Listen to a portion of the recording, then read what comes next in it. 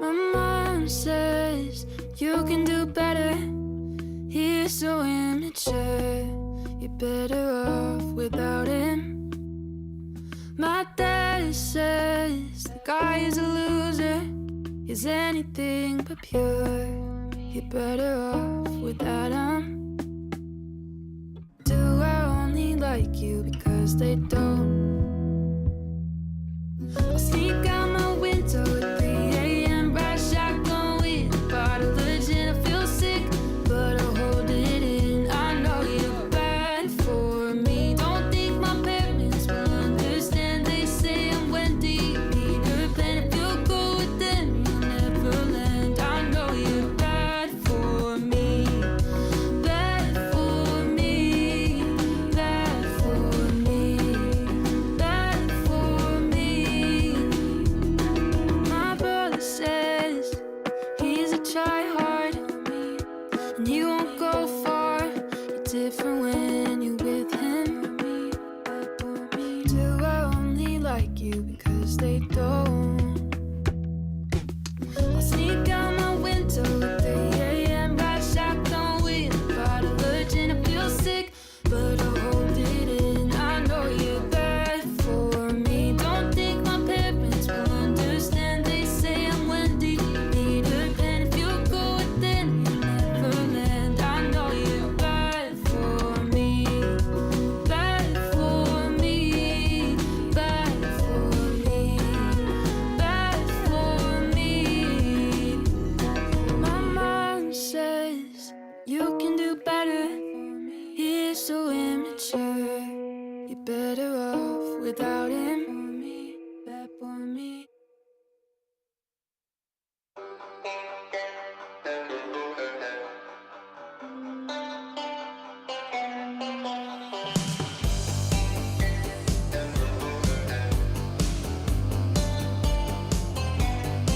He got a rocket ship, it runs on bliss. Nobody can bring you down.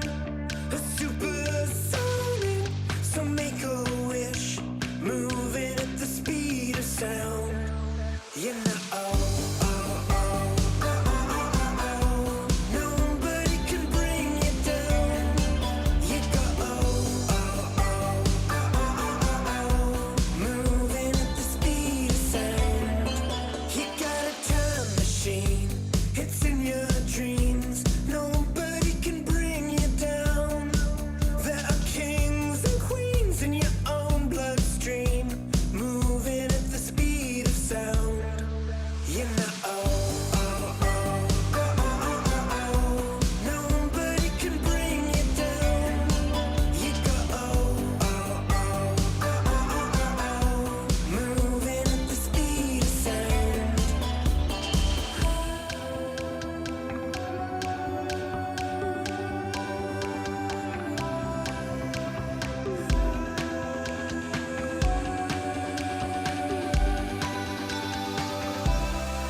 You know,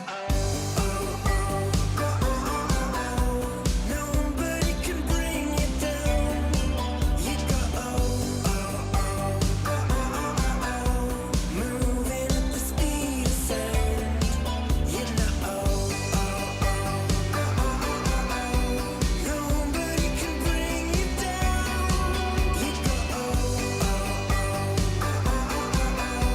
moving at the speed of sound.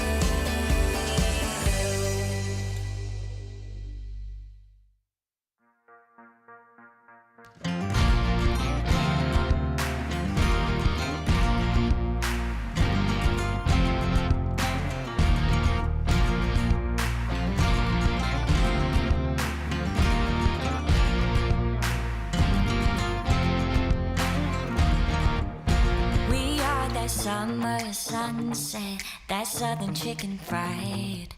First kiss in a Chevy on a football Friday night, with the smell of sweet magnolias. Back road you learn to drive. We're a dusty old bar stool, coke and a chorus line. From the river banks of the Mississippi to the Smoky Mountains in Tennessee. From Louisiana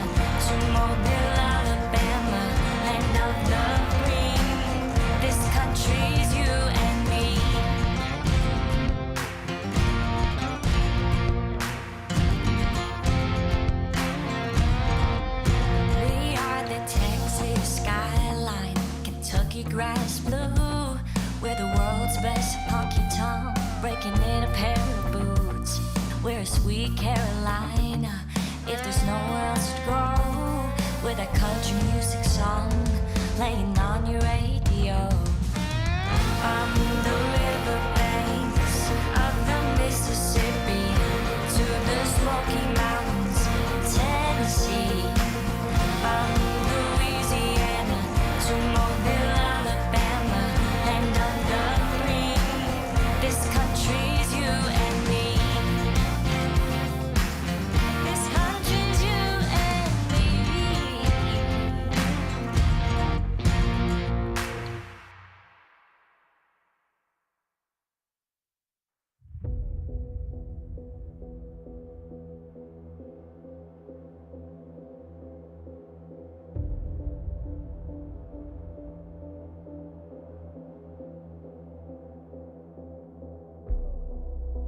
Stitch me back together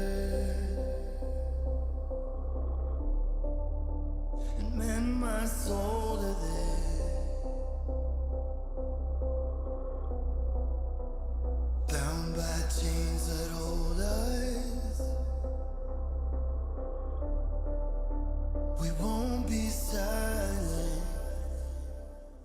We were born in blood.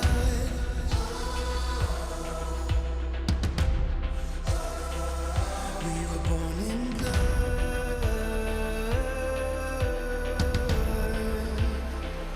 We were born in blood.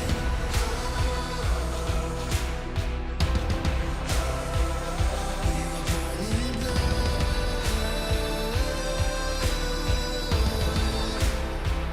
We were forced in fire.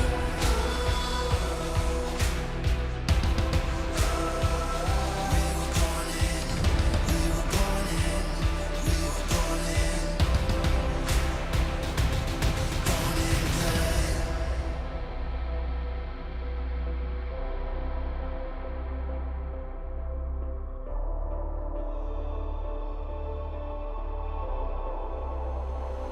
We were born in blood.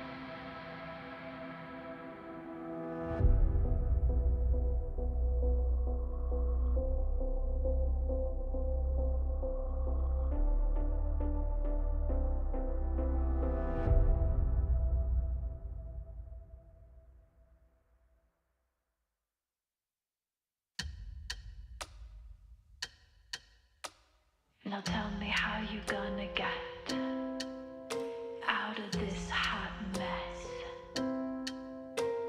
While cutting up the evidence in your twisted little game, you clench your fists and wish you could just send it all up in flames. Your nose is getting longer with every little lie you tell. It's winding round and round. Ain't gonna trip, 'cause you already fell.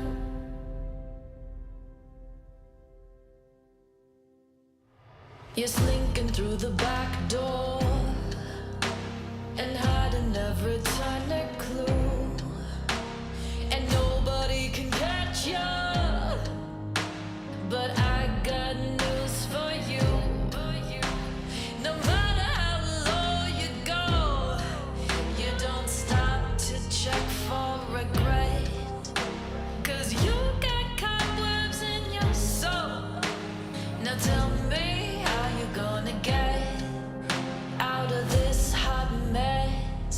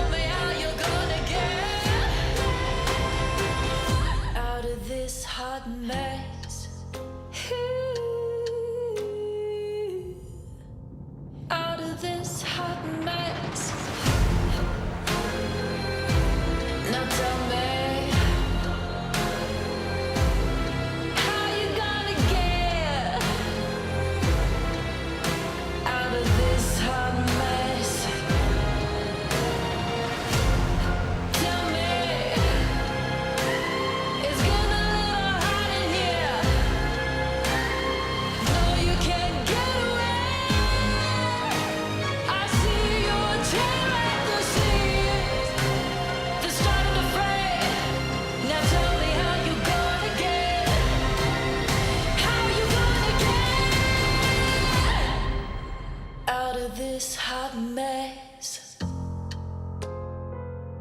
you ain't gonna get out of this hot mess.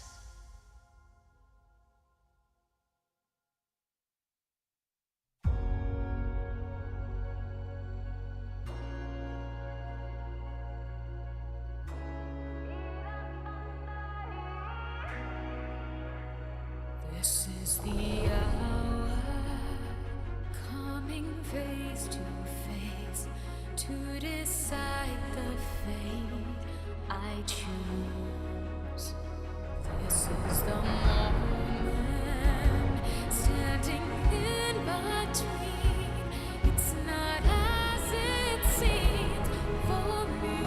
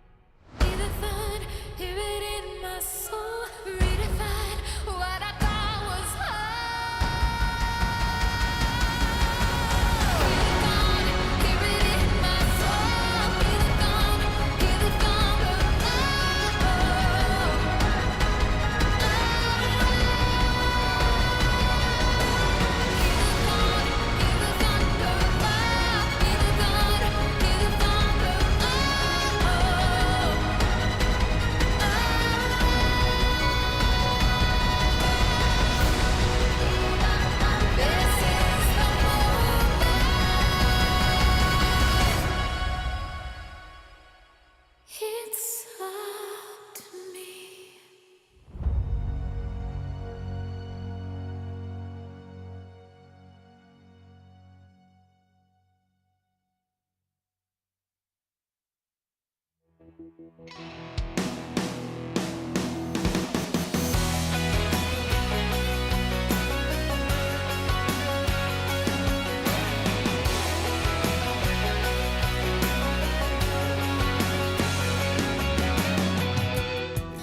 Through the dirt by the old barn, dreaming of you with your boots on. Been a long, hard week, got my head spinning round and round. 5:15 on a Friday night, it's time to set it off like dynamite. So tell all your friends that we'll be going till dawn. When I hear that song, I wanna get crazy, turn it up, baby. Can't go wrong when it's me and my lady. Follow my lights, come on. Get your crew in the trucks with the 95. Summer rolls to the tiki torches lakeside. All night long, you can find us here, 'cause this is where we belong.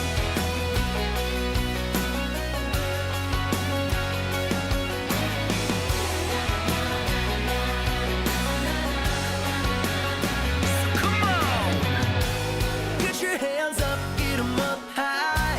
I wanna see your red solo cup sky. Tell everybody that we're going till dawn. When I hear that song, I think of my baby. That summer was crazy all night long. You can find us here, 'cause this is where we belong. When I hear that song, I wanna get crazy, turn it up, baby. Can't go wrong when it's me and my lady. Follow my lights, come on. Get your crew in the trucks with the 95. Summer rolls to the tiki torches lakeside. All night long, you can find us here, 'cause this is where we belong.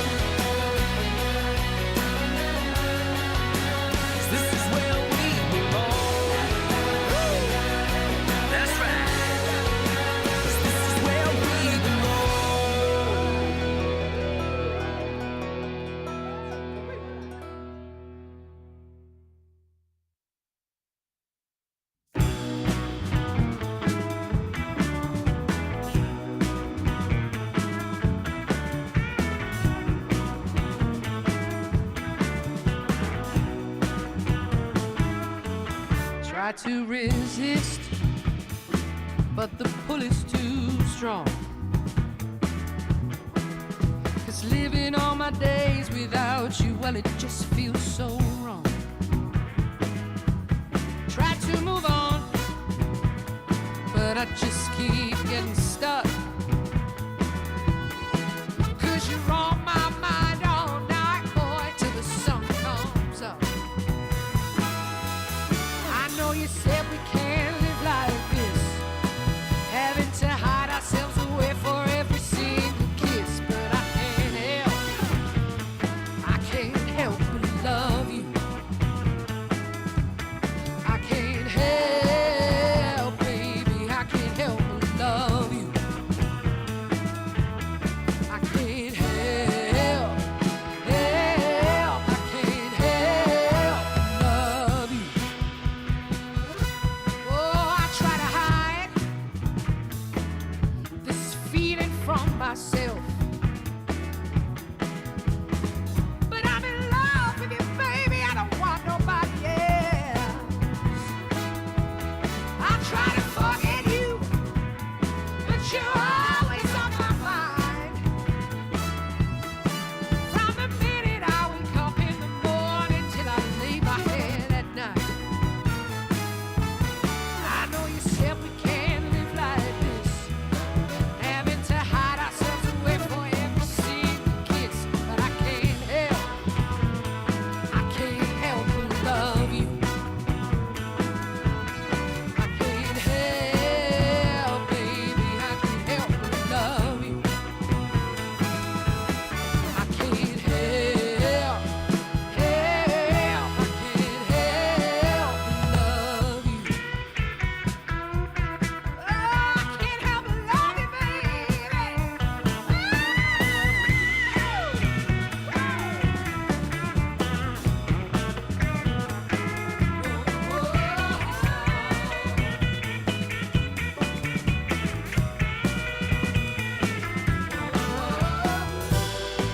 all those times you said it wasn't enough.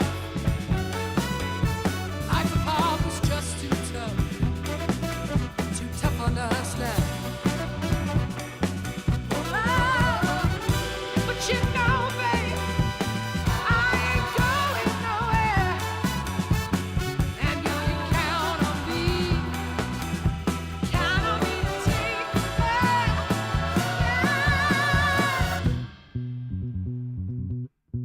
'Cause I can't help but love you. I can't help, babe, I can't help but love you. Oh, I can't help, I can't help but love you, boy. I can't help, baby, I can't help but love you. I can't help, I can't help but love you.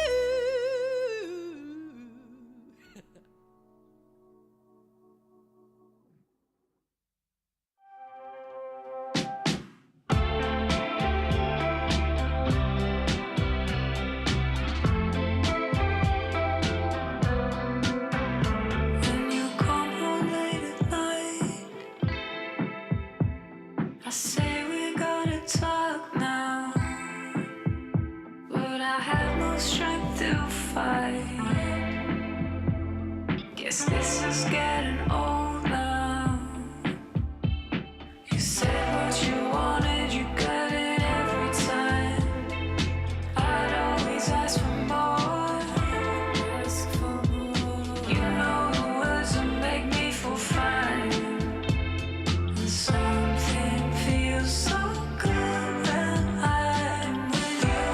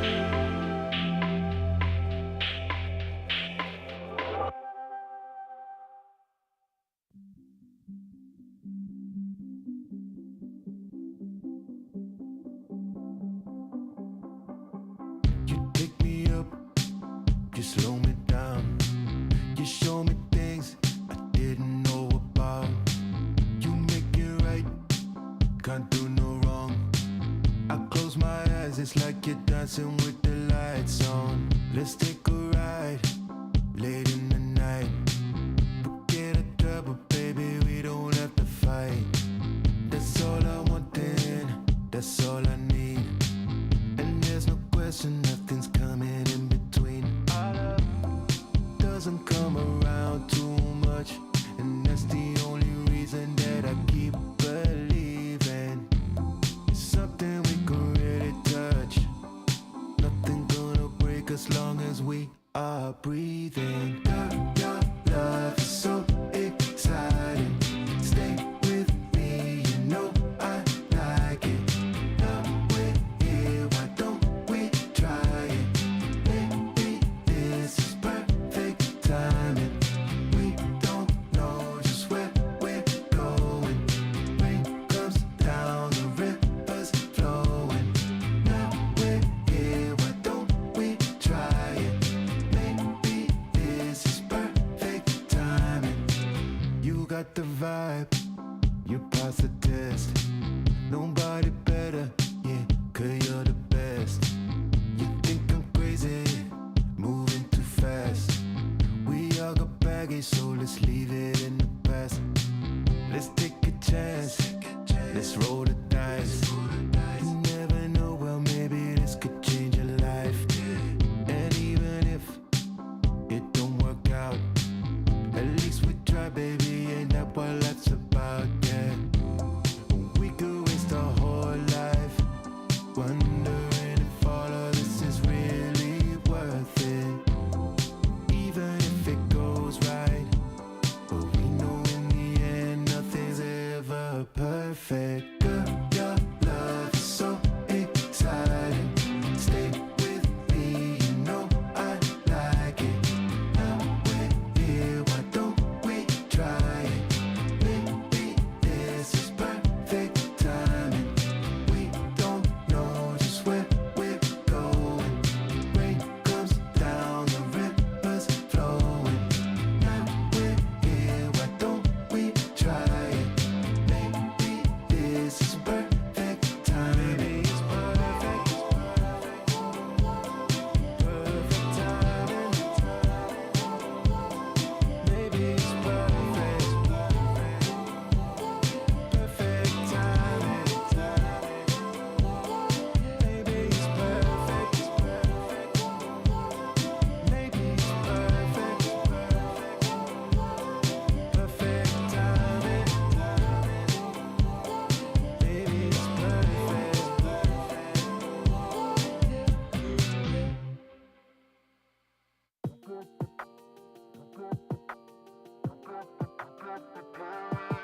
Whoever it is you love, you're beautiful. Just know that you are enough. Whoever you truly are, show 'em all that you're gonna shine like a star. 'Cause it's time to step in your light. Yeah, you're gonna thrive, you're who you're meant to be. Yeah, we gonna celebrate you. Got greatness in your nature, bravery is all that I see.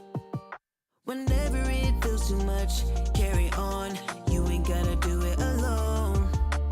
You can hold your head up, yeah, be strong. 'Cause hope will never be gone. As your power only grows from your head down to your toes, you are fabulous. You deserve the kindest touch, there's no limit to your love, to your love. You got the power in you. Oh, oh, oh, oh. Oh, you're incredible. Oh, oh, oh, oh.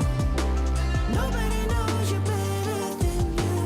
Living it up with nothing to prove. You got the power in you. You're living the life you love. Don't need to change it for anyone. Let yourself fly free, get what you need, 'cause you're number one. Yeah, you're an inspiration, exceed all expectation. Oh, you got this now. Doesn't matter if they judge, there's no limit to your love. You got the power in you. Oh, oh, oh, oh. Oh, you're incredible. Oh, oh, oh, oh. Nobody knows you better than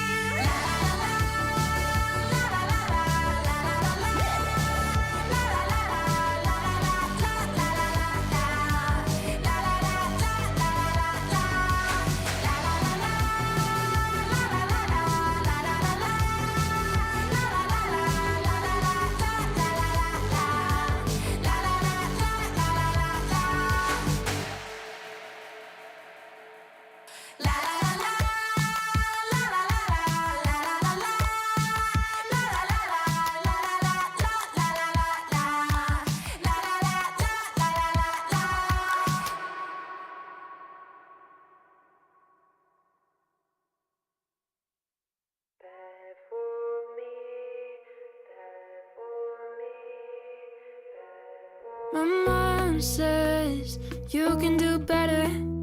He's so immature. You're better off without him. My dad says the guy is a loser. He's anything but pure. You're better off without him. Do I only like you because they don't? I sneak out my window at 3 a.m. Ride shotgun with a bottle of gin. I feel sick, but I'll hold it in. I know you're bad for me. Don't think my parents will understand. They say I'm Wendy, Peter Pan. If you go with them, you'll never land. I know you're bad for me. Bad for me. Bad for me. Bad for me.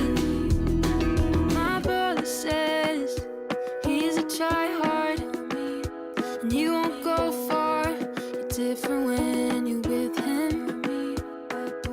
Do I only like you because they don't? I sneak out my window at 3 a.m. Ride shotgun with a bottle of gin. I feel sick, but I'll hold it in. I know you're bad for me. Don't think my parents will understand. They say I'm Wendy, Peter Pan. If you go with them, you'll never land. I know you're bad for me. Bad for me. Bad for me. Bad for me. My mom says you can do better. He's so immature. You're better off without him. Bad for me.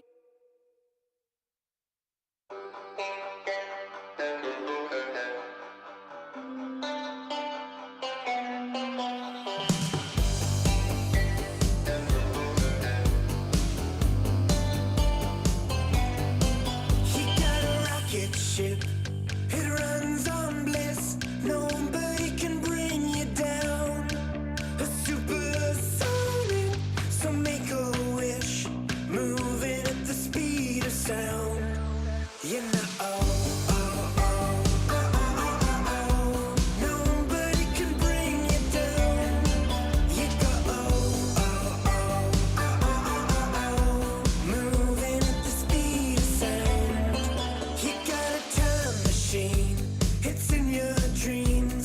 Nobody can bring you down.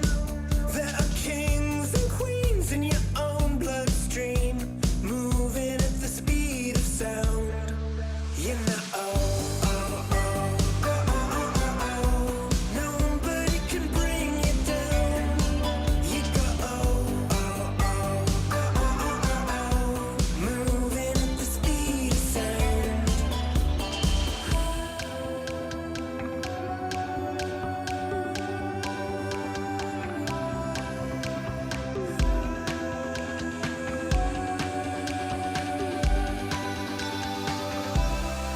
You know, nobody can bring you down. You go,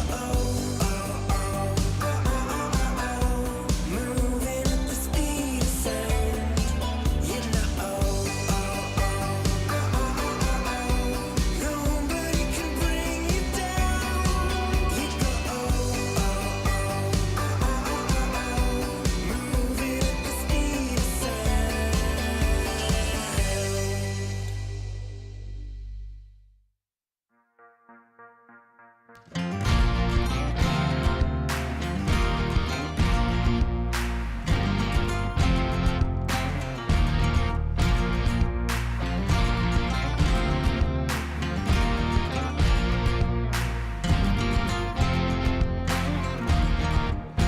We are that summer sunset, that southern chicken fried.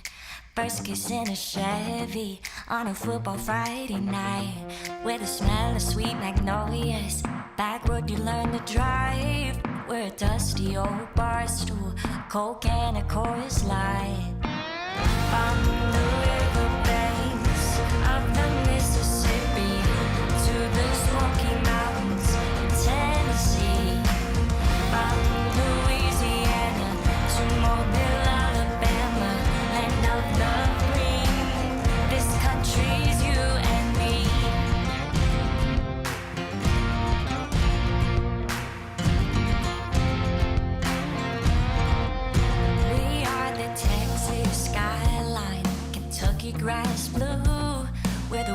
best honky tonk, breaking in a pair of boots.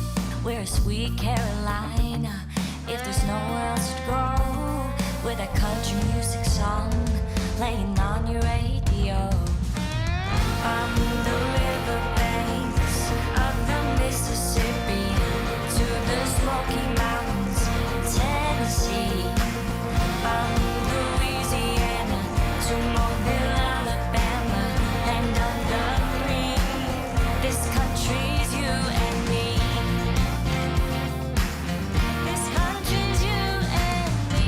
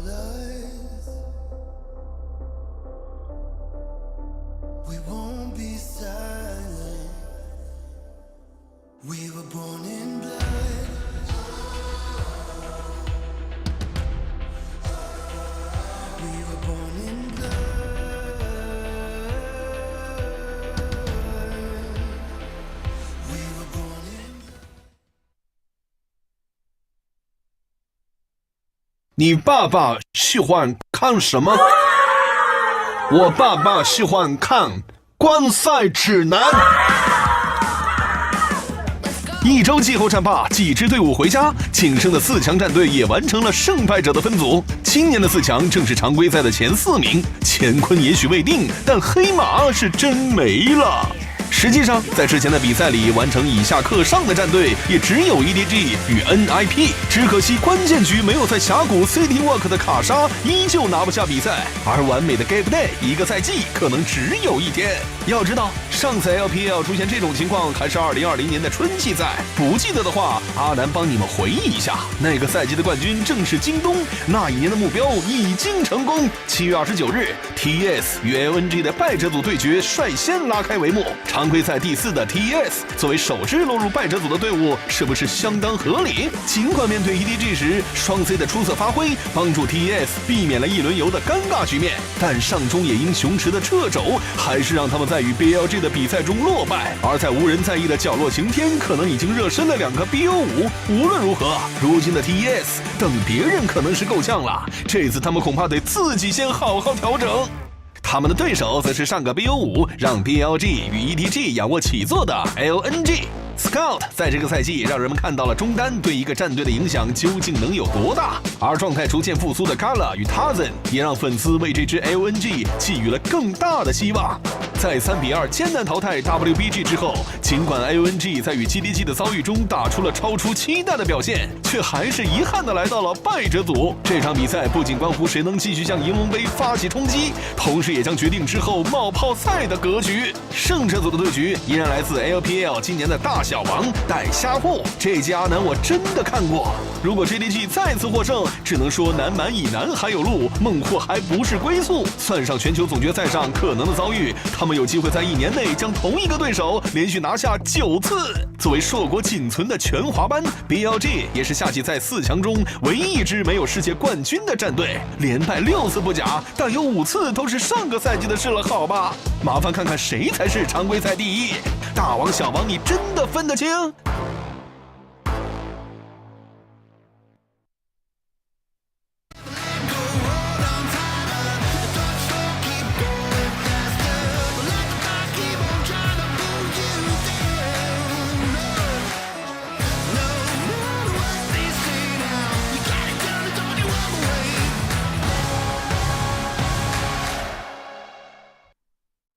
？Welcome back, one and all, to the LPL. We are coming into another fantastic... Wait, a little break. Little tiny break before we come back into the action. I am just Oshin. I am joined by the notorious Nymera, as we're going to be bringing you our 3rd and 4th place. Almost kind of a playoff, really, coming into this one today. We've got Top Esports versus LNG as they're fighting for their lives.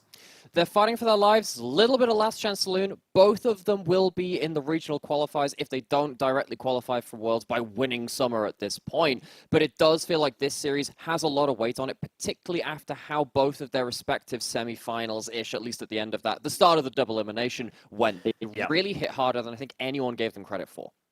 Absolutely. I think that, again, kind of looking back at the most recent match we had, I think the biggest surprise for a lot of people was going to be the LNG going up against JDG. I think a lot of people had written this one off as a 3-0, go next, but LNG came out swinging.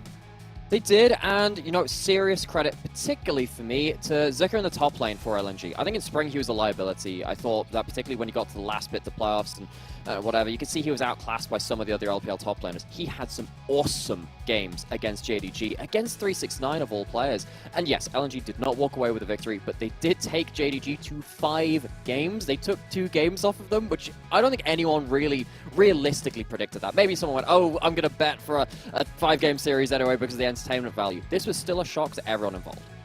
I love how you're just basically calling me out. I was the only one to go 3-2. Well, I was going to say that directly, but if the shoe fits. But yeah, I mean, I completely agree. I think this one was kind of a big shock, but honestly, a very welcome one in my eyes as well, because it really did feel like LNG were kind of, as you say, written off, but had come in and shown the ceiling that these players have. We'll be seeing today.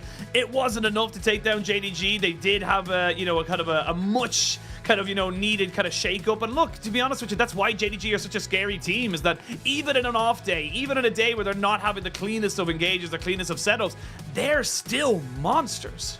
Absolutely, because I think Scout had a great series. I think Gala continues to be one of our very top AD carries as well, but they're up against Knight and Ruler. That is no easy matchup to take. And that's always going to be the problem against a team like JDG. They just have players of star caliber in every single role. You basically can't be caught slacking in any part across the rift, any lane. So now coming into today, you look at the performance from LNG and you compare to the performance from Top Esports against BLG, which again was also a very close affair, particularly with Jackie Love and of course Rookie really having some strong performances. And it's gearing up to be a pretty titanic clash in an unexpected fashion coming into today's games. Yeah, I think the thing is that now we're looking at these two teams honestly very much suited to each other and how they want to try and bring this one in. And like we said, this is kind of a fight to try and give yourself the best possible chance of qualifying for Worlds. You're already in the regional gauntlet regardless, but where you start, that's going to be the kicker here for these two teams.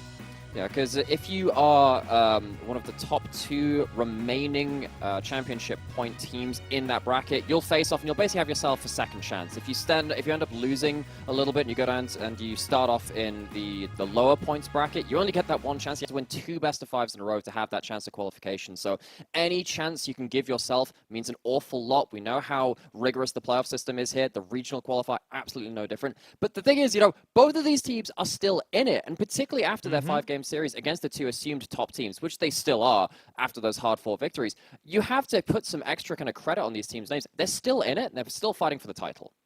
Yeah, absolutely. I think for LNG as well, this is where it starts to get a little bit more difficult as well, because they're coming off of back-to-back 5-game series. They're coming off of a little bit, again, it starts to wane on you. We talked about it, we had 8 games in a row, or 8 days in a row with all best-of-5s right up to here, and then you have a day off. Then you come straight back in, and you're looking at the lower half of the bracket. So this is where the mental fortitude tries to come in, but we're going to see how these two teams kind of shape up against each other, because I honestly don't really, it's kind of a 50-50 coin toss for me. This is a very, very hard one to kind of judge just off of the fact that, we've seen high highs and low lows from these two teams just as, recently as a few weeks ago. And you see some of these stats up on the board as well, splitting the difference between 2 of these teams as well. You can see that LNG, they do tend to run away with leads a little bit more than Top Esports, but Top Esports, when they have a lead, tend to close out the games a little bit harder as well. I think that's quite telling towards Top Esports playstyle, where when they get a lead, if they have one of their star carries ahead, the quality of their star carries is absolutely absurd, and they can go the distance with that. Of course, on the other side, LNG have the likes of Gala and Scout as well, though, so it's very difficult to kind of show where the difference will be between these two teams, at least on paper. Now, Absolutely. And look, yes, they have a slightly better average game time on top esports, but it's 30 seconds or so. It's not really that big of a deal in the grand scheme of League of that time. Exactly. But I mean, look, coming into this one here, a lot of questions were asked of some of the star players of top esports, and I think regardless of the result they had against BLG, they stepped up. I think Rookie and Jackie Love just looked exceptional on their carries. It's just unfortunate that sometimes that it's just not enough. Again, BLG are on such form. You can't just have one good series. And going into the draft as well, this is from the entirety of summer, not just the playoffs. There's a whole lot of picks in there. One thing which interested me was the fact that we saw that Akali game in that last series where Rookie, even in a crap draft for Akali, still was Rookie's Akali. Almost managed to carry a game versus BLG at that point too. He's not really gone back towards the Ari in playoffs so far. I'm interested to see if that will come up between the two playmaking mid laners in this one. Of course, that Azir as well. Been a big pick for most of our mid laners in this playoff series. It's been in this, or rather the whole playoffs bracket. Pretty much every mid laner has found ways to do huge teamfight DPS, lane control, and those pick potentials in mid game. And of course, looking at LNG, kind of really stepping up. I think Scouts obviously continued his form from the regular split MVP, but not the All-Pro MVP. Very weird. But, we could have our own little misgrievances with that particular, logical fallacy. The age-old debate of value versus absolute value. Yeah, literally. But, kind of again, this is a team that has, specifically looking at, kind of Scout and Tarzan finally linking up again and looking like they are kind of, again, one of the best mid-jungle duos we have in the league, if not the world. And in spring, that was one of the statements which I was saying in terms of, wow, LNG's mid-jungle is maybe the best in the world, contending like it looked like it at the time, but we never got to see that internationally. Heck, we didn't get to see it that much in spring playoffs. They fell apart. Tarzan really choked. But now coming into this playoffs, after the series which we've seen, I think particularly Zika in the top lane has had some great carry performances. The Gwen games in particular, and a couple of those Fiora games, have been exceptional. And then we're starting to see some of those more traditional mid-jungles where you can really combo up with something like that Jace Maokai starting to pop off too. And that's without going into, of course, the Gala factor, which has been the big change from spring to summer.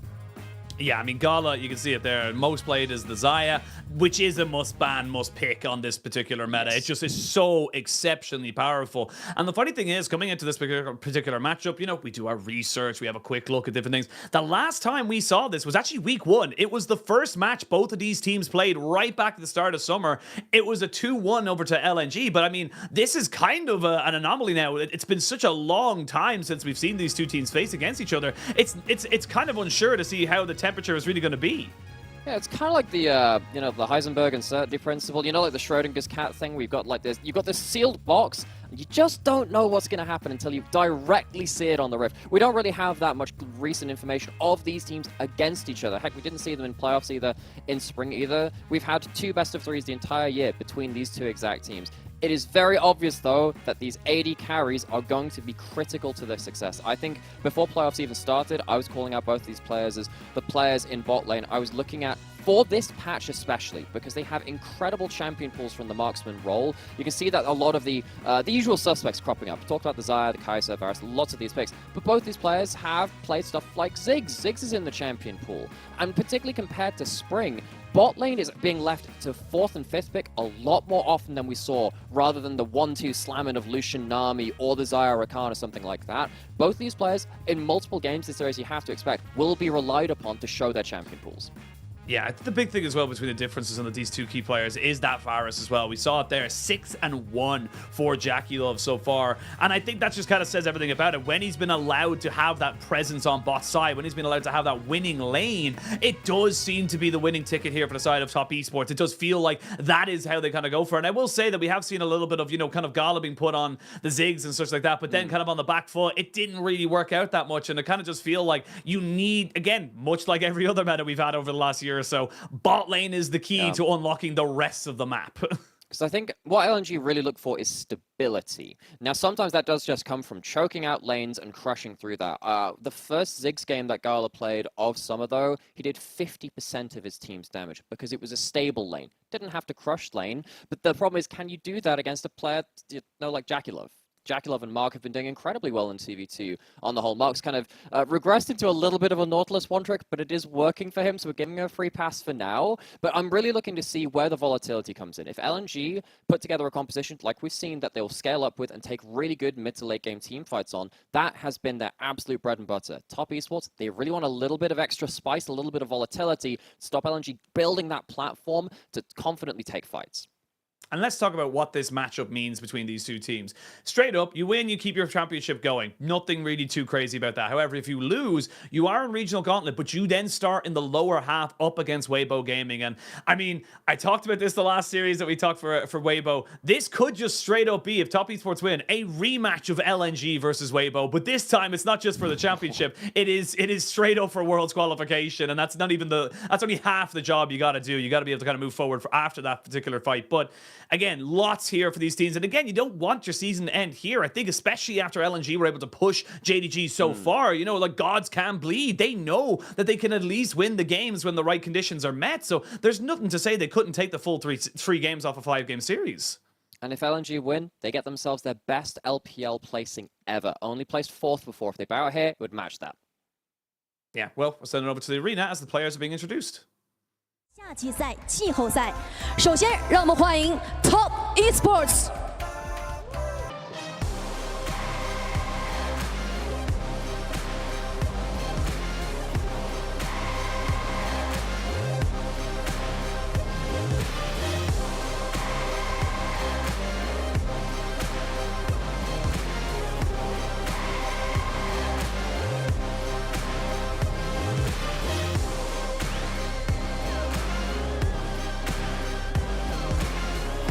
上单 WeWord，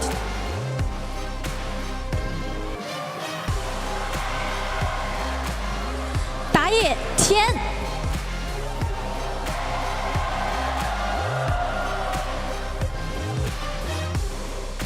中单 Rookie，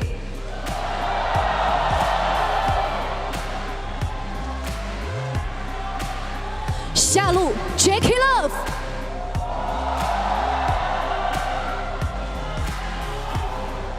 辅助 Mark，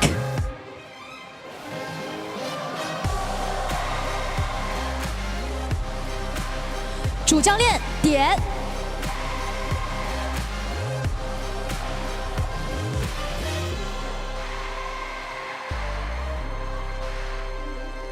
接下来让我们欢迎苏州 LNG Esports。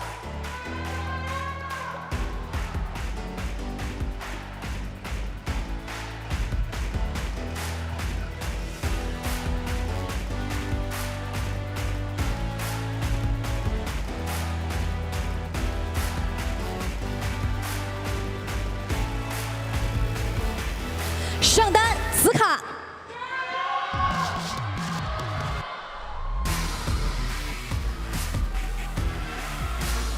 打野 Tarzan，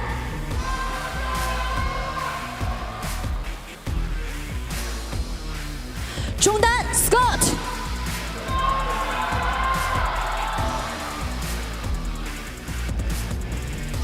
下路 Gala。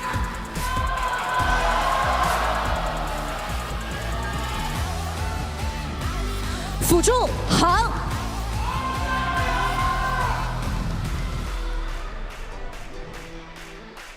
主教练 Poppy，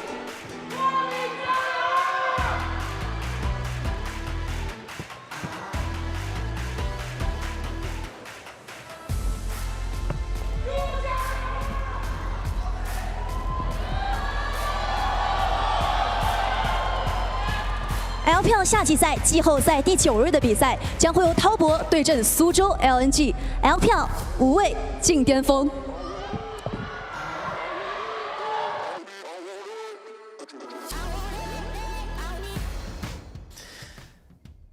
The teams are on the stage. I was going to say on the pitch, but that's not quite a pitch. It's a more of a battlefield, if we say it that way. But and yeah, look, I think both these teams very kind of key to try and set themselves up. I think the big thing is going to be momentum. I feel like LNG were able to kind of build that momentum against JDG. That's going to be kind of the key factor for me coming into this first game or so. And I really need to see whether certain blind picks are going to be punished. We've seen Wayward for a lot of summer default back to the Cassante. I don't think you can realistically do that versus Zucker on current form. I think the Rumble game he showed versus 369 was fairly effective, even if they lost the individual game which that was played in. It felt like the Rumble was a strong pick. His Gwen has been great, and he's been playing stuff like the Fiora as well. Lots of anti-tank carry top laners in that pool could potentially throw Top Esports a bit of a curveball, so I'm interested to see what they do about safe, blind pickable top lane matchups, and how then, if they can achieve that, if they can then use a counter pick later in the draft for someone like Rookie who's on your screen, someone like Jackulov, who we've also talked about being very lane dominant, playing lots of Varus and stuff like that. I think game one, it might not be the it's not going to be the killer blow, but it's an incredibly important thing to look into it and see, okay, who's actually winning the draft so far, and who's kind of like won that gambit of saying, I can play this at end to anything you've got.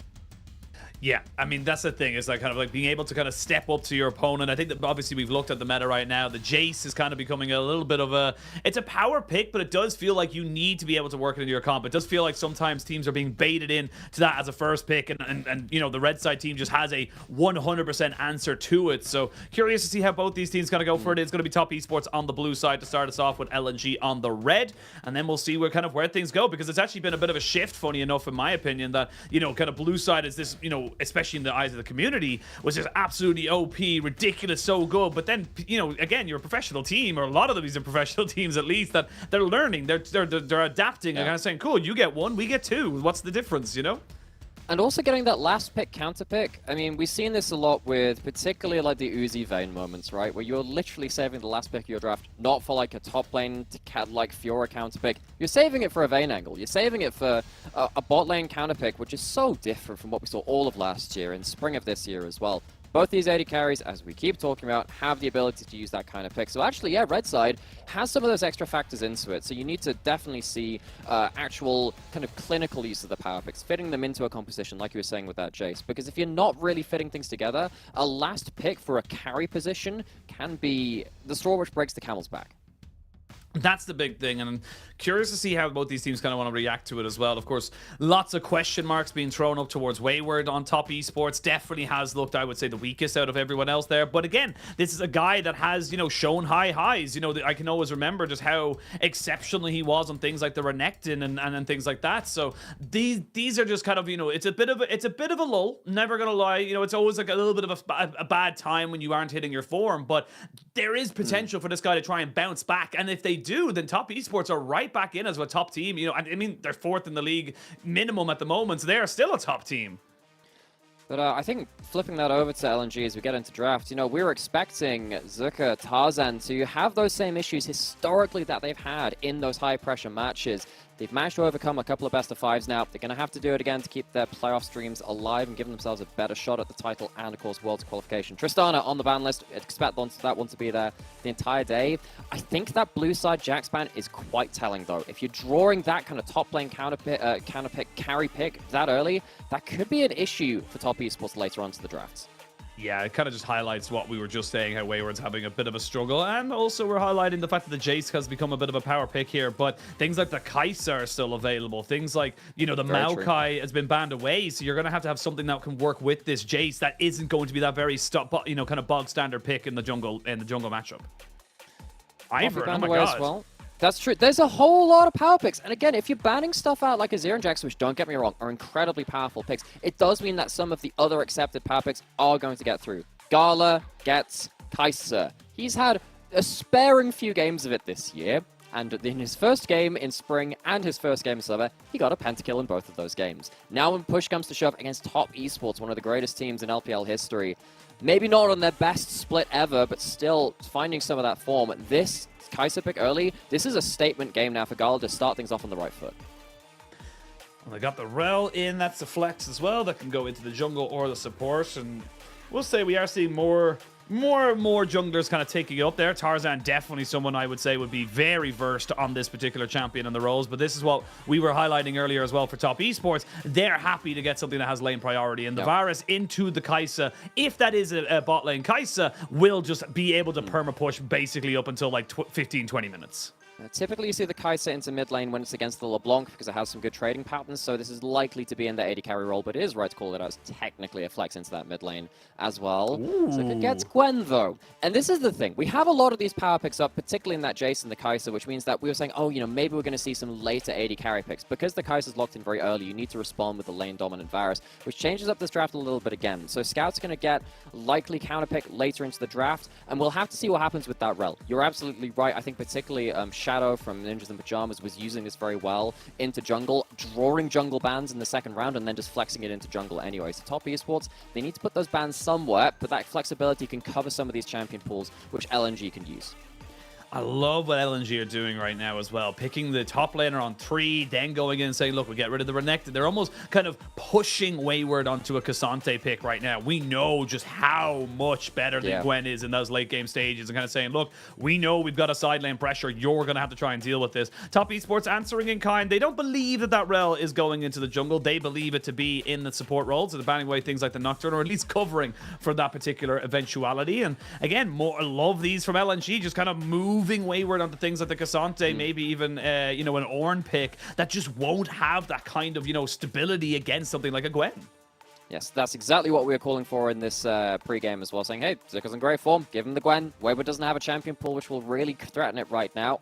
LNG, kind of expect them to hold that rel counter pick until last. They're hovering over that Ashe. Of course, the Kai'Sa could technically go towards that mid lane. We have said that it does tend to go into that LeBlanc. We're expecting that Kai'Sa to go towards bot lane, and Scout will have his choice of picks into the Jace. Choice is Nico. It's fallen off a little bit as we've gone further through Summer, but it is still a very powerful pick. It's an extra engaged threat alongside that rel too. Of course, Gwen doesn't give you that much engaged threat. Being able to combo up with that rel will mean that they actually have some good AoE team fight CC. Well, looks like the Nara is going to be the choice of it. As you mentioned earlier, the Nautilus for Mark has kind of become his flavor He's a one-trick of the month. and proud. He's a one-trick, yeah. You know what? If it works, don't fix it. That's how I kind of say. But we'll see where this rel does end up kind of going right now. It could be still in the jungle role. They did wait to the last pick here as LNG look to try and finish up their options. And I like this coming out for them. They do recognize they've got a hell of a lot of AP to kind of work with. Now, of course, you can't go full AD with the Kai'Sa, but still good scalings with that. They want to try and get an extra engage, and look, just good Venn diagrams of death from LNG. That's exactly what I was going to call out as well, because I think that Wayward has picked the last remaining champion in his champion pool that can kind of survive against the Gwen in a 1v1.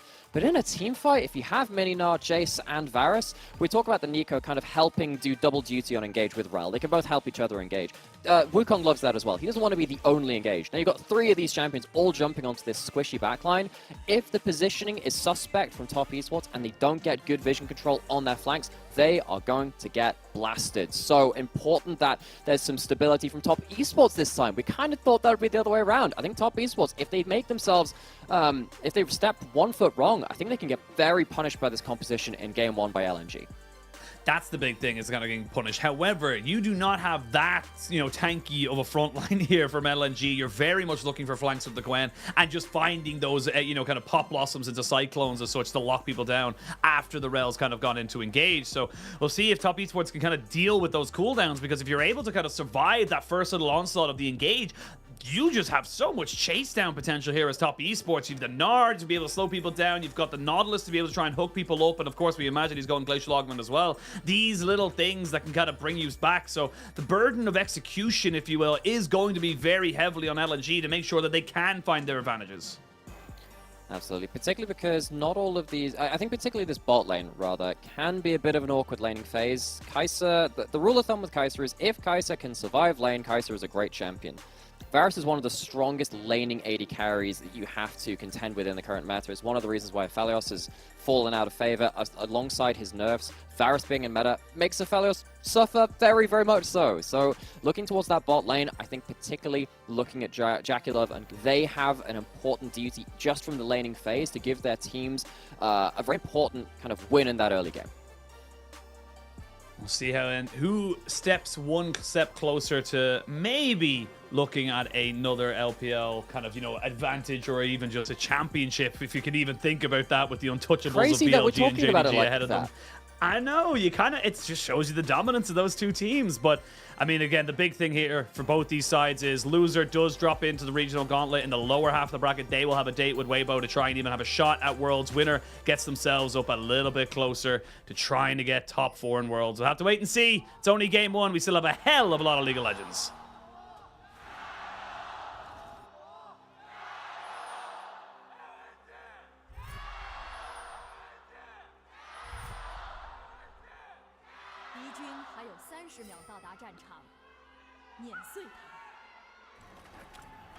You know what? Serious shout-out to that one LNG fan in the crowd. They have been absolutely yelling their lungs out, and it hasn't even been a minute into the game. I think everyone deserves a hype man like that, and I think particularly for LNG, having themselves a pretty exemplary playoffs performance so far as well, they deserve that hype for themselves. Yeah, I mean, they deserve a little bit of hype. If you didn't see the team intros as well, he was going for it in the team intros as well. To see Rookie just dropping down a ward to see if he can catch out Tarzan. Zika making sure he knows exactly where Wayward is going to be. Good trade back here for Zika. Let's try and make sure Wayward doesn't go. And this is the thing. Look, the Gnar, fantastic. You get that big engage. It's awesome. In mini, he is just so squishy. And honestly, I was going to say Rookie might have to make a little bit of a detour over here because Zika, with the dash, or the skip and the snip, is going to be able to do a hell of a lot of work here to TN and Wayward. They can't stop him. They're going to have to reset this. This is great from Zika. Oh, this is incredible. And what he knows is that Gnar is in mini. He's not melee. You can't use the melee synergy between jungle and top lane for that permafrost level 1. Zika slows down the jungle start, gets good information on what TN is doing, and that will give Tarzan a bit of an artificial advantage because Zika has done the hard legwork. We talked this guy up some pretty big game, and he's doing well at level 1.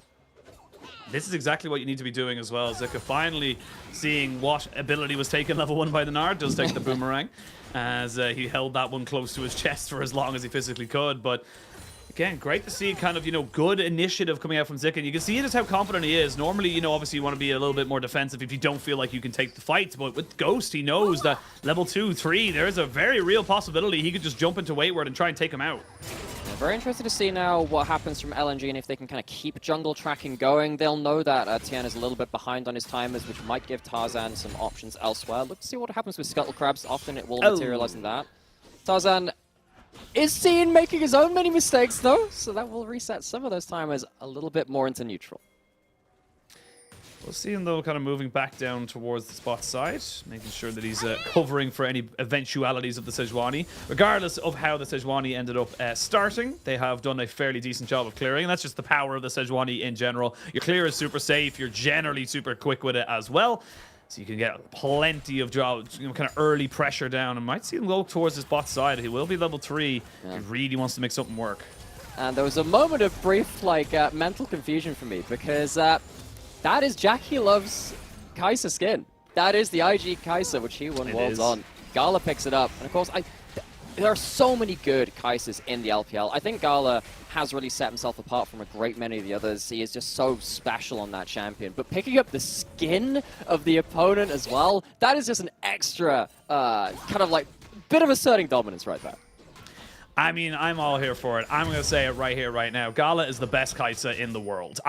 Bar none. That is my 100% belief in this. And, I am not arguing with you. No, absolutely. I mean, most people would say would be tough to argue for against it. But, I mean, the guy has just gotten so many highlight plays on this champion. And now we're in a meta where the Kai'Sa is, 100%, pick or ban. It just feels like he's in just such a great moment here to try and carry this game. And honestly, he's not even going to be going, or I'd be very surprised if he goes the AP Kai'Sa build as well because of the Gwen and the Nico on his team already. With the double AP, you're absolutely right with that. Check left Mark walking up, but all they're doing is trading their mana for some HP. They got the wave in a good spot. It is important that Jack 11 Mark have themselves a solid laning performance, but they can't overreach. If they were to get punished here, it would just allow Gala such an easy entry into this game. What you're really looking to do as top esports is to make the game unplayable for the Kai'Sa, where you have the Jace and the Varus hitting skill shots from across the map, really, and across the screen. So Gala doesn't have the HP to make those montage plays. So starts from laning phase, good 10 CS lead already, makes that fairly nice for top esports. Is nice going to be enough, though? That's the question. Is nice good enough? Does it not have to be great? We'll see. All the eventualities that will happen. Of course, pretty pretty standard to see nothing really happen. The game has kind of gone that way for the first 8 minutes or so. Don't really see a lot of action, generally speaking. Most teams just know it's just too high risk, too low reward to try and make something happen in the early game. For LNG, they are a very methodical team. They don't really flip in the same way that a Weibo or an OMG would do. Oh, ooh, okay, Zika just stopping the recall there so we can get a full reset. And that's, yeah, Wayward recognizes it. He goes, well, I can't actually reset now. I'd lose too much. And now Wayward's taking a fair chunk of damage here. Zika really punishing on the top side. It won't really be about a 5 or so CS lead, but still significant regardless.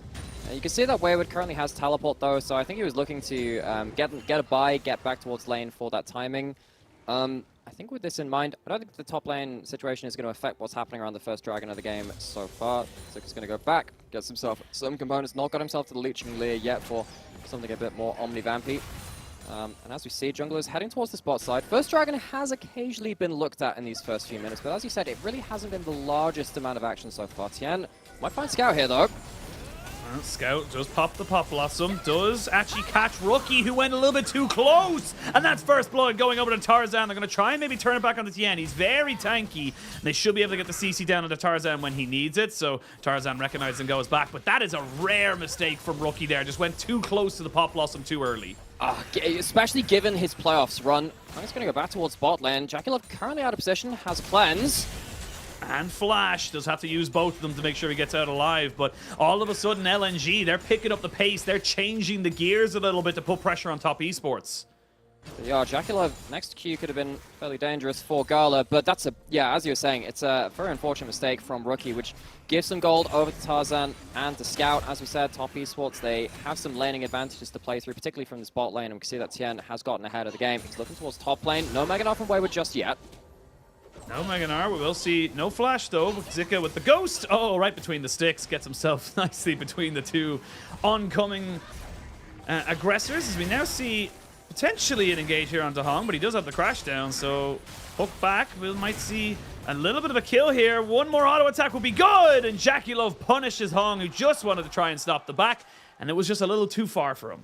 I think some people need a reminder of how much damage Varus does in the early game. I mean, that's an ultimate coming through. It helps stack up that Blighted Quiver. It's a huge amount of damage coming onto Hung, who just disrespects JackeyLove. So that is not just a CS lead now from that bot lane, it's a kill. We talked about the 10 CS lead being nice, but was nice going to be enough?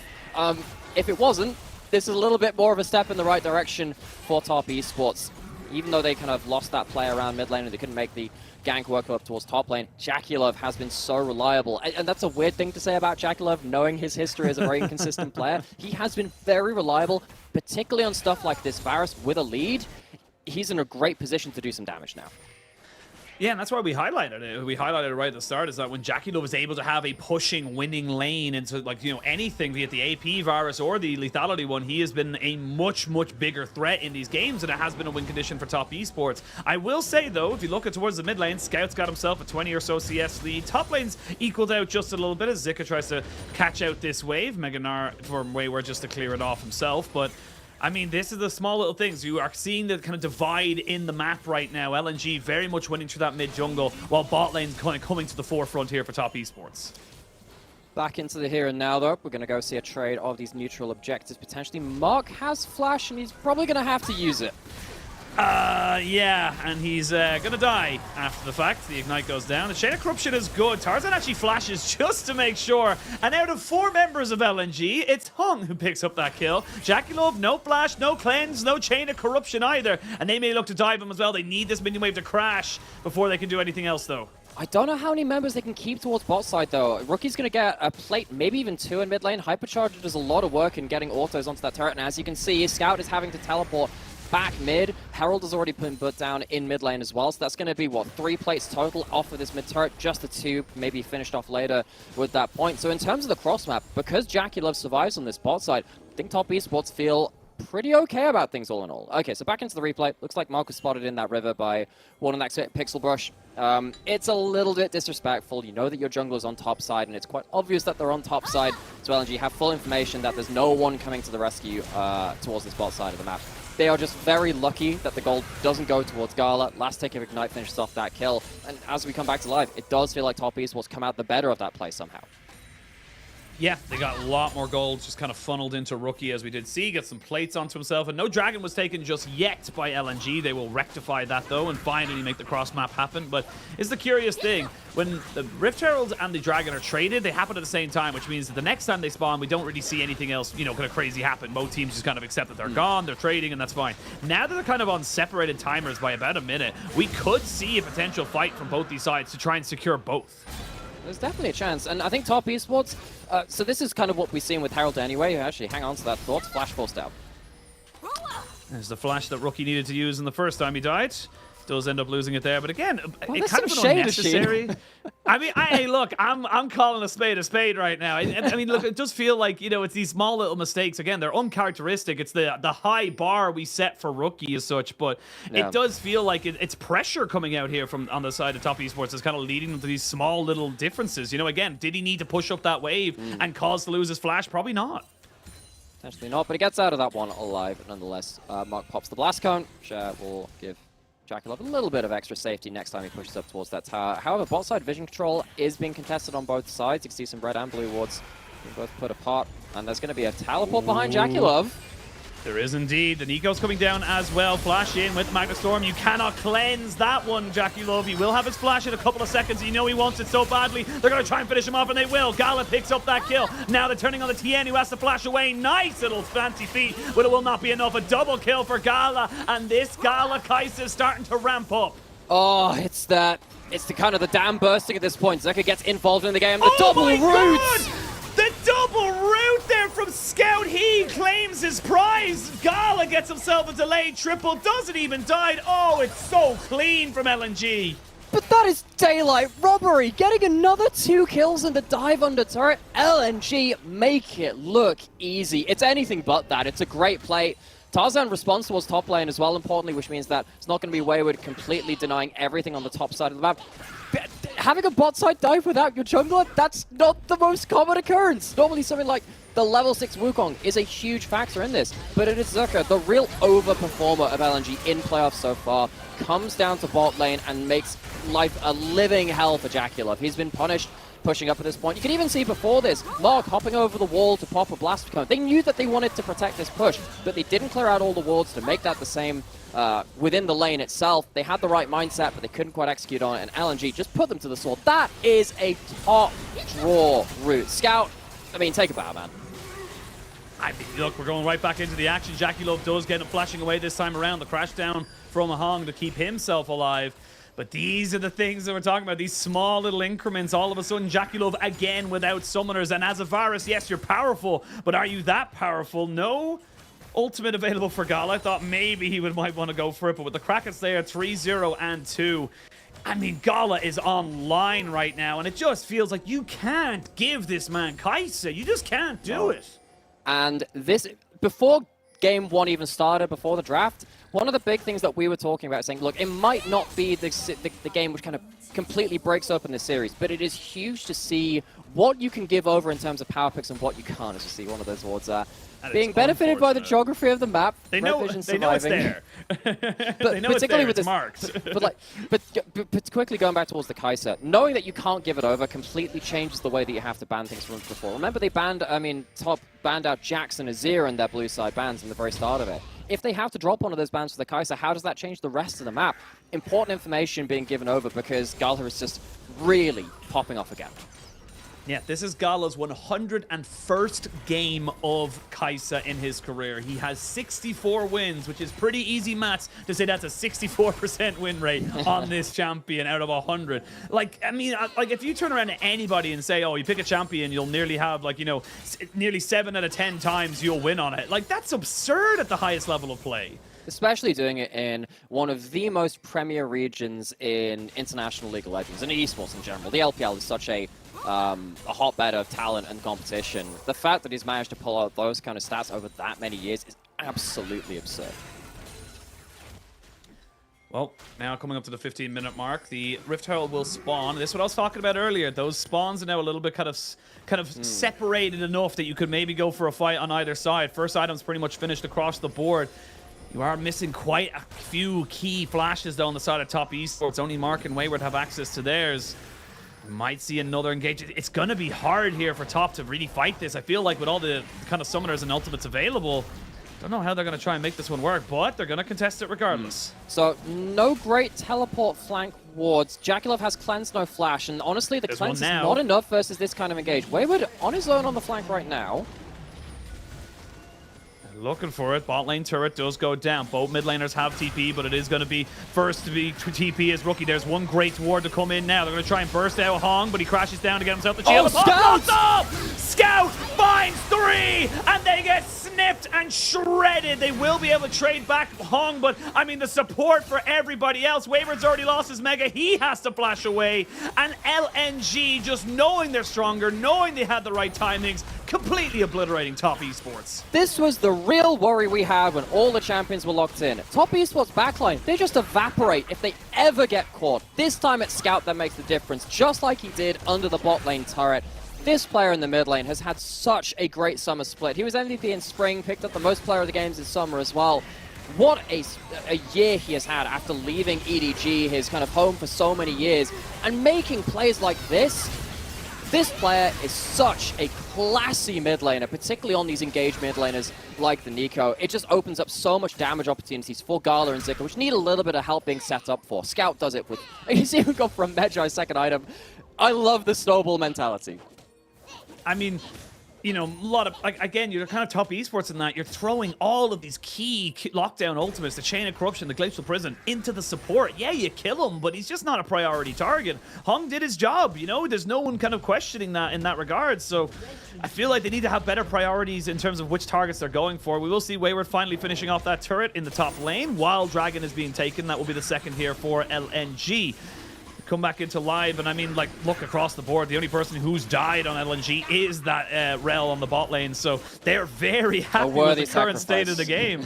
Yeah, very happy with it. Yeah, support dying for the team. It's a tale as old as time. So LNG, they walk away with the second dragon, which means that Top Esports, they're not even denying something like a Soul coming through on a pretty good tick. That'll be Mountain Rift coming up as well, which of course is very important with a lot of these bursty team fights coming through. And Top Esports, importantly, didn't get that second Herald. I think particularly with the cross map we saw earlier with the first Herald being put into turret, it would have been very important for them to get a second Herald, unlock that mid turret very easily. Now they have to deal with Gala setting up shop in the mid lane. It's not like he's going the Shiv build, so they can potentially siege down this turret as opposed to playing against something like a Shiv, which just instantly wave clears. But again, not having that Herald makes the job, again, that much harder. This is just becoming harder and harder now for Top Esports. Look at the gold difference there on the top left there as it just kind of goes away. You have 7,500. Oh, actually, if you're a Top Esports fan, I would advise you to not look at the gold. Yeah, you know what? Maybe, you know what? You're right. You know what? Don't look at it. The LNG fan, though, if you're a Gala man like myself, you definitely have yourself a little bit more of a smile on your face, but we'll see how it ends up kind of like fanning out. It's not a million miles away. It's only 2,500 gold lead. We are going to see some kind of item completions coming in. And again, I do say the burden of execution does feel much heavier on LNG. You kind of need a couple of things more to kind of go right in order to get the perfect team fight. Like, you know, a perfect TP flank from a Nico and whatnot. But it doesn't mean that it's impossible for Top Esports to come back. And that's kind of the question now is how? What are they looking for? Where are they looking to find those advantages? I think the burden of execution can also be on just preying on mistakes as well, because it feels like on the other side of that, positioning from Top Esports carries is really hard to figure out in this game. There's so much damage coming from all angles, especially when they have gold. And gold they have. So Gala being able to fly in and assassinate someone, that's going to be a big issue. Now, Herald threatened in mid lane, flash pulled away from Jakilov. That is an important tool taken, even if it's traded for Res. I don't think he's had his two summoners up like in no, the same time. No, he's not been allowed them. No, he's not been allowed because literally his cleanse was still down. It only just came back up after he blew his flash. So he's always just kind of on an odd number here. As we can see, Wayward just having this moment now with the Triforce, making sure that he's able to kind of get these side lane towers. Zika is still scaling up. Will look to try and, you know, kind of get himself in a much better situation once he's on that 2.5 items. That's when he's definitely feels like the side lane will be a little bit more in his favor. But now, as you mentioned earlier, the Rift Herald play, they're going to be able to confirm this tower in that mid lane. Jakilov, remember, has cleanse but no flash. So needs to be a little bit careful with how far forward he's looking. Does pop the Youmu's, just knows he has to be able to be mobile. If he gets caught, he's dead. Where does Jakilov farm now? legitimately, where does he farm? He's not been safe when he's been pushing up to any turret. He doesn't have a mid lane or a bot lane or a top lane outer turret to hide behind either. Jakilov is a very good Varus player, don't get me wrong. He individually plays the champion well, but there's so many angles to punish him now. He's not going to have any resources to play out this game. Gonna see if they can catch out Gala right now, who does have his ult and his flash should he need it. They are putting in a lot of work here. Gala will have to flash as that piercing arrow was coming over. Tried to be a little bit cheeky with his fancy feet, but getting the flash out of him is still a decent work. Will not be available for this next dragon fight in a minute 40's time. So that's important. That actually opens up potentially a mid lane outer turret take for Top Esports, but I don't think they can stay even at that point. That's a real thorn in their side. They would love to take down that mid lane outer turret, particularly because they just lost their own one. We need to see now in the next minute or two how vision control is going to evolve. As you can see, there are a couple of blue wards around the place, but a lot of them are now having to prop up the vision in mid lane. So Gala doesn't just jump in and assassinate the first person that shows up in that mid lane, especially if one of the supporting cast, the engaged members of LNG, finds an angle. You see Zika just trying to find a lane where he can kind of get away from Wayward right now. He's kind of recognizing he's just not in a good spot to deal with the wit end Triforce of Wayward. And if Wayward kind of commits to the full split push, maybe looks for a hole breaker, this could be a win con coming out here for the side of Top Esports. I completely agree. I think that is the one kind of shining hope for Top Esports, which is a little strange because Wayward, I think, has been the player with the most questions asked of him on Top Esports through their playoffs run. He has a real opportunity now to potentially force some side lane pressure for LNG. It does mean, however, if he ends up dying in that side lane, things get very, very awkward. So important that he backs off at the right moment. Baron has spawned. It's Act 2 of the LPL. As soon as that objective spawns, the game does change really in tone. If you make one mistake in your macro now, leave too many people on one side of the map, particularly with big damage from mid and bot lane, and stuff like Gwen, Gnar being in the game, you can take down this objective quickly. Top Esports looking to try and secure vision. Secure vision, you're very close to having both of those tiers kind of upgraded here for Rookie and Jakilov. That's a significant amount of damage that they would need to try and, you know, make this one work. They're dealing with one ward. They know there was no vision there onto the Baron. I like this play. It's a kind of like lose-nothing play for the side of Top Esports. They go for something that's a little bit cheeky, and they don't actually, you know, lose anything for the thing. But I mean, they're happy to let this Soul point go over. It's not Soul. If they can get themselves a Baron, you can see the Rel's trying to move in to try and make sure they can see what's happening. They need to be very careful, though, because Gala Scout's got a great Scout angle. Scout has a great angle! Amazing angle! Flashes in, gets himself the kill. That is just too easy now. And you can see Rookie, he's running, but he's been turned away. And that is just straight off the bat. LNG knowing they have the angles, they have themselves the pincer. And I mean, Top Esports are starting to get a little bit sloppy. And how good is Scout at this Nico, though? He's on 17 Magi stacks, hard-earned. Fantian out as well. He's going to have some extra reinforcements coming in to stop him from getting anywhere close towards that Baron. It's going to be an objective. It's going to be a huge team fight win. And as much as Wayward is getting advantages in the side lane, it is absolutely catastrophic for Top Esports. Yeah, and look, you know what stops the split pushing Gnar? Yeah. That is an incredible thing. And look, Wayward thought about it. You can see him. He was coming back. Maybe I can take away the dragon. He can't because, I mean, look, great TP here from Scout just to put him into Fog of War. It's a really good angle. I mean, how do you protect all of your angles when you have lost so many turrets, right? You're already fighting against the mid lane outer turret being down for yourself, but not for the enemy team. Top lane, both those outer turrets have been taken down. It's much harder to secure all of those blind spots. They don't do it there. Another dragon's going to go to the side of LNG. Everything is going their way. Not only that, you talked about the snowball from Scout. That Magi is looking pretty damn good right now. 21 stacks. You only just got some light reading.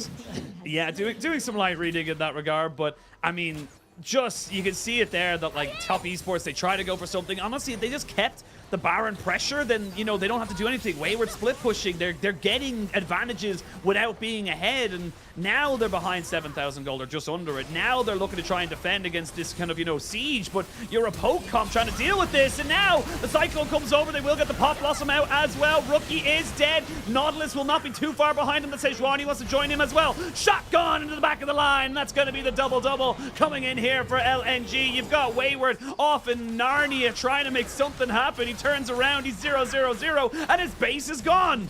How many times are we going to teach you this lesson, old man? Don't give Gala Kaiser. What is it with LPL teams and trying to tempt this all-time great player of this champion with this kind of draft, he's in a difficult lane, don't get me wrong. Jakilov and Varus, maybe they thought they could control him. They thought wrong. LNG, this is an exemplary snowball performance.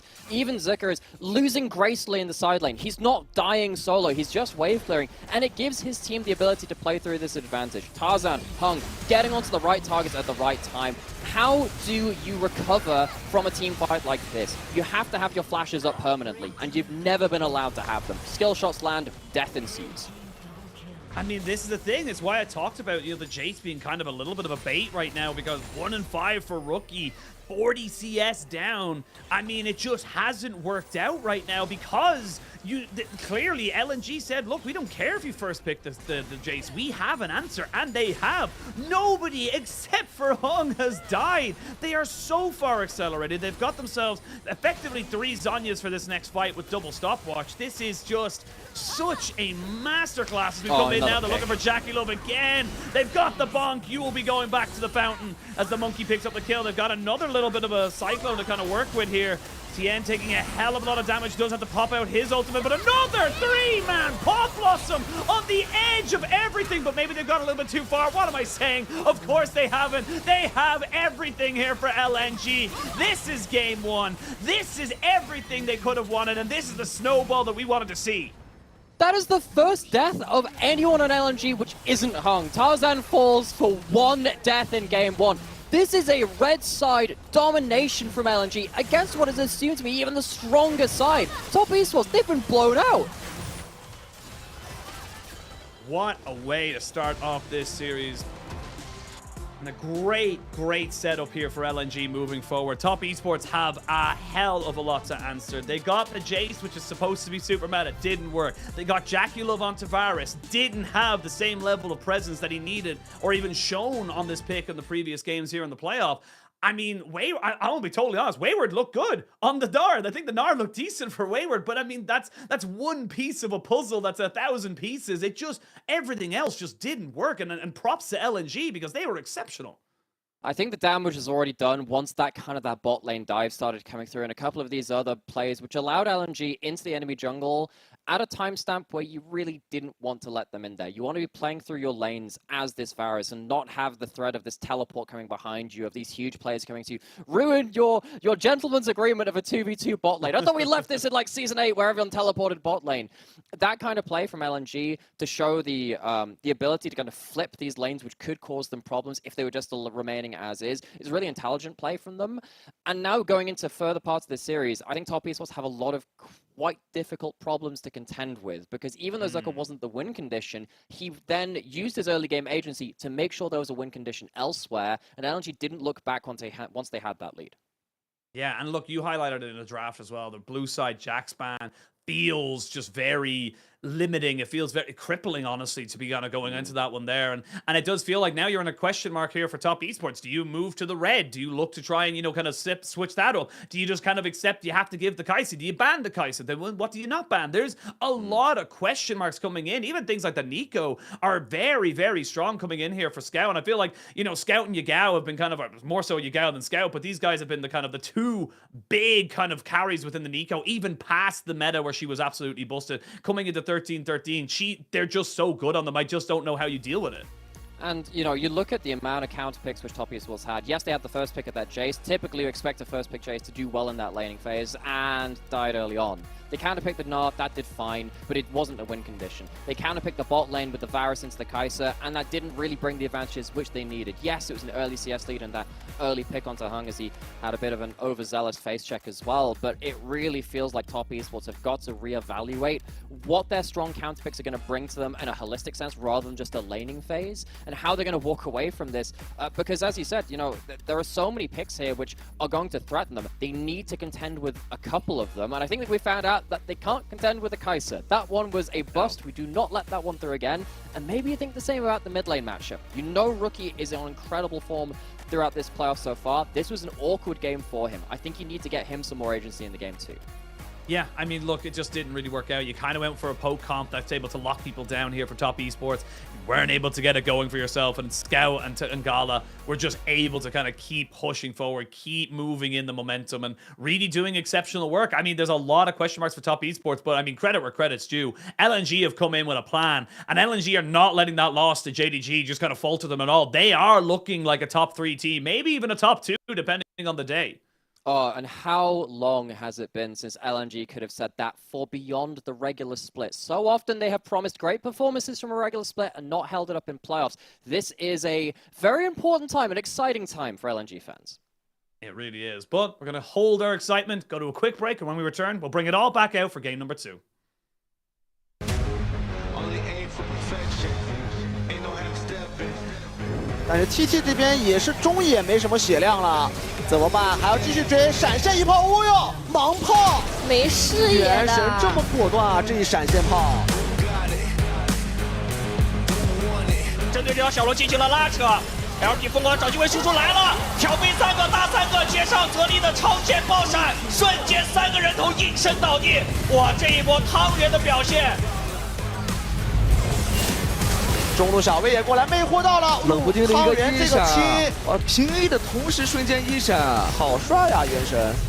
嗨哥不太敢上了吧？还要硬来，绿毛这边先杀被卖绿毛了，绿毛这边应该被卖了，但是嗨哥被魅惑到，又接了一个羊，胡鑫撞起来，哎，这波感觉方不大追的有点深啊！打完之后，胡鑫这边还没有死，一丝血活了下来。这波感觉嗨哥有点太过，哎呦，亲到了，亲到，汤圆闪现，还得是元神这2个亲呀，一亲先亲到嗨哥，然后撞羊，关键时候找到了关键的控制。大招交了，小薇这边可以回血，这血线也没关系。哦呦，林伟翔直接秒了，汤圆，哇，汤圆这一波太突然了，直接秒掉林伟翔。球球交闪现，好像走不太掉，球球也死了一下，哇，汤圆这一波太突然了，这个安妮直接秒掉了林伟翔，单人秒杀。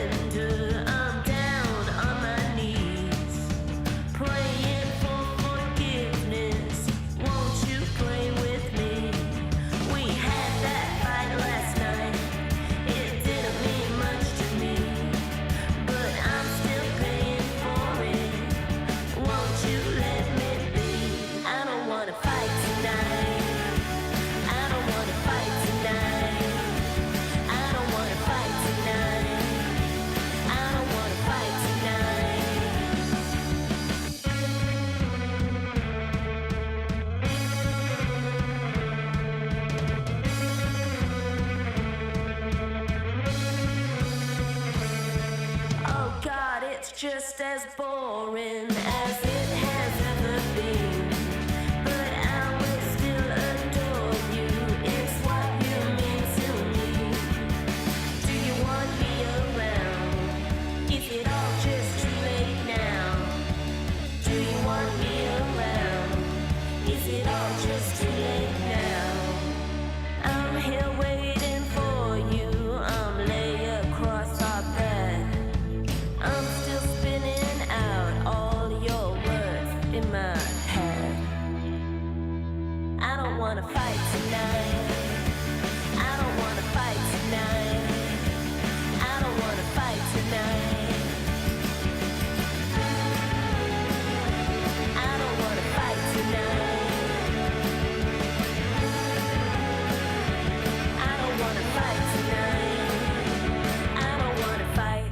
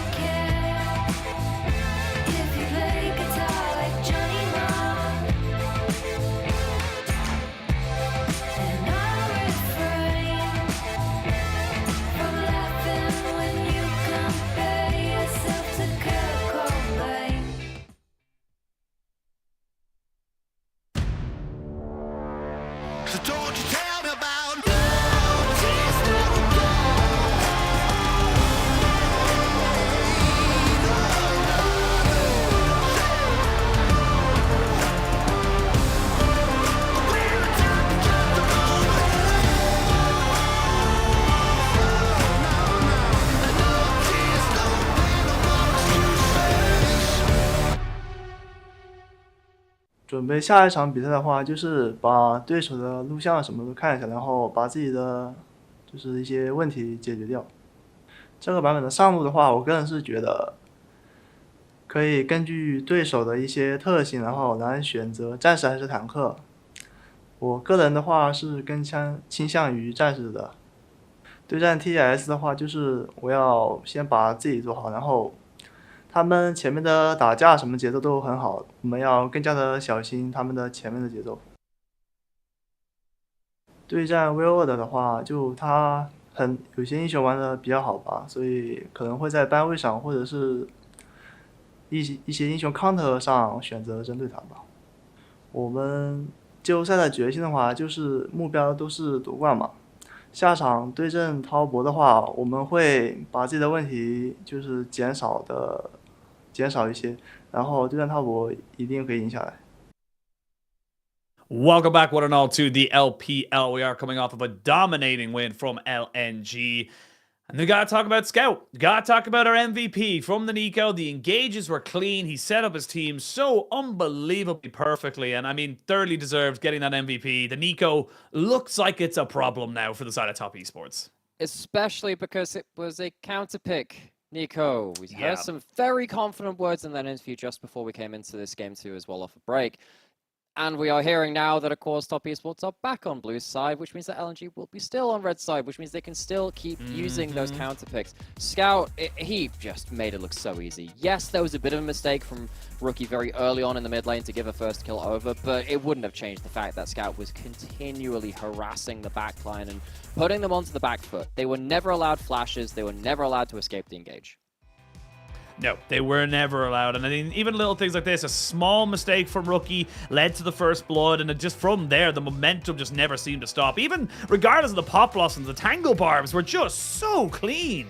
Seeing that kind of route under turret with no minions to even fire through either for like the first extended route, that is some, again, top draw stuff out of this Nico. LPL mid laners have really taken to Nico this summer. It has been a specialty pick of our league. Our mid laners have really taken to it in a way that other regions I don't think have found the most out of it.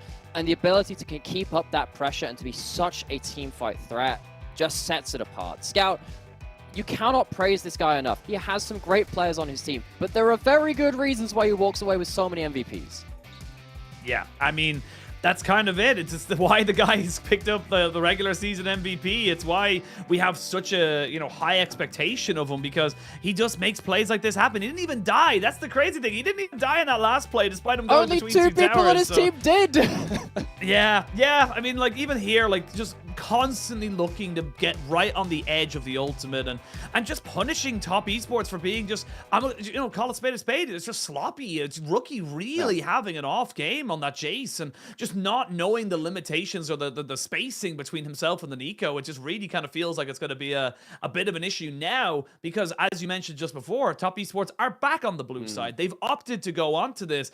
And I mean, we saw in the interview right there, as you just mentioned, LNG said they have plenty of counter picks. What's great for that? Red side.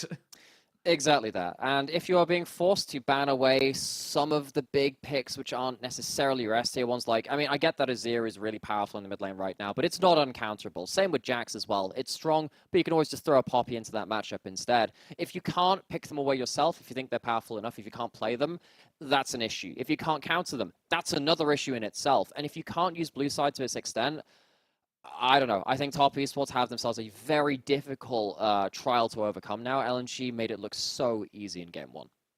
Yeah, they really, really did. And look, for LNG, nothing but praise. They knew exactly what they wanted to do. They knew exactly how they wanted to do it, and they've been clinical in that first game. Now they get themselves 1-0 up in the series. We'll see if they have to make any kind of drastic draft changes. But, I mean, it's weird to say this because it's normally the least exciting part of the game, but I am excited now for the draft because I'm like, what changes? Where do we go? Least exciting part. I love Draft Machine. I love talking about it because particularly in the LPL. A nerd. Our job is video games, Machine. It is. Like, I hate to break it to you, but but there's layers of nerdage. You know what I mean? There's layers of nerdage. And like below all of the layers at the middle, you find us and all of us watching this wonderful like nerd communion together. Because like you go into the second game, and I just love like the how deep this goes for this, right? Because we've spent so much this year thinking that blue side has, well, it's been for many years now, thinking that blue side has been by far the side which will always get yourself the most advantages. Metas change and series metas change as well, to the point where you have to consider the other side of that coin. If Top Esports can't make this win on blue side, I think they have thrown it a little bit, because if they can't make the use of this blue side now, and then finally they get a win on their third game after going to red side, then it's just like LNG get themselves a side choice after that point anyway. The arrow's already flown at that point. It's in flag. You can't stop it. So it's a very important game. Sometimes you will hear like the salty runbacks. You'll see some of them. A reminder of the 2016 MSI finals, if you want a bit of a historical throwback, where we saw the same draft back-to-back and go the same way both times. Sometimes you look like a fool, but if they really do believe in their prep and they can break what LNG assume to be their understanding of the meta, it is very powerful for them, but it's such a risk. It is. And like, I love that you bring up the kind of side selection and kind of where the game or the series goes away from you, because if it does, out of nowhere decide that in this particular series, red side is just better for these two teams, it's almost like I like to kind of liken it to breaking of serve in tennis. It's kind of like you should win. You had all the priority in your hands and you decided to go with this, and then you lost with it. And now you're giving that priority back to the other side. So it's this kind of a toing and froing that we're kind of seeing now from both these teams that is going to become a lot more, kind of pronounced as we go through this next draft. And I want to see what Top Esports want to bring in. I want to see what what they've got cooking up, because if they're kind of relaxing, you mentioned how Mark was a bit of a Nautilus one trick. The Nautilus didn't look good. It didn't really have the same level of impact that the Rel did. Did they ban the Rel? Do you look to try and go for the Alistair maybe? But Mark's not looked great on the Alistair. Like, again, so many questions now being popped up for Top Esports. But for LNG, I mean, they're chilling. They have had to show nothing. We knew Zika was good on the Gwen. That was about it. And that was answered, but it didn't lead to anything. But it's a Gwen on 3 as well. It's not in like it's been set up for later into the draft. You get the double ban on that, but it's not like they punished anywhere else on the map. I love that analogy of breaking serve. I think that's a great way to think about it, because it is that high pressure scenario where you assume that the server has more ability to win, because it's much harder to kind of get a return. Aces are a huge thing in tennis for that reason, right? Because it's become such a specialist thing. Blue side in League of Legends has become such a power point for these teams. And I think maybe the second draft, I don't think you can chance the Kaiser again. I think that's the big change you have to make. But as we head back towards the cameras in the stadium, we have to see what, of course, Top Esports think. What are they going to let through? Their first bans, like we said, they included the Jax and the Azir. They're very important things to consider now. Maybe you have to first pick something like an Azir instead. Maybe you give up the Jace priority a little bit. Maybe you ban the Jace on blue side and you go for a different style of draft. It didn't look like it worked for them. It wasn't cohesive. They didn't have the best combinations for it. They need to have a change somewhere. Yeah, I think that the change needs to be pretty drastic, because I think in all senses of the word, that game was dominating from the side of LNG. We'll see. Again, look, it could have been different. Maybe little mistakes don't go away. Rookie doesn't get caught out in that pop loss from the mid lane. They don't give over first blood. Maybe that's different. Maybe they don't get the 4 kills on bot side. The game looks very different again. But these are all the if, buts, and maybes of League of Legends that we always talk about, that we always bring up, because of, kind of how they work with these things, because of how, finite the differences can be, the small mistakes that lead to massive advantages. And I think particularly that Rookie one in the mid lane will be highlighted time after time. On the whole, Rookie's playoffs run has been really stellar, but that's a bit of an awkward moment. It hasn't been the best summer from him overall, including the early parts of regular season. He's had to work up into form. We're going back into this draft, and I gotta say, it's looking a little bit similar to the first bans we saw. It's still the Jax, it's still the Azir. Tristana was the last ban from Top Esports as well, so it's a very similar start to the draft. Is it a first pick Kaiser this time? That'd be the big change I'd be asking for. Is that the big change so far, though? LNG thinking about that last one. That's pretty much the exact same band so far. That's it. Exactly. Are we going to run it back? I think you got to take away the Kai'Sa. It's too comfortable for Gala. It also lets you have that option of kind of, if LNG don't want to go for the Jace themselves, that you can pick it yourself up for it. But Top Esports, they're looking to kind of completely drag it out. I don't like this at all. Hey. I mean, Kai'Sa, and then you just go Nico, sure, or Rel. Rel, Why was the change last it? time. Kai'Sa Rel was the last time. Now, and then it was Gwen on 3, which then kind of put Wayward into a very awkward spot. I don't see for any reason why you'd ever drop that Kai'Sa. I think that was a good duo for them. And again, one of the big problems for Top Esports going later into the draft was they basically had no counter picks available because that Rel is a flex pick between support and that jungle. Run back. Salty it's run looking back. Like I mean, look, I'll be honest with you right now. I would like... I don't think I'm going to see it, but I would have liked to see Top Esports go with Zyrakon right now. Get something that JackeyLove has a bit of self-peel on himself, but extra engage, kind of something that Mark has shown he has in his back pocket. You can let this Sejuani go down to a couple of bans. There's plenty on the board in the jungle department. You don't need to prioritize this for TN, but I mean, so far, we are looking at the saltiest of runbacks because everything has just... Are we sure we're live? Are we sure we're not just watching a replay of picks from game 1? You ever seen the movie Groundhog Day? It might be some good homework for this one. Because we're looking at this now, but where is the change from Top Esports? Do they think it was purely a gameplay-related issue? I personally don't believe that. I think that there were some mistakes, don't get me wrong, but it got to the point where it was so difficult for Top Esports to play out the game. This is different now, though. This was one of the second-round bans from LNG after they locked in the Gwen on 3. Now, Renekton has got the combination with Sejuani. It is the double melee synergy, and importantly, remember what happened at level 1 in game 1. Zika walks into the enemy jungle as a level 1 Gwen and didn't have to worry about melee synergy from the Gnar and Mini Gnar, and then he could bully off Tian on his very first camp. So it is going to be a difference potentially in that top lane matchup, but not in the mid lane. Scout goes back to his champion he gained that MVP performance on in game 1. If you're going to pick up a squishy backline again with another AD carry like the Varus that can't very easily escape the Nico engage, we could be seeing similar forms of team fights.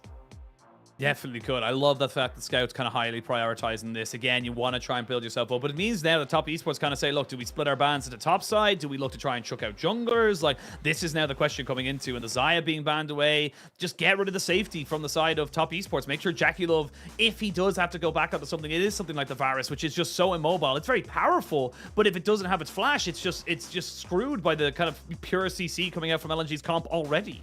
Yeah, and you could see that Top Esports, even in that first game when they played something like the low mobility Varus, they knew that they were likely going to get targeted, so they took away blast cones. They were trying to bring people towards bot side. It just didn't matter because you make one misstep, and even if you've done all the preparation in the world, it's so hard to protect that pick. Once again, LNG technically have the counter pick of the rel between jungle and support. We have typically seen it more from LNG in that support. It really was teams like Ninjas in Pajamas that flexed it more towards that jungle role. There's every chance that they could go towards something different there as well if they see some angles to get themselves a good bot lane matchup beyond what's happening. It's going to be the Draven band away because JackeyLove's Draven, of course, of quite some renown. One of the very fastest games in League of Legends international history was, of course, from JackeyLove's Draven back on the IG days in that MSI victory versus SKT back in the day. And they are still going towards jungle bans at Top Esports towards that second round. Yeah, and they're going to flex the rel. They're saying, cool, we got the rel into the jungle. We'll take the Nautilus. Thank you very much. And, I mean, we're kind of going down the pool now of kind of setups right here for the side of Top Esports. What does Mark play? Team. It's like your OTP's been banned out. Solo queue, what are you playing now, buddy? What do you play, indeed? I mean, I wouldn't mind to see maybe a Leona coming out from Mark. It's very much kind of jumping into the pool, something he has played from years and seasons ago. But, you know, it kind of comes down to how Top Esports want to take these fights. The Braum wouldn't be bad, but, I mean, it doesn't do a huge amount against kind of the AoE that LNG are bringing. Which is why I was thinking, there is a Tahm Kench angle, not the strongest champion right now, but it might be able to save your carries. You need a Warden. You need something to buy space, block the skill shots, and protect you from a bit of an engage. The shield from Braum can help you, of course, against something like the Kai'Sa jumping in. Kai'Sa can jump the other side of the shield, which is a little bit annoying, and you can't stop the rel just throwing their body into the mix as well. You do have a strong laning phase. Nautilus can basically never hook into the Braum because then you get the concussive blows, really threatening a kill after that point. So it's a strong laning phase, strong topside laning phase as well from the Renekton and Sejuani, even into the K'Sante. K'Sante is playing defensively in that matchup. I think this is a much more stable set of lanes, especially when you consider the fact that Top Esports couldn't really survive through to the point where they could play around the double poke. I think this might help them do that. But again, one misstep, we saw that led to in game 1. JackeyLove cannot afford to blow someone as easy. Same with Rookie. They cannot afford to lose those very important defensive tools. This is the thing as well, is that, you know, yes, you're going for an incredibly similar draft. Fair enough, skewed a little bit, so you have a little bit more kind of, you know, kind of safety and peel, as you mentioned, with that Braum. But it does mean that if you go for the same draft 2 times in a row and you lose 2 times in a row on it, I mean, your drafting and your coaching staff have got to be in kind of, you know, kind of tatters there at that point. You don't really know where to go with it then. It does feel like LNG have built themselves, again, a very similar composition, just to kind of AoE everybody out, get those ultimates down to try and take out the likes of Rookie and JackeyLove before the fight can really begin. We'll have to see how it all kind of pans out, if you will, throughout this game. But I mean, LNG, they're not going to be unhappy with this draft.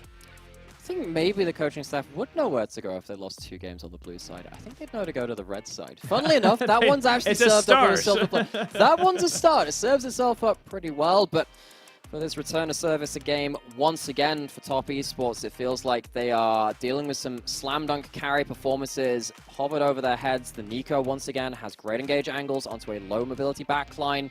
Gala is once again on his champion, Kai'Sa. There are very few players who can even put their name into the conversation against Gala in terms of performances on that champion. Top Esports, they have thrown down the gauntlet. They have said, we're okay with Blue's side. We've changed up the draft a little bit, but is it going to be enough? Game 1 left a lot to be desired.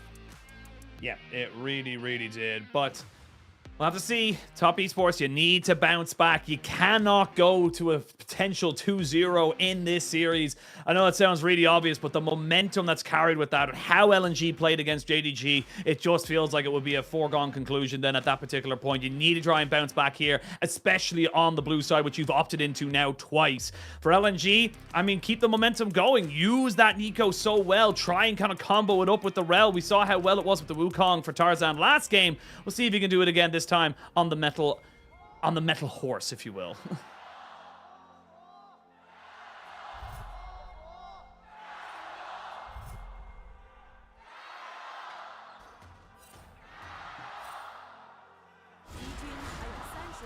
See ourselves a level 1 stack from both teams. Of course, we've got Nautilus and Braum, very strong level 1 supports. Quickly checking down those summoners. The one thing which is, I guess, important is the heal on Mark. So it's double defensive summoners from JackeyLove and Mark. If they get to stand their ground, it might help JackeyLove escape that initial burst, that initial engage, and turn something around. It's still a hard job, though. If you get engaged onto, I don't think a heal is going to be the difference between teamfight win and teamfight loss. It's just like an extra arrow potentially put out at the right moment. So difficult situation once again if LNG find the angles. If LNG find the angles, that is the and the big question coming into this one here. And of course, for Top Esports, they have the lockdown. They have plenty of single target CC, the Chain of Corruption, and the Glacial Prism. We saw it kind of doing well to kind of keep someone from moving for almost 3 seconds, really, in that last game. But they need to pick their priority targets far, far better, in my opinion. They kept throwing all of that onto Hong in the last game. Needs to be more unlikely onto, you know, Scout or Gala. I just love the melee minion at level 1. Haha! There are 4 minions. Which one could I be? Check the pathing, see which one they are. Scout changes back to once again. Gala playing JackeyLove's Kai'Sa skin. Absolutely destroyed him with it in game 1. He doesn't have his own skin, but honestly, again, we know him for this champion nonetheless. This bot lane laning phase does feel like JackeyLove and Mark have themselves a strong setup once again. They did get themselves a CS lead and one of those kills early on into that lane. Doesn't feel like it's going to be an easier 2v2 for Gala and Hung, particularly because Nautilus can suffer into the Braum. If you hook in, you don't tend to get out so easily once that concussive blows starts to get stacked up. Already level 2 hit in the bot side. We're going to see Mark taking a fair chunk of damage here. Is par for the course, though. The Nautilus will just always have that kind of priority over the Braum in these early few levels. It's not why you pick the Braum. You pick the Braum to be able to kind of help you in those team fights later on, as he's mentioned earlier, to kind of trade back a little bit more efficiently. And we'll wait to see now where Tarzan wants to go. Looks like he's feeling like he could go for a level 3 in this mid lane. This is something that LNG used to do all the time. Yeah, they used to do all the time in, what was it, when Doomby was on this team. Not going to work this time around. Level 3 doesn't come out just yet. They are just trying to keep Rookie under tabs. Rookie not caught out this time. Was caught out a little bit later into the game around the level 6 mark just after that point. Wayward with a very early roam towards mid lane. Doesn't have Rage stacked up, but he has enough to get some threat here.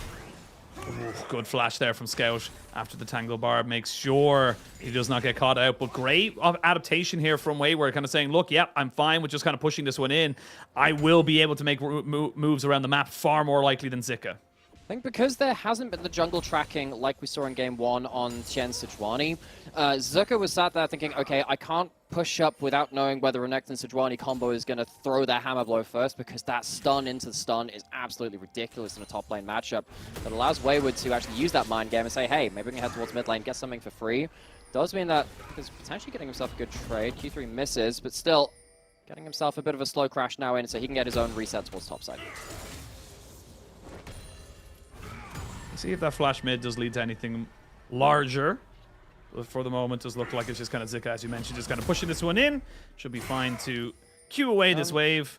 Tien might find himself an angle towards top lane, because that wave is still outside of turret. Zika needs to crash this. He knows that, but because he didn't reach the turret on the first play, they know the Rel's bot. Zika's in a bad spot now. Yeah, Zika's dead. There's nothing he can really do about it here. The power of the Renekton and the Sejuani. He will flash over the wall, but it will immediately be double flash back over.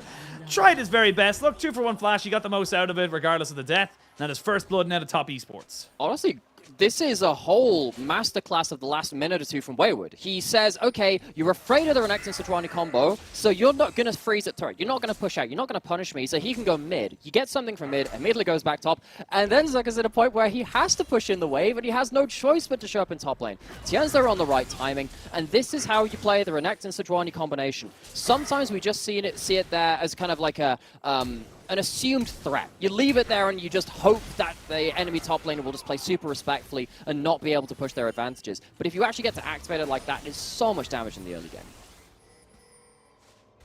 This is just Tien having a stronger time. He's 2 levels up already on Tarzan, who's not been able to have any kind of impact with the Rel so far. And a much, much stronger early game here from Top Esports, specifically from Tien. It's being an awful lot more proactive. The fact that his jungle star hasn't been hindered.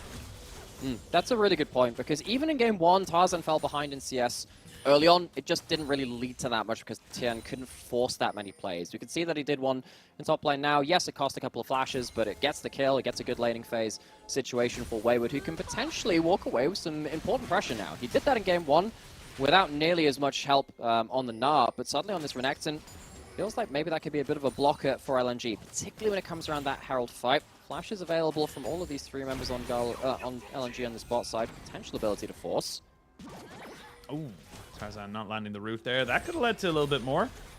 He was able to kind of go for it, and so far, maybe Hung just kind of saying, look, maybe I am the better Rel player between us two so far in the first 6 minutes of the game. Does feel a little... It feels absolutely swing and a miss, you know. It does feel bad, you know. Sometimes you don't know it, but we are seeing Zika getting the reset off. Has got himself the Bramble Vest, but with the priority bot and in mid, this is what the Jace and the Varus is supposed to do. You get that early dragon, you get yourself set up around the map. More importantly, I just saw that Q-Rel animation, right? And occasionally I have these moments of inspiration. I want a golfing Rel skin, where he just goes like 4 and hits him with a golf club.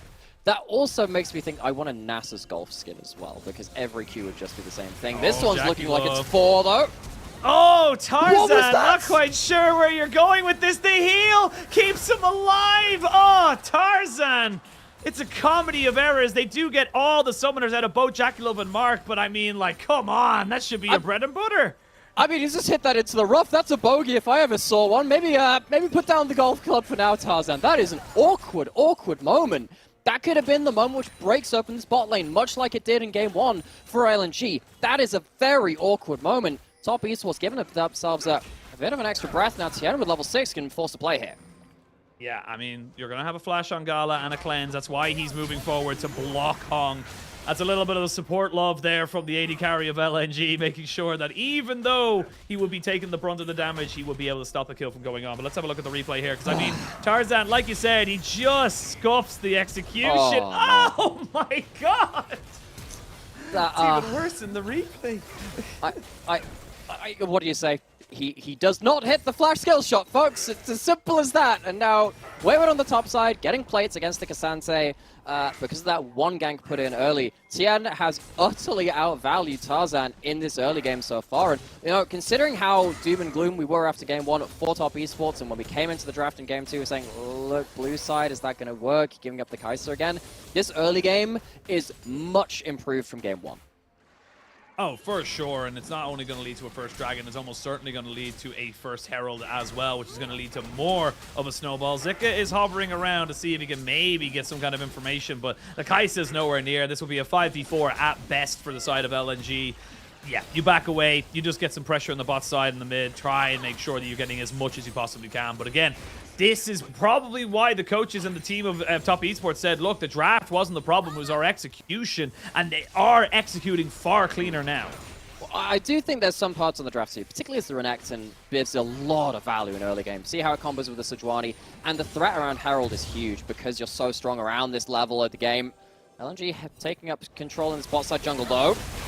Yeah, they're going to look for a full fight here. The Pop Blossom lands down on the tree, but they're not able to get any of the kills confirmed. Gala has to walk away from this one without anything. Tarzan now caught in a medley of different people. Oh, it's all Top Esports all the time. 4-0 on the scoreboard, and they are starting to come out really strong here. Wayward is actually in a lot of trouble. He gets knocked back right on top of the turret. His dominance is golden to make sure that Zika gets the kill. Zika dragging his team back to some kind of relevance. At least there's one kill on the map somewhere for LNG, but TES are back on top. That bot side fight from LNG was hugely overly bold. It was really not what they're going to play around in terms of, if you're going to engage into a Braum shield like that, you best have a good angle, and they don't have that, especially compared to game one. So suddenly looking after this, big gold advantage now being built up by Top Esports. A lot of that is on this Varus, who is going to be doing an awful lot of damage if he gets to stand and fire yet again. Big parts of this is Tarzan isn't here to aid in the initial engage so far, and they don't reach Rookie and Jackalope. All of that damage is into a Braum shield. It's into Tien on the Sejuani, who has Aftershock and is passive as well. Very inefficient damage, which completely blows out the fight in favor of Top Esports. Oh, that's a very unfortunate slice and dice for Wayward, which just kind of drags him underneath the tower. That's why he gets caught. That's why he gets killed.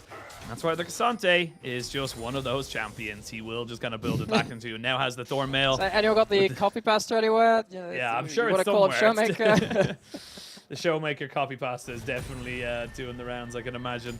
But we'll see him now looking to try and go for it. That looked eerily close to maybe be going underneath the tower, but again, shouldn't be too hard for Wayward to keep pushing in this wave. And for LNG, now they're on the back foot. Let's see what they can do with this composition now that it doesn't have the advantages it did in game number one. Now that it doesn't have that kind of same acceleration that we saw from them in that first game. Let's see if they can do something a little bit more as we see... Oh, Tien not quite able to stop the back.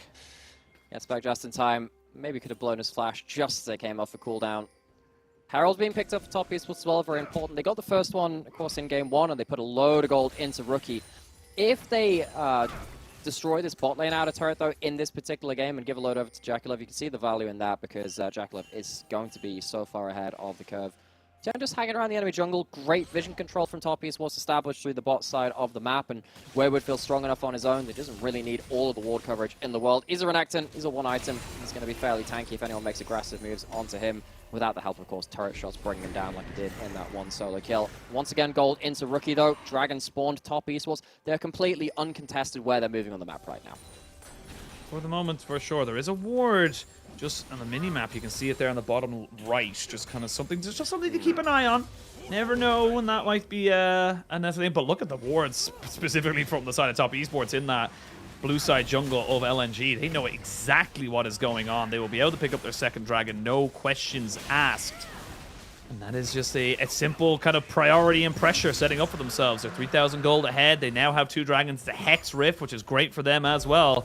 This is just good momentum building here for the side of LNG. And what was, you know, everyone except for Tarzan and Hung went dentless in game number one. It's actually only Gala who still remains to be killed in game number two. Wayward popping the ult towards top side, getting big damage onto Sucker. Of course, he has the Thornmail first item, so he, of course, with Cassante, when you have big resists, it goes towards your damage as well, because that's how they somehow make a tank do damage. But means that he will still be safe in lane, but he's pushed back under his turret. Wayward buys himself a reset with that Dominus.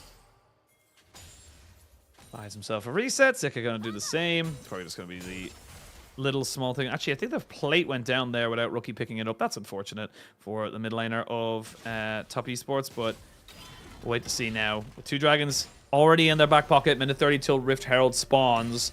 Do LNG feel comfortable to maybe go for a little bit of a fight around this one here? They are moving Gala up, and it looks like They're perhaps trying to throw out that priority here to get the bot lane top side, push that in, and let the TP of Zika kind of do the work on the bot lane.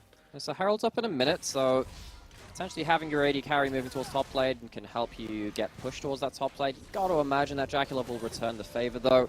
Don't see any reason why Top Esports would back off from an objective right now. Much like in Game 1, Dragon and Herald are desynchronized in their timing. See, there's 1 minute on the Herald, 3.5 on the Dragon, so it's not like you have to give up one to take the other. And right now, Top Esports, they have control of wherever they want to move on the map. If they send 2 or 3 people across the map, LNG, they do not want to tussle with that so easily. Yeah, you can see Wayward already going back down towards that bot side. He's got the unlodged TP to get up to maybe make a play if he is so needed. Rookie TP towards that top side after picking up the Dust Blade of Drakkar. And we're still waiting for a first item there for the Nico. That's the kind of big kicker right now, is that Scout would really like to kill this next wave just to try and get back, get the TP in, and have something there. He did go for the stopwatch early just to make sure he had some kind of protection. That is exactly what I was going to call out, because you tend to think that stopwatch is there for the big fight of the game. A lot of the time, you know, supports would have used it in tower dives or the first big level 6 fights of the game. Scout potentially delays his first item for a big Herald fight in favor of a stopwatch instead. Scout is looking for that big engage angle again, actually does give himself the Proto Belt, so he will have first item for the first big fight of the game, should it come to fruition. Very interested to see if Wayward and Zika can get themselves involved in this fight. This Renekton would be absolutely devastating if he gets to go in with Rage Bar filled up. Yeah, no TP wards available to him apart from the ones behind the Baron Pit. Tarzan looking for a big flank. Rookie doesn't actually spot him just yet. Tarzan nowhere near this one, and now they're going to look for the fight. Mark gets hooked up, immediately pops up the Unbreakable. The Pop Blossom looking to try and catch on the JackeyLove. He throws a Chain of Corruption, but Wayward's already into the pit. He flashes in on the Gala, who's trying to just run away. You cannot take this fight, LNG. Top Esports, too well prepared, too well set up, and they get everything out of it. Tarzan was spotted on the flank. Scout was spotted on the flank. Neither of them make the impact that they need to. So Herald taken by Top Esports. They won't even need to use it to take down the mid lane out of turret. This is such a different change of events from that Game 1, and now Scout stuck under this top lane turret. I think he'll be able to farm out just fine, but Top Esports, they walk away with kills, the objective, and they are so happy with how Game 2 is going. They put down a bit of a gambit saying they'd stick to blue side on Game 1. We thought that it was a bit of a mistake, but they're proving us wrong right now. Yeah, they really are, and this is just kind of accelerating the game. 6,000 gold now. But I mean, look, they're so well set up. Rookie knows this flank is coming, so they can never get that full 5v5 for LNG. Really, the star of this show is by tracking the engages. Just before this, Tarzan was spotted out on that ward we see in that one brush leading into the river as well. So Rookie was there on the flank waiting for him. He trades all of his cooldowns for Tarzan's, and he comes out the better for it. Top Esports, they are so calm and collected in these fights compared to that first game. And now they're getting towards second items as well. Shiv and Nash is built up by JackeyLove, so it's constant DPS. You have that attack speed, you have the wave clear, and of course you get some burst from it as well, because AP Varus with his ultimate and those blighted quiver stacks do so much damage once they get stacked up. As the only AP threat on the team, he'll be very, very important in a way that he couldn't quite manage to be in Game 1. I think that's the big thing as well. Like, you know, it's the difference in kind of the setups right now between the AD carries is that, you know, JackeyLove just has so much potential to be able to kind of put in consistent DPS and be a threat on those front lines. Will not have Flash or Cleanse for this next fight, and there's actually quite a few summoners down. DPS as well. It'll just be into a door. Yes. Not ideal situation. Tarzan is sitting here kind of in a pincer right now. He's going to jump straight here onto Rookie, or sorry, to JackeyLove. 3-man, 4-man, Pop Blossom, and they're looking for everybody else. Mark pops up the door, Scout goes gold, and they're going to get the 3-man knock-up as well. It's a little bit of a bounce house as Gala goes onto the backside. He wants to take out Wayward, and he will. Rookie looking to try and finish off some of these health bars, but TN has abandoned him, and he looks to take out Scout. He will get him, but there's no other way out, and this is LNG out of nowhere, just turning a fight on a dime. I think we just saw a classic JackeyLove moment. How the heck does he end up dying so easily? Might have just been some vision control slipping away from Top Esports, but that is a huge mistake given the position in the game we've been talking about. You know, for the last couple of minutes solid, Top Esports, they had such a handle on this game. Suddenly gold into the pockets of the carries of LNG. A dragon taken away, which delays a potential soul coming in from Top Esports. That's a big misstep, which might stop Top Esports from running away with the advantages that they'd garnered so far. How does this happen then? This is just a lapse in vision control. It's just a lapse in vision control. Tarzan gets over the wall, probably had a W over there in the first place, gets out of vision, and that is an incredibly important play from the jungler of LNG. huge little moment there for Tarzan just to make that happen. And I mean, the fact that Gala is able to kind of go completely unperturbed in this entire fight. Yes, Rookie picks up a kill on the scout, but I mean, he had to invest everything to get it. He lost his flash, he lost his life, and I mean, those small mistakes can lead to bigger advantages. The thing with this, Kaisa build is that you are building up much more expensive items as a whole, and that means that you're able to kind of come out with a, far bigger advantage in that late game. He's getting to that game. I have no idea, actually, how Tarzan got into that Russian scene. Still absolutely blindsides top esports with. They still have themselves a Herald to lead with. They have a 5,000 gold advantage, which will be grown a little bit with that turret being taken down. They're going to stick around for the siege after this point. Look for a second charge if it's all possible. The TP for the Nico. It's so deep. That's a great deep TP. It's so deep. It's so deep. They know he's coming, though. Can they actually get on top of him? That's the thing. It's a 4v4. They're going to look to try and catch out on the Rookie. There's a TP coming in from Wayward, but it's going to be answered by Cassante. Tarzan goes down before he can really do anything. Scout left on his own, and he's sacrificed as well. They got caught by the minion wave, and everyone goes down. It was an opportunity that just wasn't there, and LNG are punished. No stopwatch this time, and Rookie has so much burst that Scout can't just sit there and 1v1 them. Top esports, that could have been another stumbling block for them. They'll take one bad fight in that bottom river, but it won't be repeated. I think maybe if Sika could have joined the fight as well with that same teleport, maybe that could have been the flank that they were looking for. But Top esports, they retreat well enough. We'll see that in the replay. See what happens here. Looks like in the mid lane, Cassante was being held. He gets spotted by the minion wave, and of course there's a control ward as well, so you see it in Tog of War, so it's not the most optimal situation. Great counter engage from Top esports, from separating Nico away from the rest of the team. It's not a big multi-person Hot Blossom, it's just onto Rookie, who tanks up the damage, has Merc Treads already. He can 1v1 that all day of the week. And now back onto the map, significant gold lead built up to even more by Top esports. Baron has spawned, and it does feel like LNG, they're grasping at straws in terms of their big engages right now. Scout's looking for something, but he can't get over the wall. He doesn't have flash. Now you're going to see Hung going golden in his stopwatch there. The Crane of Corruption is just chaining it up. They're going to try and get everybody out of this one here. Tarzan with a good ultimate. Pop Blossom is decent as well, but he dies just before he can finish it off. Gala just about trying to see if he can survive this one here. Will flash away, but taken down for his first death in the series by TN. And Top esports firmly bouncing back in this series. We are in for a very interesting best of 5, folks, because it did feel like LNG had the blueprint figured out just from that first game, but Top esports proving us wrong once again. Baron's not going to go down from this, so it won't be really the death blow of this game. I feel like as soon as Baron goes down with this kind of advantage, I don't see what LNG can do to survive beyond that point. We're getting to such large amounts of items coming through from Top esports now. Credit for LNG for continuing to find these engage angles, but Scout doesn't have flash or stopwatch at this point. It's very hard for him to find that big advantage. And the big star of the show, again, is actually Wayward on this Renekton. You can see why this was banned away in the second round of bans in game 1. Big damage from Rookie and Wayward to stop that Nico ult coming through. If that snap turnaround doesn't come through, that's another big Pop Blossom, which could potentially turn the fight. And look, you have the Navori quick plays now, but I mean, Scout's so far behind right now. Kind of having done to him what was done to Rookie in game number 1. Just not really feeling it, and Rookie kind of building up his own sword shop as well. So this is becoming a desperate game here for LNG. I don't really know how they're able to come back into it. Gala would have to have it. That kind of sums it up, really, doesn't it? That sums up everything there. Just the fact that the red buff goes straight over to Rookie. You can't even get that for Gala. You can't have nice things. This is why we're not allowed nice things, Ashin. Not allowed HP bars either. Rookie is going to start hitting like an absolute freight train sooner rather than later, building up towards a third item. Wonder what that'll be. Serulda's Grudge tends to be at this point. Occasionally we see something like a Serpent's Fang and Ivern games, but not really necessary in this one. Second item is being built up across the board by LNG as well, which means that they at least have the 2 item to 2.5 item discrepancy as opposed to 2.5 to 3. Completed items tend to be way more than just the components themselves. So if LNG are going to look for a fight, sadly, they probably want it to be soon right now. They have Stasis and Flash available for Scout. Zhonya's Hourglass built up. Despite being down a very large amount of gold, this might be as good as it gets unless they can stall it out to the hyper late game. Yeah, and look, I think they give it up. I think that one dragon they got, as we see the poke coming out here from Rookie, that one dragon they got actually buys them this time. That was what that dragon gives them right now, as we can see Gala instantly cleansing away. The Glacial Fissure and the Glacial Prison now have been used.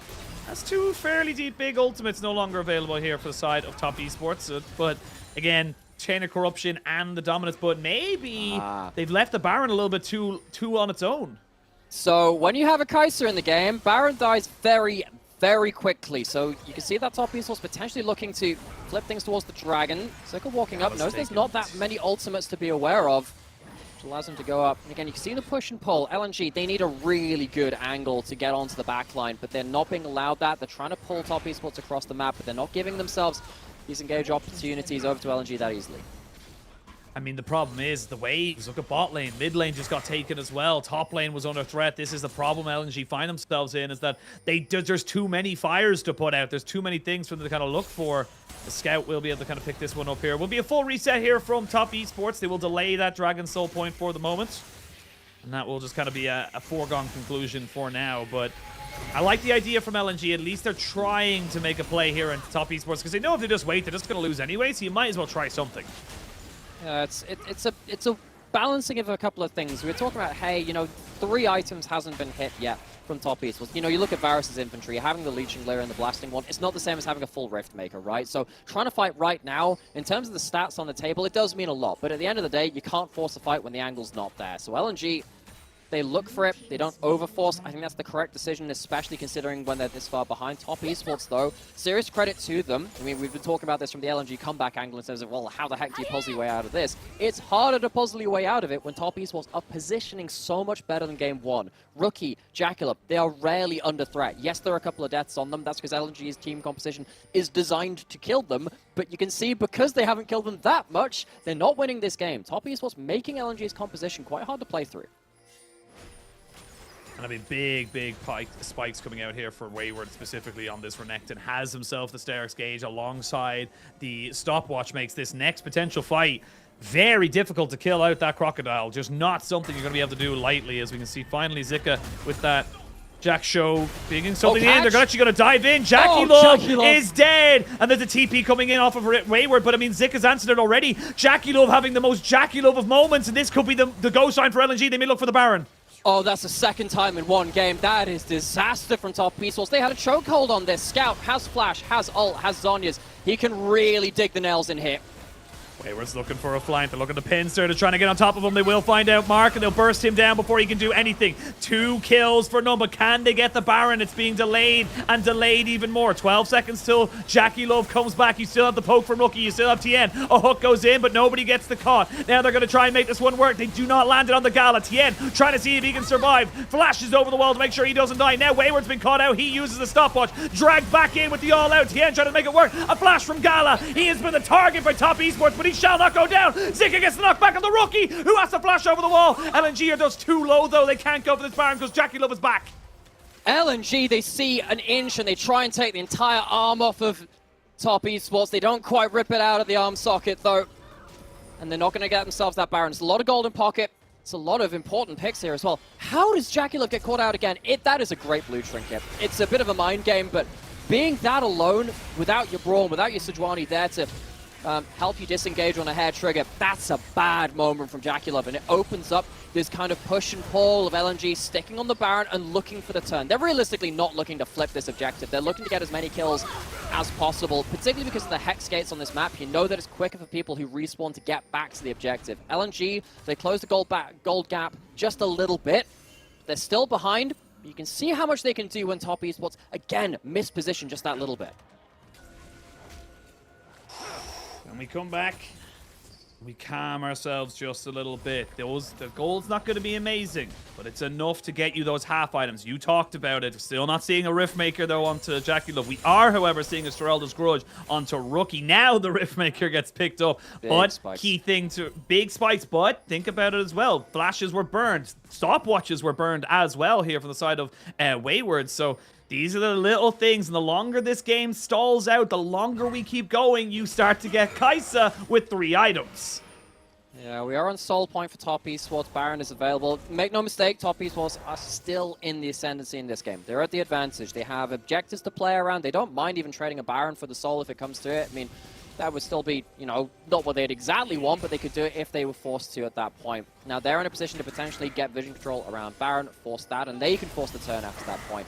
Rookie can just wait for his Shock Blast, get this huge poke down onto important members. If it lands onto Gala, if it lands onto Scout, heck, if it even lands onto Tarzan, LNG's engage becomes that much harder. See, again, Nautilus, not even tanky enough at this point. He's got Merc Treads and an Even Shroud. It's not like he's got huge amounts of armor to bring to bear against Rookie.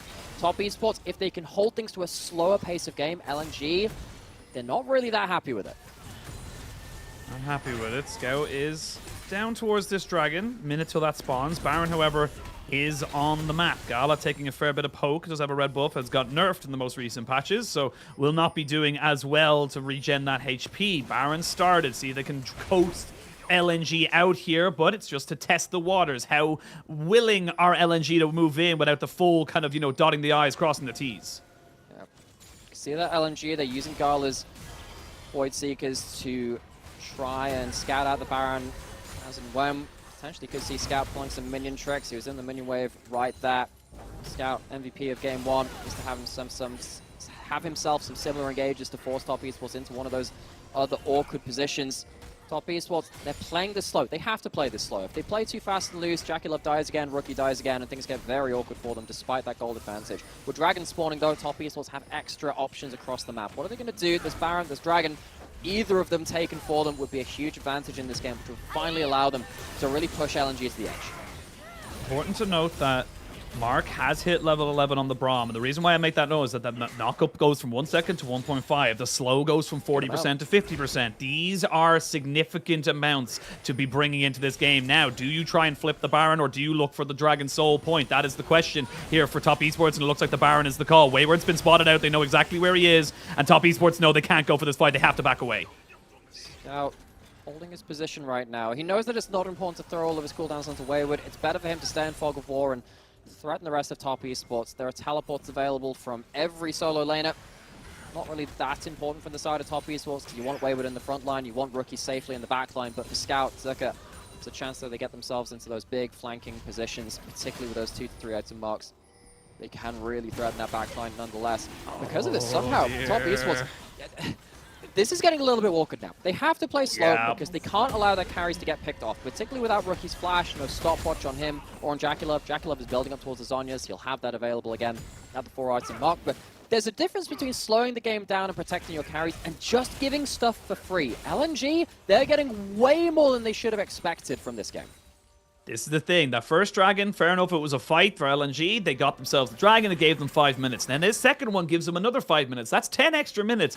This 8k gold lead starts to mean less and less. Look at the items being completed. It's a full item, yes, for Tien, but he's the tank. It's not that significant. The ones who need the items are in the mid and the bot. And Gala is, you know, toe for toe with Jackie Love. Scout's the only one that's kind of falling behind, as we can see now. Wayward gets caught out by a Tangle Barb. Do they want to try and fully invest onto him? But all of a sudden, Top Esports, they're looking scared. They're looking shaky.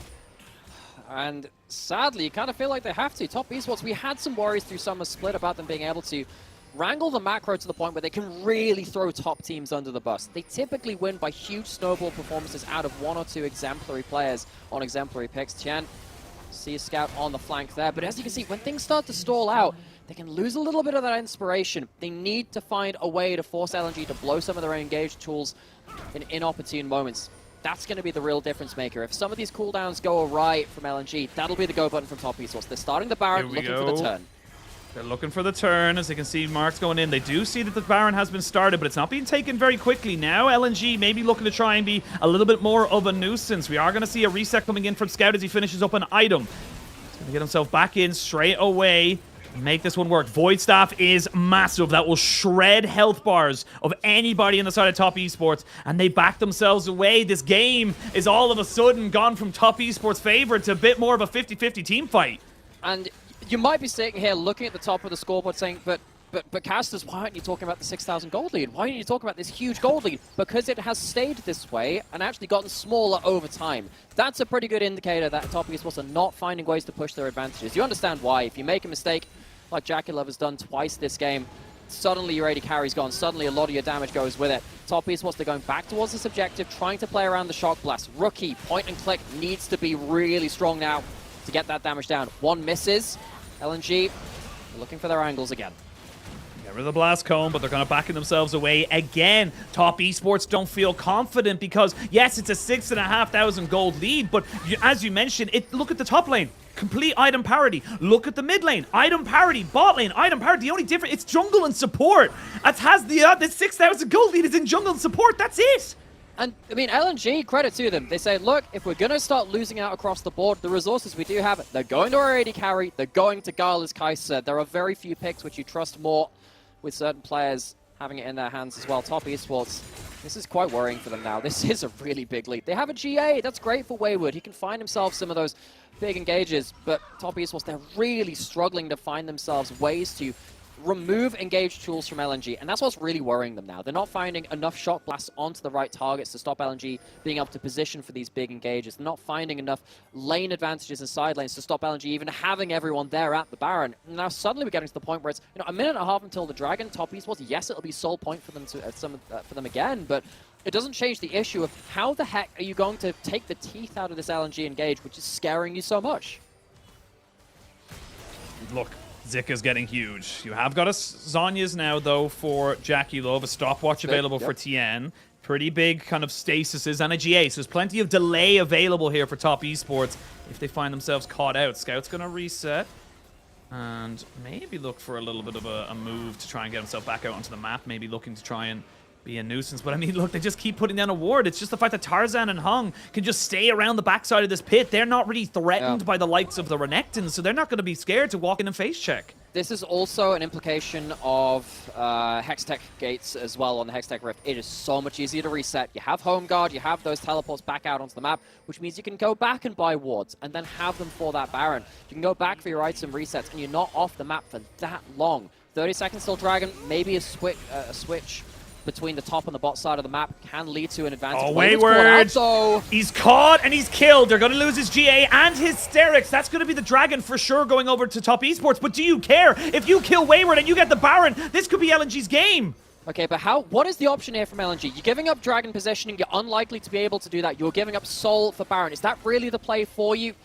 It's a huge objective going over that Hextech Dragon. Typically, that has been game-ending for some parts of the season, and that's why LNG, they're not giving it for free. How quick are they going to burn this down? It's going to be half HP by the time they arrive.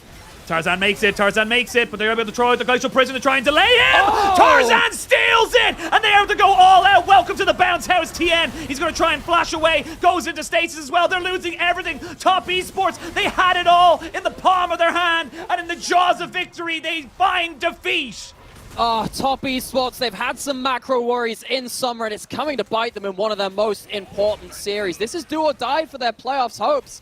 Yeah, they'll be in the regional qualifiers nonetheless well, regardless of what happens in this series, but losing that Soul fight, losing a Baron after that point, they were like 7,000 to 8,000 gold ahead, and they haven't been able to close this out. This is a last-ditch TP. You have to. You're desperate. You gotta go for it, but it's gonna be too late. The Baron secured, taken by LNG. You pop Dominance, but now you're gonna make it work. The Pop Blossom onto the backside, and you just can't move with these carries. Scout on Nico has been a different beast. You're trying your hardest, but you just can't make it happen. You'll kill the Rel as a consolation prize, but all of a sudden, Gala's online. Gala is fearless, and Gala is here to play.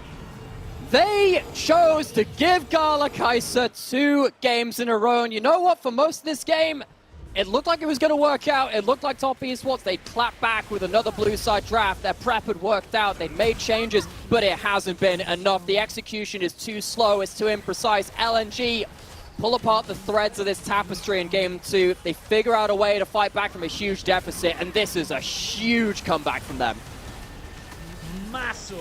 Massive shift of momentum coming in here now for LNG, and we talk about it so much, but Game 1, they dominated, they won. Game 2, for the first 25 minutes, they were dominated, and they still fought back. They still found themselves a moment, and all it took was one little timing. One timing where Wayward thought he was safe, the Dragon hadn't spawned, and the dominoes just started to fall. Nymera, a lot's got to change. You've run this draft 2 times in a row. You've run blue side 2 times in a row. It hasn't worked.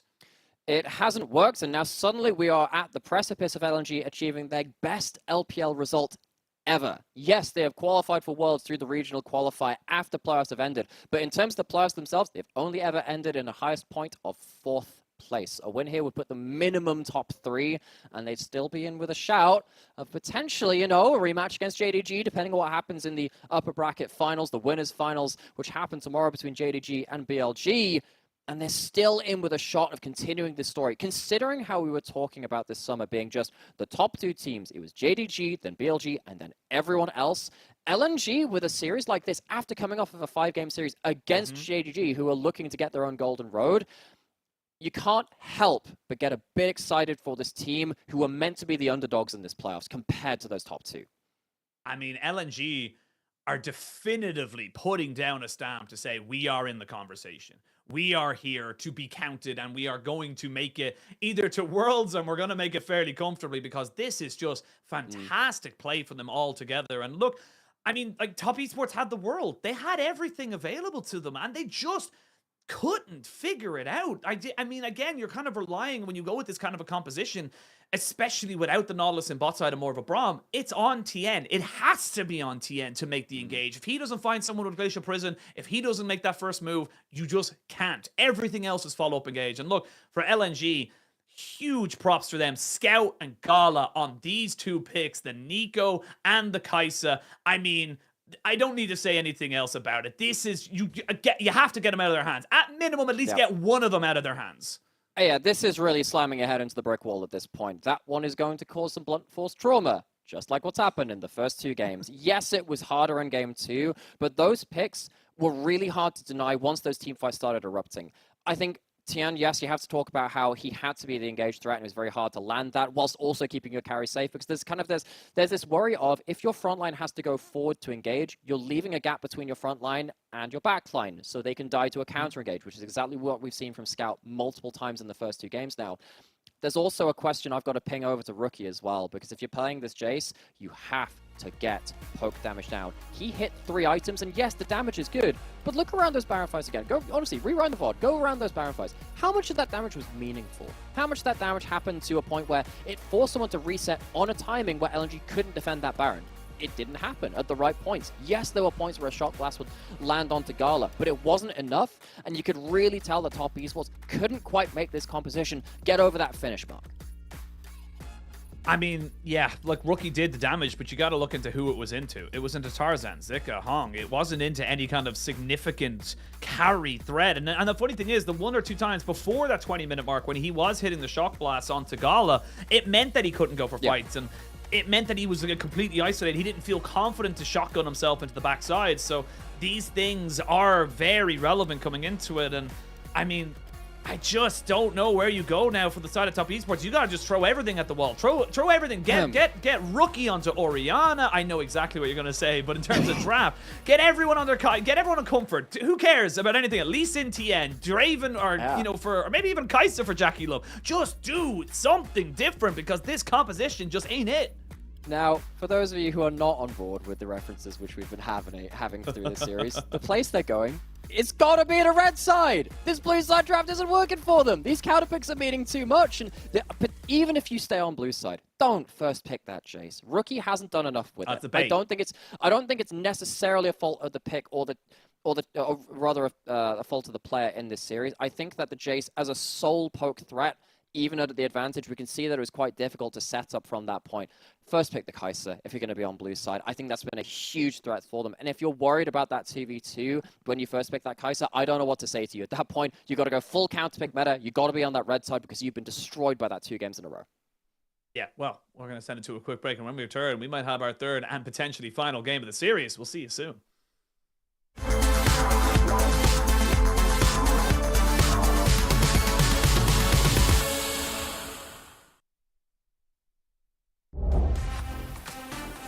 A lot of plates over here, though. Oh, Dredgeline going wide, too. 369's taking this fight. This is a 2v3 that JDG are opting into. The dominance, they're on top of the equalizer. Here comes Missing over the top rope. And JDG, they give him the TKO. That's a huge moment of JDG step up and the charm on the back end. All of that lead that LNG had is dust in their fingers.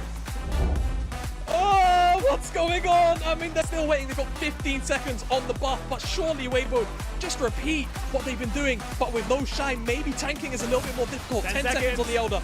10 seconds, they're looking for it. Shurima Stop! They found it! It's now ultra light though. These health bars are so damn low, but Zicken's got himself the Dragon's War, and that's it. It's over. Uzi now joining up as well. Jer waiting for that ulti. Dredgeline out in. Bobo flashed on. Magnet Storm huge. 4-man face sealed. Cream comes out of nowhere. Puppy separates as well. You mentioned it, Kitty. Shanji gets them away. As OMG now pile on the rest. Uzi's down. Arla's out. Cream and Aki. Bring it back. That's a great little sign for Top Esports. That's a sign that they can start this round off. Look how fast they burn through the objective. Bin has to be the one to go on in.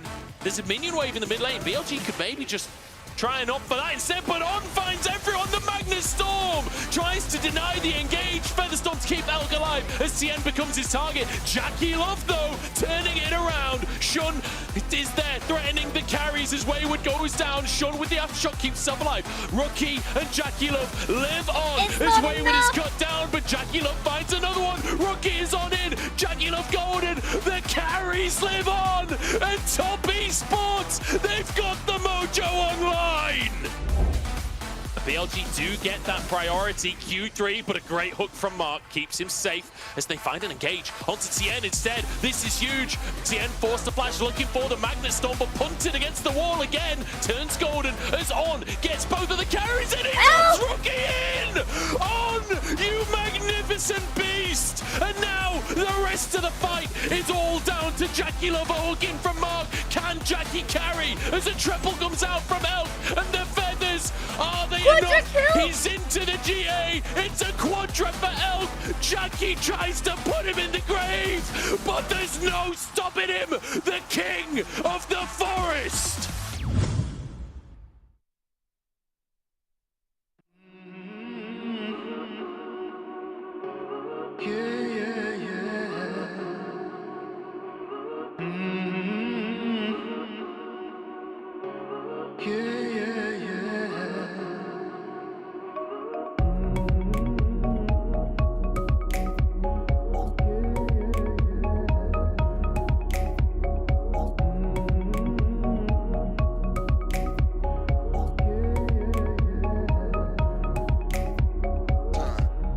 I would fight for the motherland.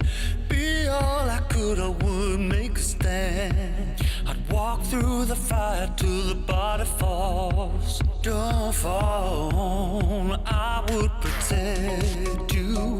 All that I've got to do now. Yeah, I could save you. All that I've got to do now.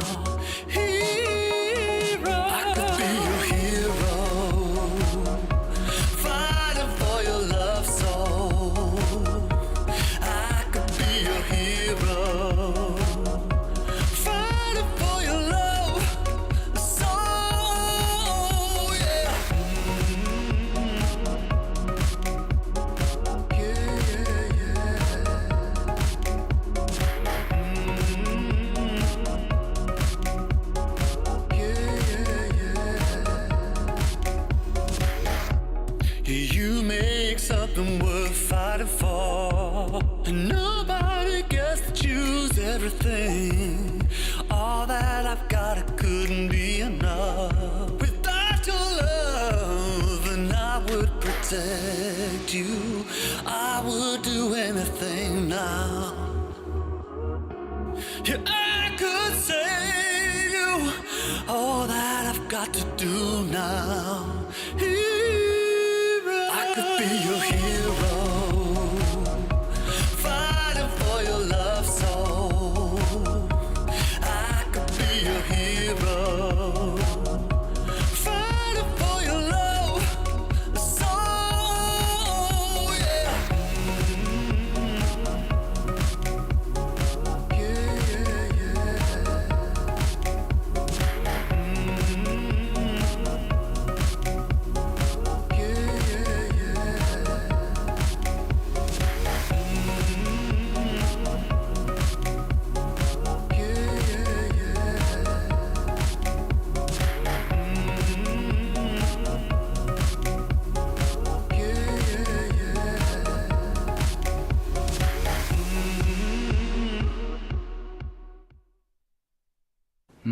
虽然这一次失利但是庆幸的是我们有复活甲，然后我们会利用这次输的经验去好好的准备下一轮。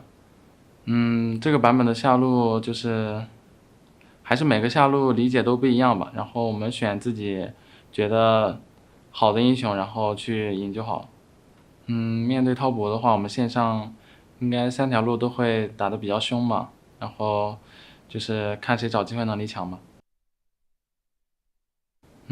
面对滔博这个队伍的话，他们打架也是打得特别多，然后找机会能力也特别强。然后面对他们的话，我们还是更多的要注意我们自己的那个回合就好。目前我们队伍的士气很好，然后每个人都特别想赢，然后面对接下来的季后赛和冲进世界赛的信心都很足。Welcome back, 1-0 to the LPL. We are after coming off of the back of a massive comeback here for LNG. They are now 2-0 up in this series. And it all came from the man in the jungle, Tarzan, with those big steals, with those big moment plays that kept LNG in the game and got them to the hyper late game. Yeah, a couple of awkward moments from Tarzan on the rel. There was a Q flash in bot lane which didn't go well for him at that point. I've heard that's a bug. I didn't know about that, but apparently there's some stuff on Twitter about rel Q flash being a bit weird. But outside of that, this Tarzan game was very important for him to kind of get into the backline in a way that Scout was struggling a little bit more compared to that first game. The both of them together really, again, made the carries' lives on top of esports very, very difficult. They can never have a clean team fight. No, they never could, and I think that the big MVP thing with 9% damage. Yeah, I was gonna say 9% damage and ended with minus 1,600 gold and stuff. But I mean, the big thing for a jungle is gonna be those kill participation percentage. But again, we're kind of seeing the kind of big moments being brought out here for Tarzan and just making sure that he's having a much stronger game. It started from this, just getting in here without anyone catching him out meant that they were able to get the kills in the dragon.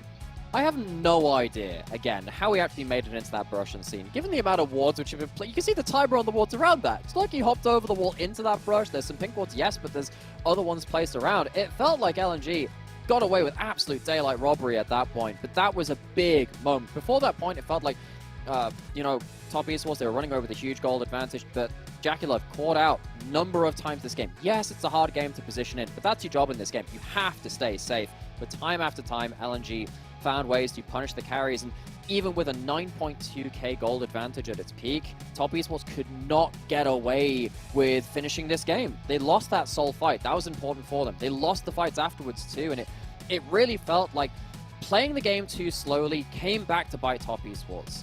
Rookie couldn't land the shock blast when it was needed for the great amount of poke. They could never position correctly in these team fights as soon as LNG found the correct positions to engage into. Top Esports, they're going to be absolutely kicking themselves for throwing away that lead. Yeah, I mean, I have unfortunate news to give to you as well, Nightmare. You already know what I'm going to say. Yeah. Top Esports have elected to go back onto the blue side for a third game in a row. I mean, Kai'Sa's got to be banned or first picked. It's just, that's it. You have Jackie Love, for Christ's sake. No. Like, this is the guy who has a skin on this champion. Just first pick it. I think there's two sides to this, because the Kai'Sa has been like this looming threat in the dark, where eventually the Kai'Sa is going to come online and be a teamfight threat. This mid lane difference, though, is also absolutely disgusting. Rookie had such a big lead in game 2 and couldn't do enough with it. Whereas even at the deficit, Scout with that Nico consistently finding the backline. In game 1, ended the game with a 25 stack Magi's and ran away with that game. I think you have to counterpick mid lane at this point too. I think you just need to throw away your blind pick Jason, just say, look, it's not working for us. We know that Rookie does have incredibly high potential, despite the fact that he has stumbled in this summer. I think it's been one of his weakest splits in his career. He needs to find a very important pick, potentially a counter pick now, to stop Scout just having unparalleled teamfight access.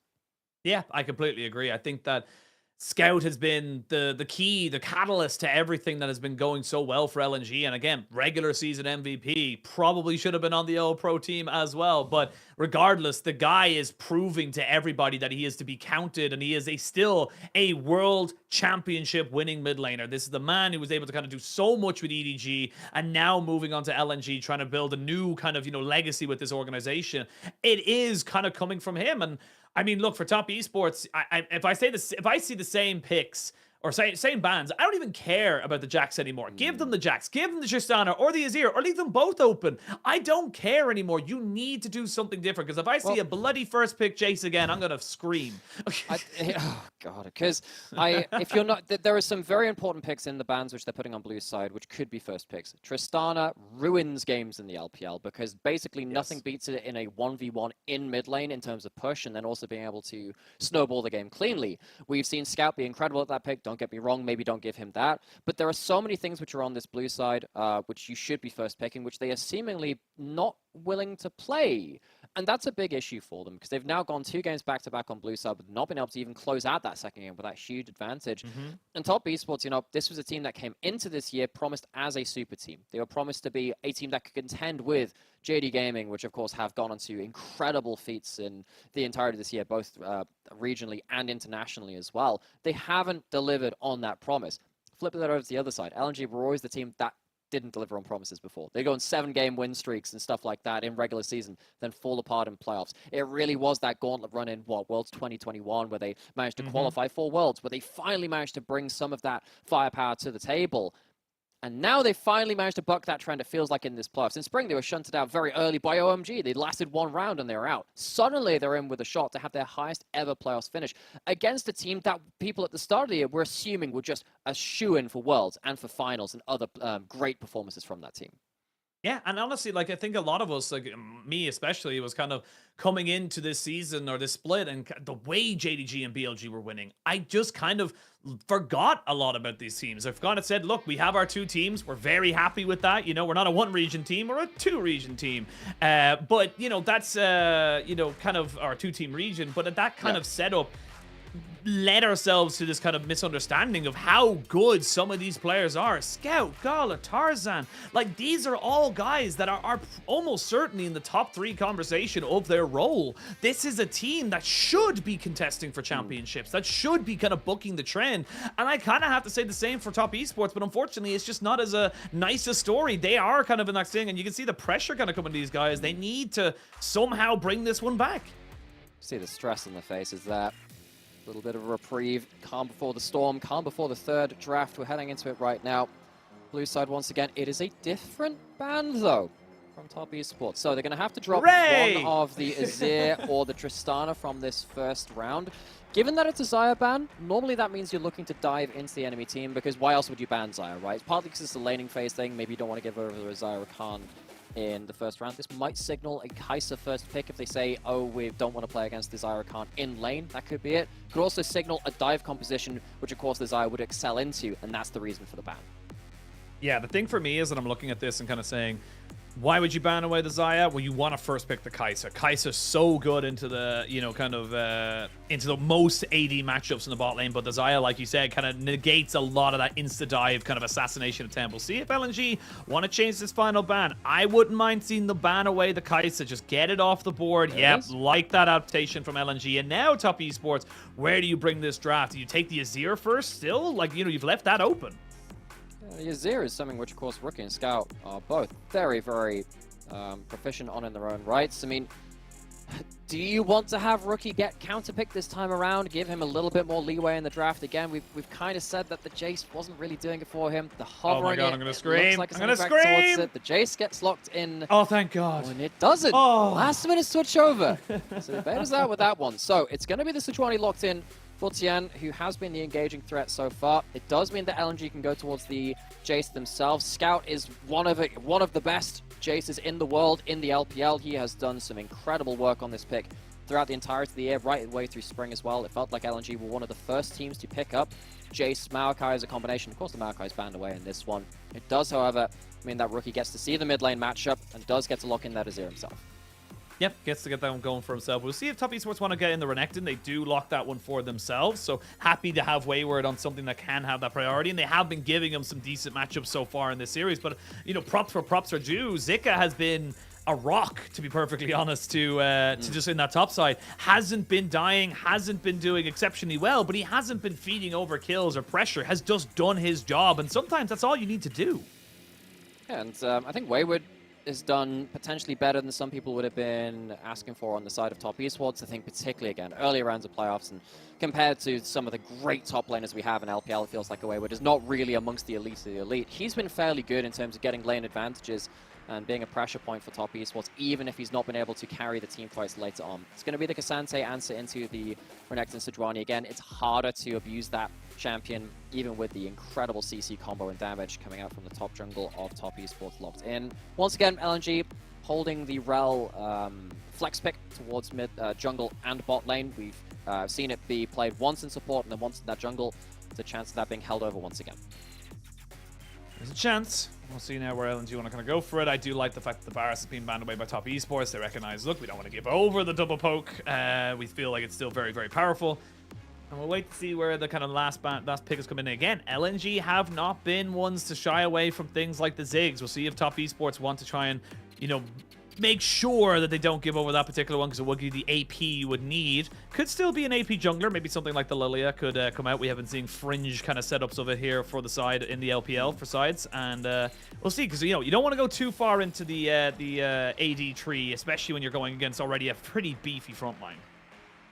Ziggs is banned. Good call out on that one. Of course, with the Rel and the Jace already locked in, you have CC to lock people down, and then mixed damage poke potentially coming out from that towards that bot side. So Gala not going to get one of his more specialty AD carries towards this bot side. So we started off the day talking about how potentially bot lane champion pools could be a key point in this series. It hasn't been because Kai'Sa has been let through so often, because, I mean, why would you give that pick up? It has meant that AD carry has been locked in earlier in the draft. Now Kai'Sa's off the table, Xayah as well. It means that these AD carries have to dig a little bit deeper into the back pocket to see what they have left for them. We do have the Rakan locked in, which locks the Rel into the jungle, which means that Gala gets last pick AD carry. Again, it's something that EDG have been doing a lot with Uzi. Other teams starting to follow suit as well. Other teams trying to stretch that champion pool a little bit. Now you got to lock in your bot lane here for the side of top esports. If they want to try and make something work with the Milio. Has obviously not been seeing much play outside of, I think it's the odd G2 series as such, but the top esports trying to see if they can maybe make this old school composition go. Just Jackie Love go to something that has been working for quite a few AD carries here in the LPL. The Sivir kind of just basically kind of left with the last few picks here when you don't know exactly what the lane is going to be. Sivir Milio is one of those combos which can effectively just put down your AD carry into somewhere on the map. You stand your ground, use the increased range from Milio and the disengage and heal shields available to just try and stand your ground and deal with the big engage. When you've got Cassante, Rakan, Rel, they are going to be diving into you. It's hard to dive into the beefy frontline plus the Enchanter. You might be able to outrange with something like a Jinx. I think LNG, they are going to struggle to find the same explosive team fights that they have done in the first two games, because they don't have that Nico, they don't have the Kai'Sa flying in to assassinate the first target as well. It's going to be a bit more of a measured affair, you have to imagine, in this game. A lot more long range, a lot more DPS, and potentially longer team fights rather than the big burst we've seen from the first two games. Now we're kind of getting back to a little bit more, as you said, the kind of the front to backs as such, and see what they can kind of do for it. I will say, I mentioned a little bit earlier in the draft, LNG very heavily indexed into the AD portion of it, so you should be able to pick up some Ninja Tabbies and get some decent value out of things like the GA for someone like the Renekton. But for now, we'll see where they want to try and bring this one here. Again, top esports are the ones under pressure. They are going to blue side for a third time in a row. They don't pick the Jace, they give it over. What can Scout do on the one champion that he is able to pick up that gave him a pentakill? That's a good point, actually. Scout has had some great games of that across the entirety of the year, but he's had some montage moments. That pentakill, first and foremost, amongst them. If this game comes frontline to frontline, the Azir will have that magic damage, which is really not seen on the other side. It is full AD, so if it is hitting just those tanks, it favors top esports. LNG going to have to find their way into the backline without the same tools to do so in the first two games, and maybe that gives some breathing room for the carries of top esports to finally find themselves some consistent team fights. They've really been struggling to do that in this series so far. Really have. Well, unfortunately for top esports and top esports fans, you are in a rut. You cannot let your Nexus explode any more than it already has. One more explosion, you are looking at a regional gauntlet against Weibo in a week or so's time. After that for LNG, you're building that momentum. They're going to have so much confidence after having a dominating game 1 and exactly the kind of comeback you needed in game number 2 to show that you are the better team. You are the stronger side coming into this best of 5. We'll jump onto the riff for what could be the potentially final time today. And I think it's going to be a pretty big game if Top Esports want to try and bring it back. Well, they did manage to close out the game with a monumental gold lead in game 2. There has to be a mindset shift. There has to be some more clean macro. There needs to be a better snowball. There needs to be some form of inspiration for them to take this to a game 4.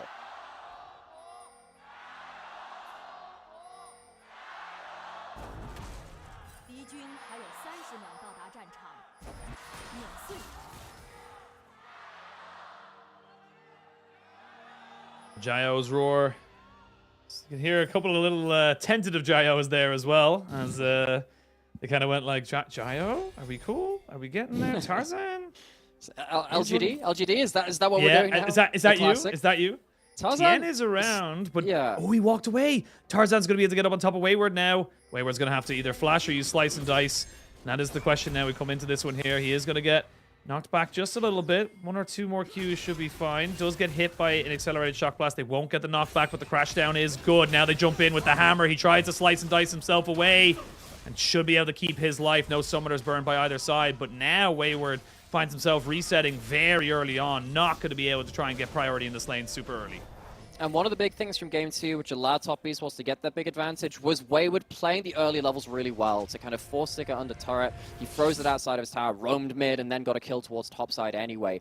Starting E level 1, being forced to blow your teleport very early on as well, it's going to make that early lane dominance from Renekton harder to achieve and harder to get the most out of it. So that's a victory from LNG. They're still going to get themselves onto their jungle player in good time. They're going to see Tien has started on Wolves. They'll have information on his jungle pathing, and that, of course, was something that they avoided in game 2 as well. LNG feels like they've got themselves a much better start than they did in the previous game.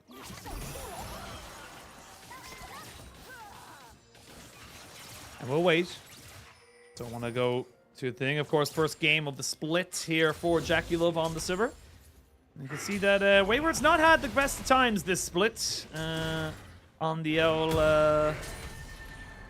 Renekton. Definitely has had a better time on certain champions, whereas on the other side, definitely looking a lot more positive for the side of LNG. Only Hung having what I would even be an equal record in the wins-losses.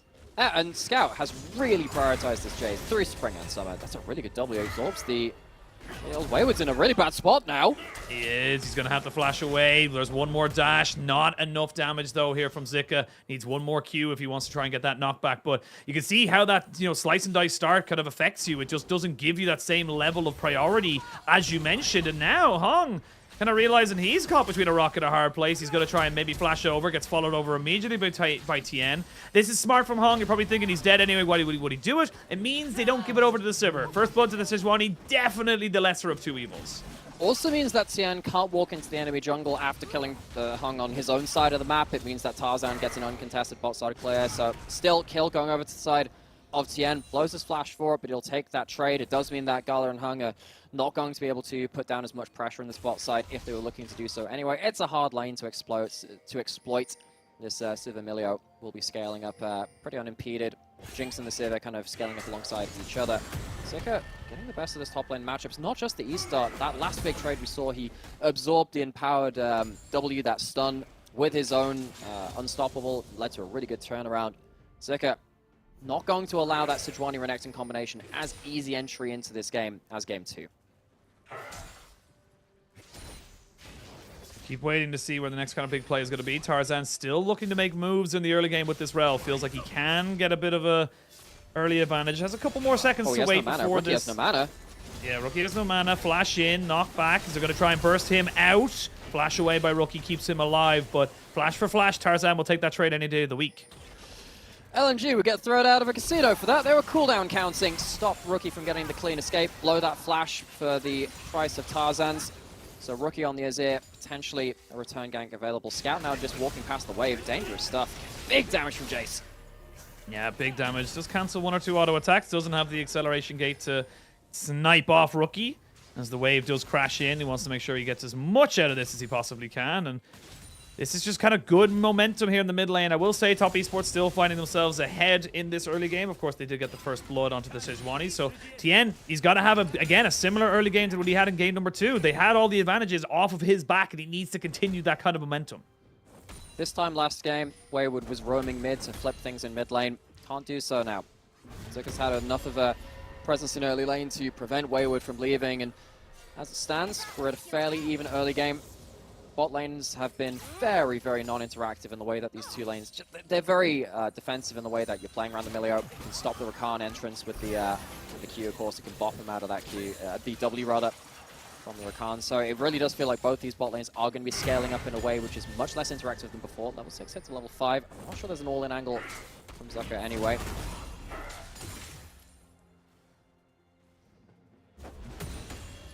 And we'll wait. We'll see if there's any more Rel shenanigans. No flash this time around, so it's harder to make those kind of instant CC plays happen for yourself. We will know exactly the timer of it as Rookie playing aggressively. Yeah, I was going to say, I think Scouting recognizes something's amiss. I don't know exactly where TN is. I'm going to have to make sure I do not get caught out. Level 6 hit immediately here by Wayward because he recognized that Q3 did not land. He's going to put down some serious damage. There is no flash here for Zika. Wayward waiting for 1 or 2 more cooldowns. He would have had the slice and dice in about 5 seconds, but not quite able to make that one work. And that dragon has now become the focus of both these teams. Not easy entry into it, though. I don't think you really want to be tanking this dragon too early if there are members around, but with Jackie and Mark resetting, they're not here to stop this being taken down right now. Zika doesn't have teleport on this top side, so it will be plates going down to the Renekton. So Wayward, he's not gotten the maximum amount he could have done out into Renekton early game, but it's still something. It's a demolish on tower in the way that Renekton can just do versus Xante, because often you can just ignore Xante, walk up to tower and take it anyway. Now suddenly, do have a bit of a look in towards this dragon. Jackalope's not going to be here. Tian, is he going to go for a steal without flash? I don't think he's bold enough to do so. Indeed he won't. LNG walk away with the first neutral objective of the game. Yeah, weighed up his options. It would be a one-way trip. And yes, great if he gets the dragon, but if you don't, you just give over your life and the dragon. So decides that the risks are not worth the rewards. We will see a full wave crashed here in the bot side. That's going to be Jackalope picking up at least a plate. This is just good kind of resets coming in here from Top Esports to make sure that they're prioritizing power now versus the dragons and power later. So Top Esports will find themselves some extra gold on, various different members. The Renekton getting ahead a little bit from those plates. Not really sure it's going to lead to that much in the top lane matchup, though, particularly because the CS is still in favor of Zika from, again, his early laning successes against Wayward. So LNG, they really are looking again to see how they can upset these carries. It has been the story of the series. How can you get onto these long range but low mobility carries? Can you do much against them? Level 6 hit by Jackalope but not by Mark to potentially remove a cleanse, or provide a cleanse rather, against the eventual level 6 from Hong coming in. These bot lanes, considering they were the focus of the first 2 games, it is a very quiet affair between these 2 scaling carries. I was going to say, the scaling carries kind of tells the tale really for them there. Gala finally hitting level 6, but the Jinx and the Sivir, they just want to farm. That's all they want to do. Jinx just wants to get up to items. The Sivir wants to get up to items. That is just basically the entire setup of these 2 particular carries, is Jackalope throwing out as much mana as he possibly can, and Top Esports start moving their focus up towards this top side. Now, Jackalope going to be able to spell shield a nice little knock-up. They do have the Rel coming down. They know, though, that they are spotted on this vision, that Tien isn't here, and they might look to try and make a big play here with the Magnet Storm. It was fairly close to hitting level 6 on the Rakan. That would have been another ability that would have been very likely to spell shield. Jackalope, no mana now. No mana. They're going to try and cleanse it all down. Jackalope flashes away. Tarzan just going to waddle himself back after taking a couple of tower hits, but they get the 2 summoners out of Jackalope and the ultimate here out of Mark. That could be huge for the next few minutes. Yeah, but they get a lot of HP off of the LNG members, so they can't stick around to stop Jackalope farming. Yeah, you lose a lot of summoners and you lose the ultimate from Mark as well, but that's just Milio things. It keeps your AD carry alive at that point. So LNG not able to upset this bot lane at the first time of asking. Herald in the inventory of Tien, interested to see what he does with that one. It has felt like as the meta has evolved between spring and summer, it feels like more often than not we're seeing typically 2 heralds shoved into the mid turret to try and take that mid lane turret free, given the amount of wave clear in the game, especially when static shift came into the meta as well. Felt like it was so hard to take the mid lane turret naturally. You just have to throw both heralds into it if you can at all possible. So Tien likely to throw that towards Rookie if he can. Have to see where he moves about the map to stop LNG from defending that charge. Yeah, it's starting to feel eerily similar to game number 1, where Top Esports were the ones picking up the early herald, but the Dragons went to LNG.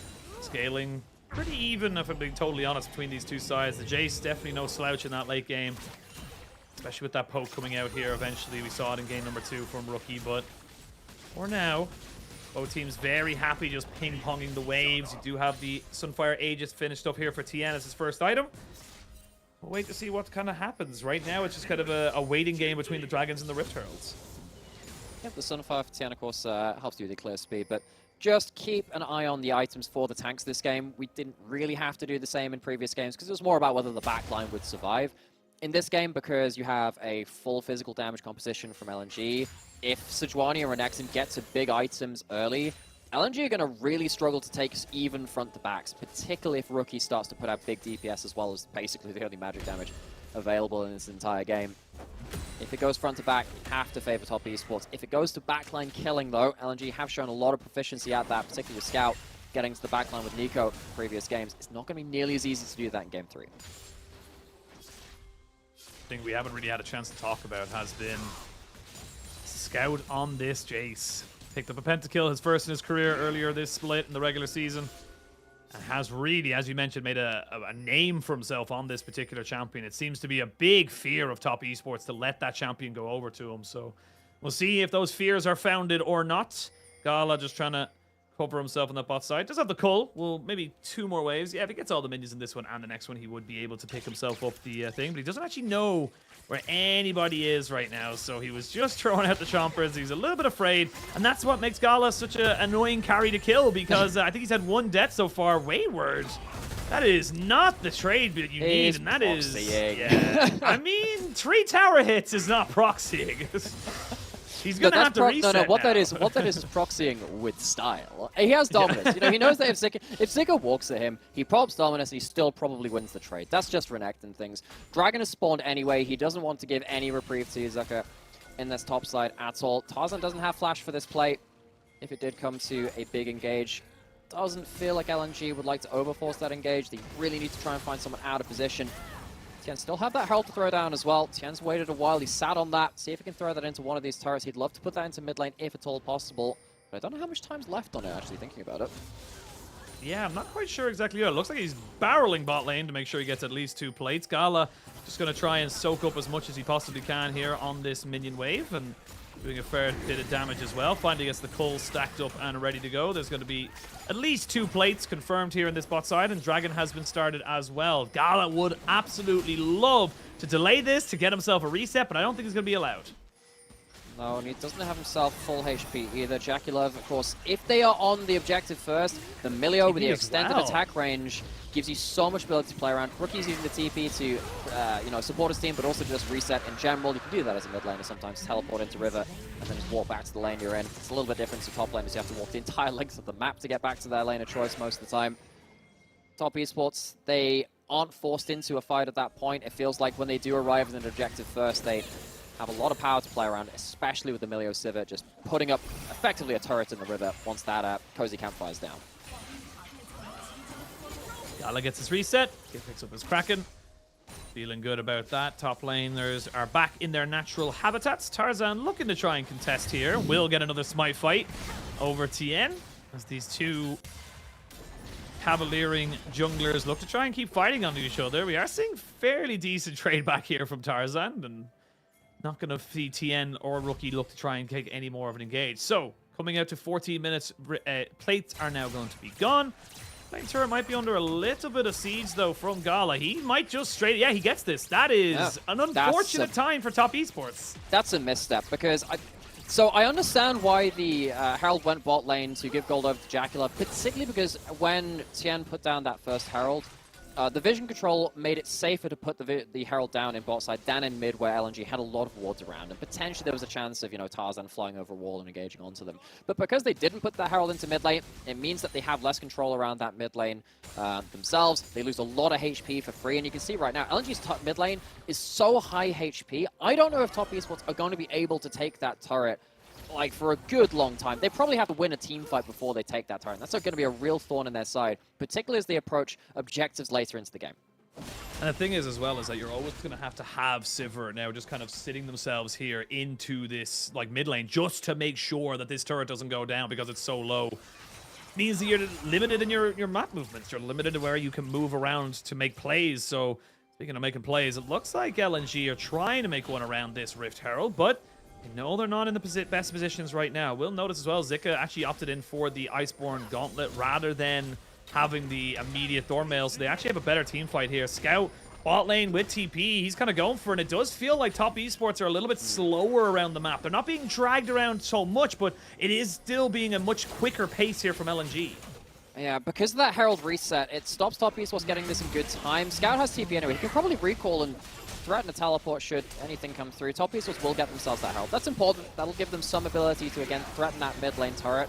It will just be the one Herald slammed into mid lane, though, as we've kind of been saying. Typically, you want to throw both Heralds into that mid lane turret because it's very hard to stick around and actually finish off the turret with just one Herald charge. Now, as you can see, top esports, they're already losing this battle of mid lane turret HP, which is going to be a little bit annoying for them. LNG, they get themselves their own resets.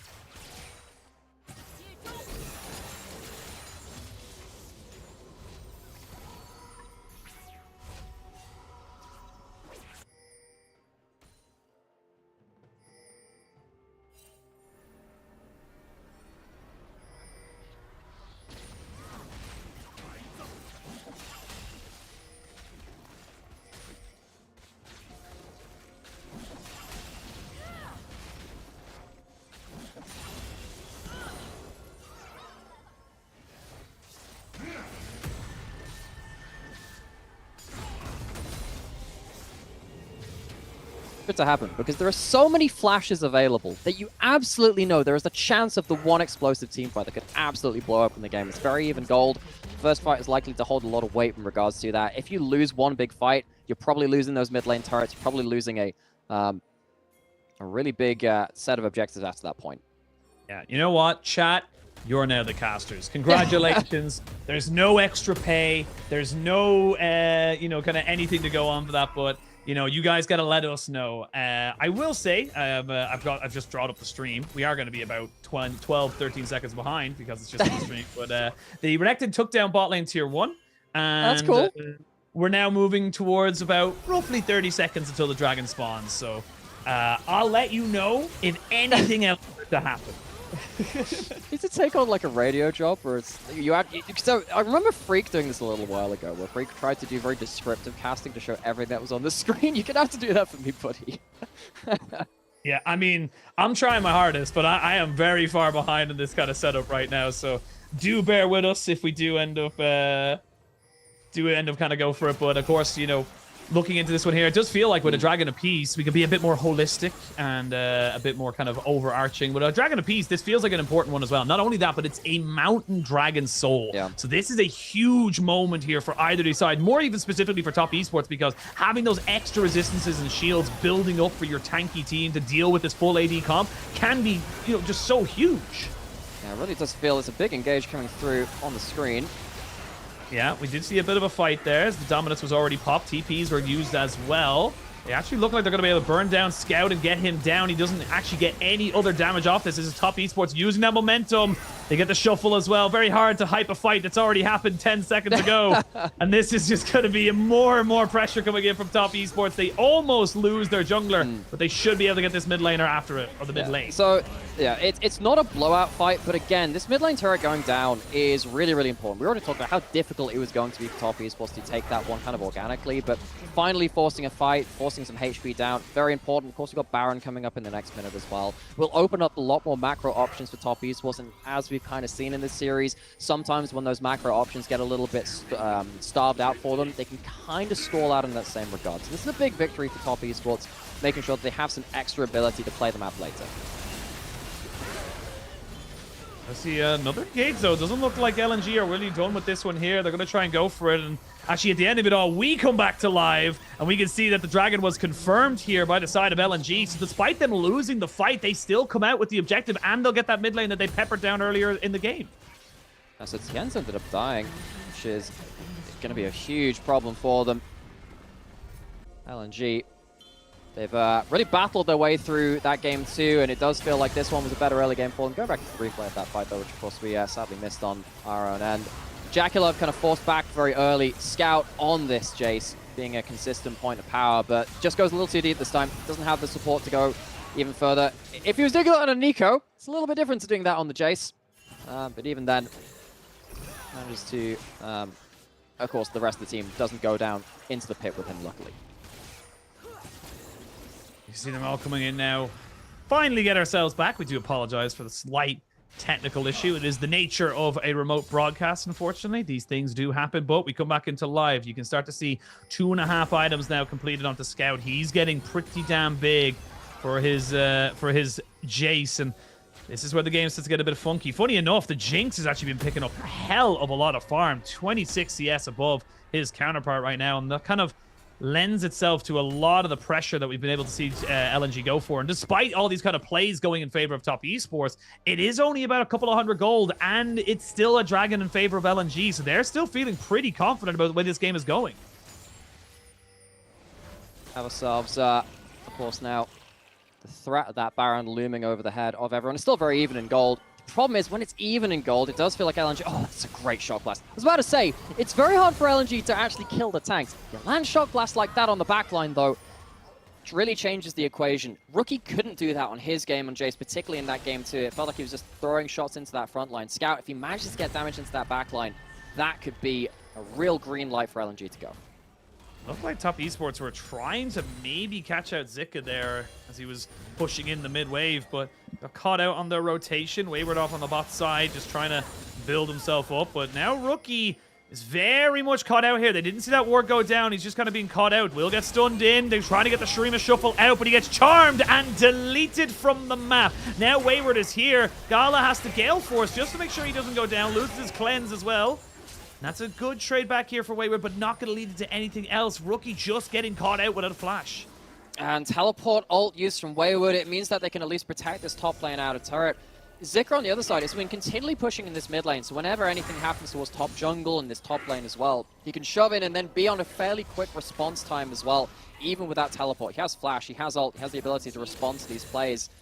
It does feel like, once again, despite the fact that top esports have had themselves some good pick-off moments and some okay laning phases, they've been using the Renekton fairly well in the early game and into the mid game as well. LNG are the ones which are finding more gaps in the armor to exploit top esports, as they have done the entire series. This is starting to get, again, very rickety here for the side of top esports. 2 kills apiece, only a 200 gold lead. It's basically a couple of plates, or maybe even the turret, to be perfectly honest. They will be able to pick this one up for themselves, no problem, no questions. But where else in the map can they make this work? They're putting a lot of emphasis around this Baron, and we saw how this went for them last time. It wasn't exactly great, as the side of LNG are just so good at knowing how to play around this objective. I mean no one can contest Zika. Yeah. I mean, no one can, but the cost of this is that with Zika in the bot lane and top esports not responding to that, it means they do at least get some vision control towards top side, which is very important. You can't really allow vision around Baron to go away. It means that LNG, of course, will need to pay respect to that as well. When you have an Azir and you have a Sivir, such high Baron damage. We talked about that with the Kai'Sa earlier in the series as well, but Azir is kind of the real king of mid lane DPS on Baron. It's him, Karthus, Cassiopeia. Those 3 champions just destroy that objective whenever it goes off of vision. Rookie going to return to the top lane where he died before, but this time he is going to have a jungler on the same side of the map. Is that enough to save him, though? Yeah, give it up. It looked like himself and TN were moving to defend that top lane. It's like, just let it go. It's not that big of a deal. To come back in. Funny enough, actually, we are just seeing more and more item completions coming in. You will have the Lord Dominant's Regards up very soon here for Jackilov. He just finished up his last Whisper, so he is going to start to shred through someone like Zika and even Tarzan. Tarzan going for that full support Rel build in the jungle, getting himself the Evan Shroud and, of course, the Knight's Vow. TN tried to move forward here on top of Hong, and 5 seconds till the dragon spawns. LNG could let this one go if they truly wanted to. They don't have to fight this, but they are starting to feel more confident. Feels like Zuka's the one who has real options in this fight in terms of how he engages. He had the ability to go down towards the bottom side of the map, maybe wrap around the back of the Dragon Pit, look for an inventive flank. Instead, it's going to be Hung, which is going to do that instead. He will walk over a control ward, goes around the back of that Baron Pit. Zuka might actually have to reset at this point with this HP going down. HP going down, might look for a reset, but this is a huge mega flank coming out here from Hong. Is going to pop the Scryer's Bloom, you would imagine. Actually, they know it's going down. Rookie now realizes he has to get himself out of dodge. That's just going to be Dragon gifted over. Thank you so much for the leash, Top Esports. Now you're on Mountain Soul point here for LNG. This is a repeat of game number 2. Top Esports don't know what to do. There are some real gaps in Top Esports macro here. It feels like when they know they need to play around a certain objective, but they're really struggling to kind of put the enemy team into a position where they don't have options to respond. They had positioning over the Baron, over the Dragon at different points, but it feels like LNG, they slipped the net a number of times, and with Shock Blast importantly landing like this. Again, Scout is doing on Jace what Rookie couldn't in the game before. He's getting huge value, landing the Shock Blast onto the backline. It's buying space in these objective back and forth for LNG to get there first and to finally sneak them out from under Top Esports' nose. And the thing is as well, you took these 2 towers in mid lane so early, yet you're gaining 0 presence in the enemy jungle. There's no wards going down in the red or blue side of LNG. There's nothing to set up a TP flank from Wayward or Rookie, you know, some Xiaohu gaming as we were talking about it before we went to live. And this is kind of a massive hole in the armor of Top Esports. It's like they kind of, again, relying on either a massive flank from Wayward or Rookie who seem reluctant, or Tien needs to come out with a god ultimate. And now, like, the implications of this are 2 Mountain Dragons, which could have been taken by Top Esports and buffed up their frontline against the entirely physical composition from LNG. That could have been such a big amount of combat steroids put into their back pocket. That's not going to be the case. LNG, they're going to have the stronger frontline. They're going to have a bit more ability to shrug off burst and poke and all that damage, which Top Esports will be looking to return in kind. And it feels like even with the even gold, it's no advantage to either team. It's completely even. LNG are the ones which consistently finding extra wins where they maybe shouldn't be. And given that they won with a 9,000 gold deficit before this, being even seems like a win for them. Wayward. Whoa, Wayward taking a lot of damage, but they turn back on the Scout, who goes golden with just enough time to see himself die a couple of seconds later. Now we're going to see Rookie try to go in. Nice buffer of the CC. Rookie's got to go gold with the Magnet Storm to try and make sure Gala does not get caught out. They've kind of swapped positions. It's a little bit of a switcheroo as Tarzan will go down. This Sivir is just pumping out DPS. A flash in with the stun to try and make sure Wayward can get on top of Gala, who drives a Gale Force away, but there's just too many resources, and finally Top Esports back themselves. They think about maybe going for the mid lane end, but they turn back for the big purple worm. Jaculov has entered the building. LNG, despite the fact that they'd won a lot of these kind of fencing matches around these objectives, they fall apart around the Baron, and what was an even gold situation in this game is going to blow out to a huge advantage for Top Esports. A clean ace will stop blowing up in this game and give Top Esports some hope in this series. It had felt so dire for them after that second game loss from such an advantage. It starts with Scout getting too ambitious here. Honestly, he's just way too aggressive with where he is in regards to his team. There's no one peeling for him as he comes out of that stasis, and he's only on about 100 HP anyway. So Scout, a rare mistake from him in this series. He's had a large amount of value on this Jace in the game 3 as well. It's one mistake, much like the singular mistakes from Jaculov and of course Rookie earlier in that series, which kind of put his own team at a disadvantage. This is going to be now a very difficult situation for LNG to deal with. They have to deal with the Baron against them for the first time in this series. And look, those stopwatches were so key. Full value there for Wayward and Rookie. But I mean, apart from Mark, everyone used every summoner. They had to. They had to use those summoners. You can see Sivir, Jaculov just pumping out damage here on this pick right now. Has got himself a fully fished up Lord Dominic's Regard. Will pop down the Streamer's Legacy. Scout pushing this top side. So they've traded 1-for-1 so far in terms of the turret trade, but I mean, this is going to be a pretty easy take of the tower. As you can see, the Sivir just constantly putting in poke here with these boomerang blades. Hung threatening, but I mean, if they keep trading this isn't bad unless you trade your Nexus. That's bad. So right now it's going to be an inhibitor. They're still pushing forward here. Lord Dominic's Regard has been finished up. Turrets, okay. They're looking for the Nexus turrets, but this is still risky. You got a minute and a half as Hong hit by the ricochet and he goes down. Wayward trying to fight Scout as now it's a 3v4 in the base. Scout needs to kill Wayward and get back to his base, otherwise they're going to lose. Scout dies! Wait, Scout did die! How did Scout die? I'm not even quite sure. I'm not quite sure why we're looking at that now. A TV can come in. Tarzan will be going down. And this looks like it's finally Top Esports coming to life in this series. They will be not swept under the rug. LNG will finally taste defeat for the first time in this series. And Top Esports, they will be breathing a heavy sigh of relief. What a bizarre ending to Game 3 of this series. LNG, they held things even, and then Scout oversteps around Baron, and then things just completely fall apart. Things go off the rails. Jakulov on the Sivir, it felt like they just hit critical mass and then ran over the side of LNG. I don't think the cross map when the Baron buff is up is that strange to do. A lot of the time in the LPL, when you see the Baron get taken for the first time, you will have someone sat in a side lane, at least trading a turret, particularly if you're going to lose a turret anyway. You may as well trade it for something, but they completely misjudge the situation. Hung, as you said, eats a ricochet, gets completely blasted, and suddenly LNG, they lose their minds and they fail on both sides of the map. Yeah, I think that's the best way to look at it, is just they kind of overloaded themselves. I didn't mind Scout kind of going for that trade, get the goal back, keep the pressure going, but then as soon as Hung goes down, it's kind of, oh, hang on, we actually can't even threaten and engage. We can't even threaten a team fight 4v4 in this situation. And then Scout falls, it all falls apart. Great to see Top Esports bounce back. It was starting to look a little dicey, but that one big team fight around the Baron just showed that these guys have got the potential to make these big plays. And I think in particular, now looking at it again with the benefit of hindsight, having a stable bot lane really helps for sure. Top Esports. Because we saw, Gala's Kai'Sa, the Kai'Sa wasn't necessarily what won them the game in its entirety, particularly when you had Scout on the Nico threatening the backline so much. I think that was probably a bigger impact, and that's why he walked away. Both of the backline engagers walked away with MVPs in Game 1 and Game 2 for LNG. The Kai'Sa was insult to injury, and Gala did very well at cleaning up, and it added volatility into that bot lane. Either way, you look at this game, what's realistically threatening the Sivir? It's an occasional shock blast coming in from Scout, and that was about it. Basically, nothing else threatened the Sivir the entirety of that game.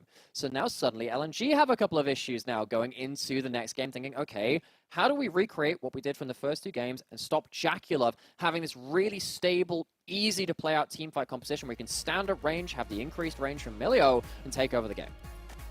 Thing is, though, coming into this next game will be the fourth one of the series, of course. LNG could opt for blue. They could turn around and say, look, you now have to ban the Kai'Sa. You need to ban all of these different things, the Xayah as well. Things that can do exceptionally well when left alone. And as I said, for Jakulov finally getting himself a stable, safe pick, working with the Enchanter of Mark on this Milio to make it work for his team. And I mean, look, it did exceptionally well. They got the early game. They were able to kind of keep it even. It was definitely looking shaky with those dragons going over in favor of LNG. But finally, they backed themselves. They wanted to take a fight, and they took it, and they did it beautifully.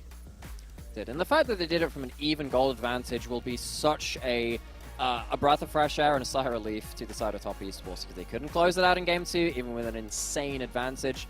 I think Rookie had a much better on the Azir as well, had a lot more ability to move out of the initial engage, use stasis from something like that stopwatch would have built up to into Zhonya's anyway, and defend himself in a way that he couldn't do on the Jace versus the big backline access of Tarzan, Hung, and of course Scout on the Nico in early games in the series as well. So a number of things going better for Top Esports, and if they can keep up, if they've taken those learnings now from the first 3 games, then they can start allowing Rookie and Jakulov to be the carries we know they absolutely can be. That could be a turning point in this series, although there's still a lot of ground to make up.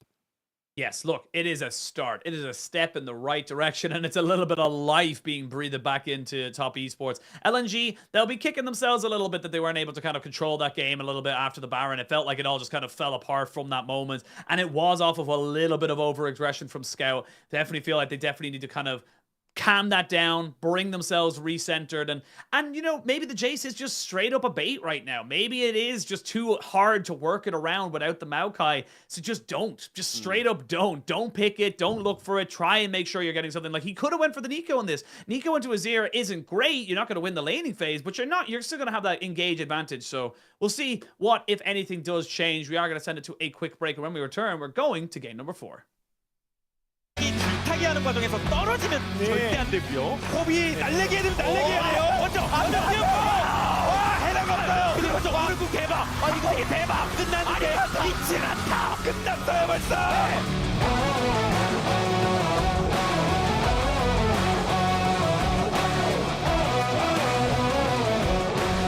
하자마자 そしてヒロインクジャーニ距離詰めてスティール成功はちゃめちゃです。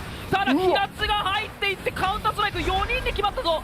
そのままコーポラルを持っていく。さあピッツァのロックアップも続けて決まる。ソーラーストップウォッチを使うんですがなだれ込んでいくのは SHG。 Everybody's gonna see us light the way. Aki is cooking, he's gonna flash over. Oh, I mean, this might be a solo kill first. It's a stun! Oh, now Arla has level 6. Wait. Oh my God! Wait! Arla, you beauty!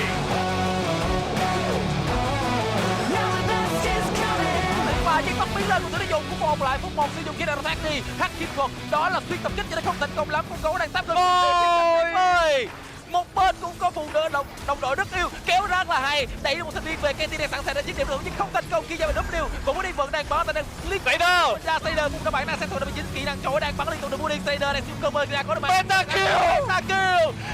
kill siêu cho Slayer.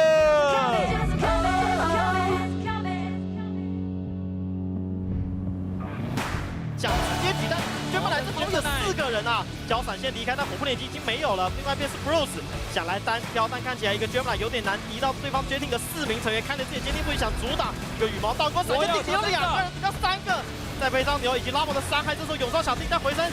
CF 的阵型一旋不乱，再一个羽毛倒钩已经让 Bruce 拿下个 double kill， 往前还要再领会这个空杀防壁 ，CF 的所有成员都要被决定给扫坑干净。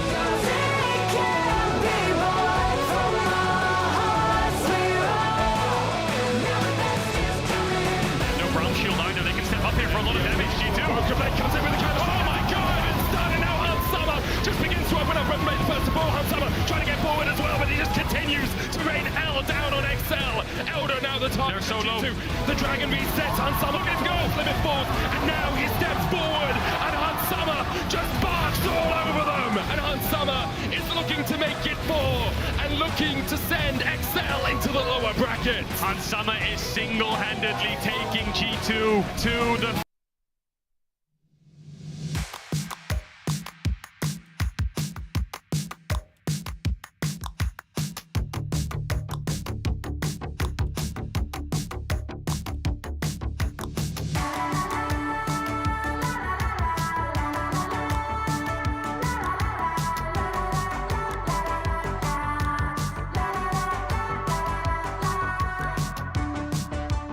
Dancing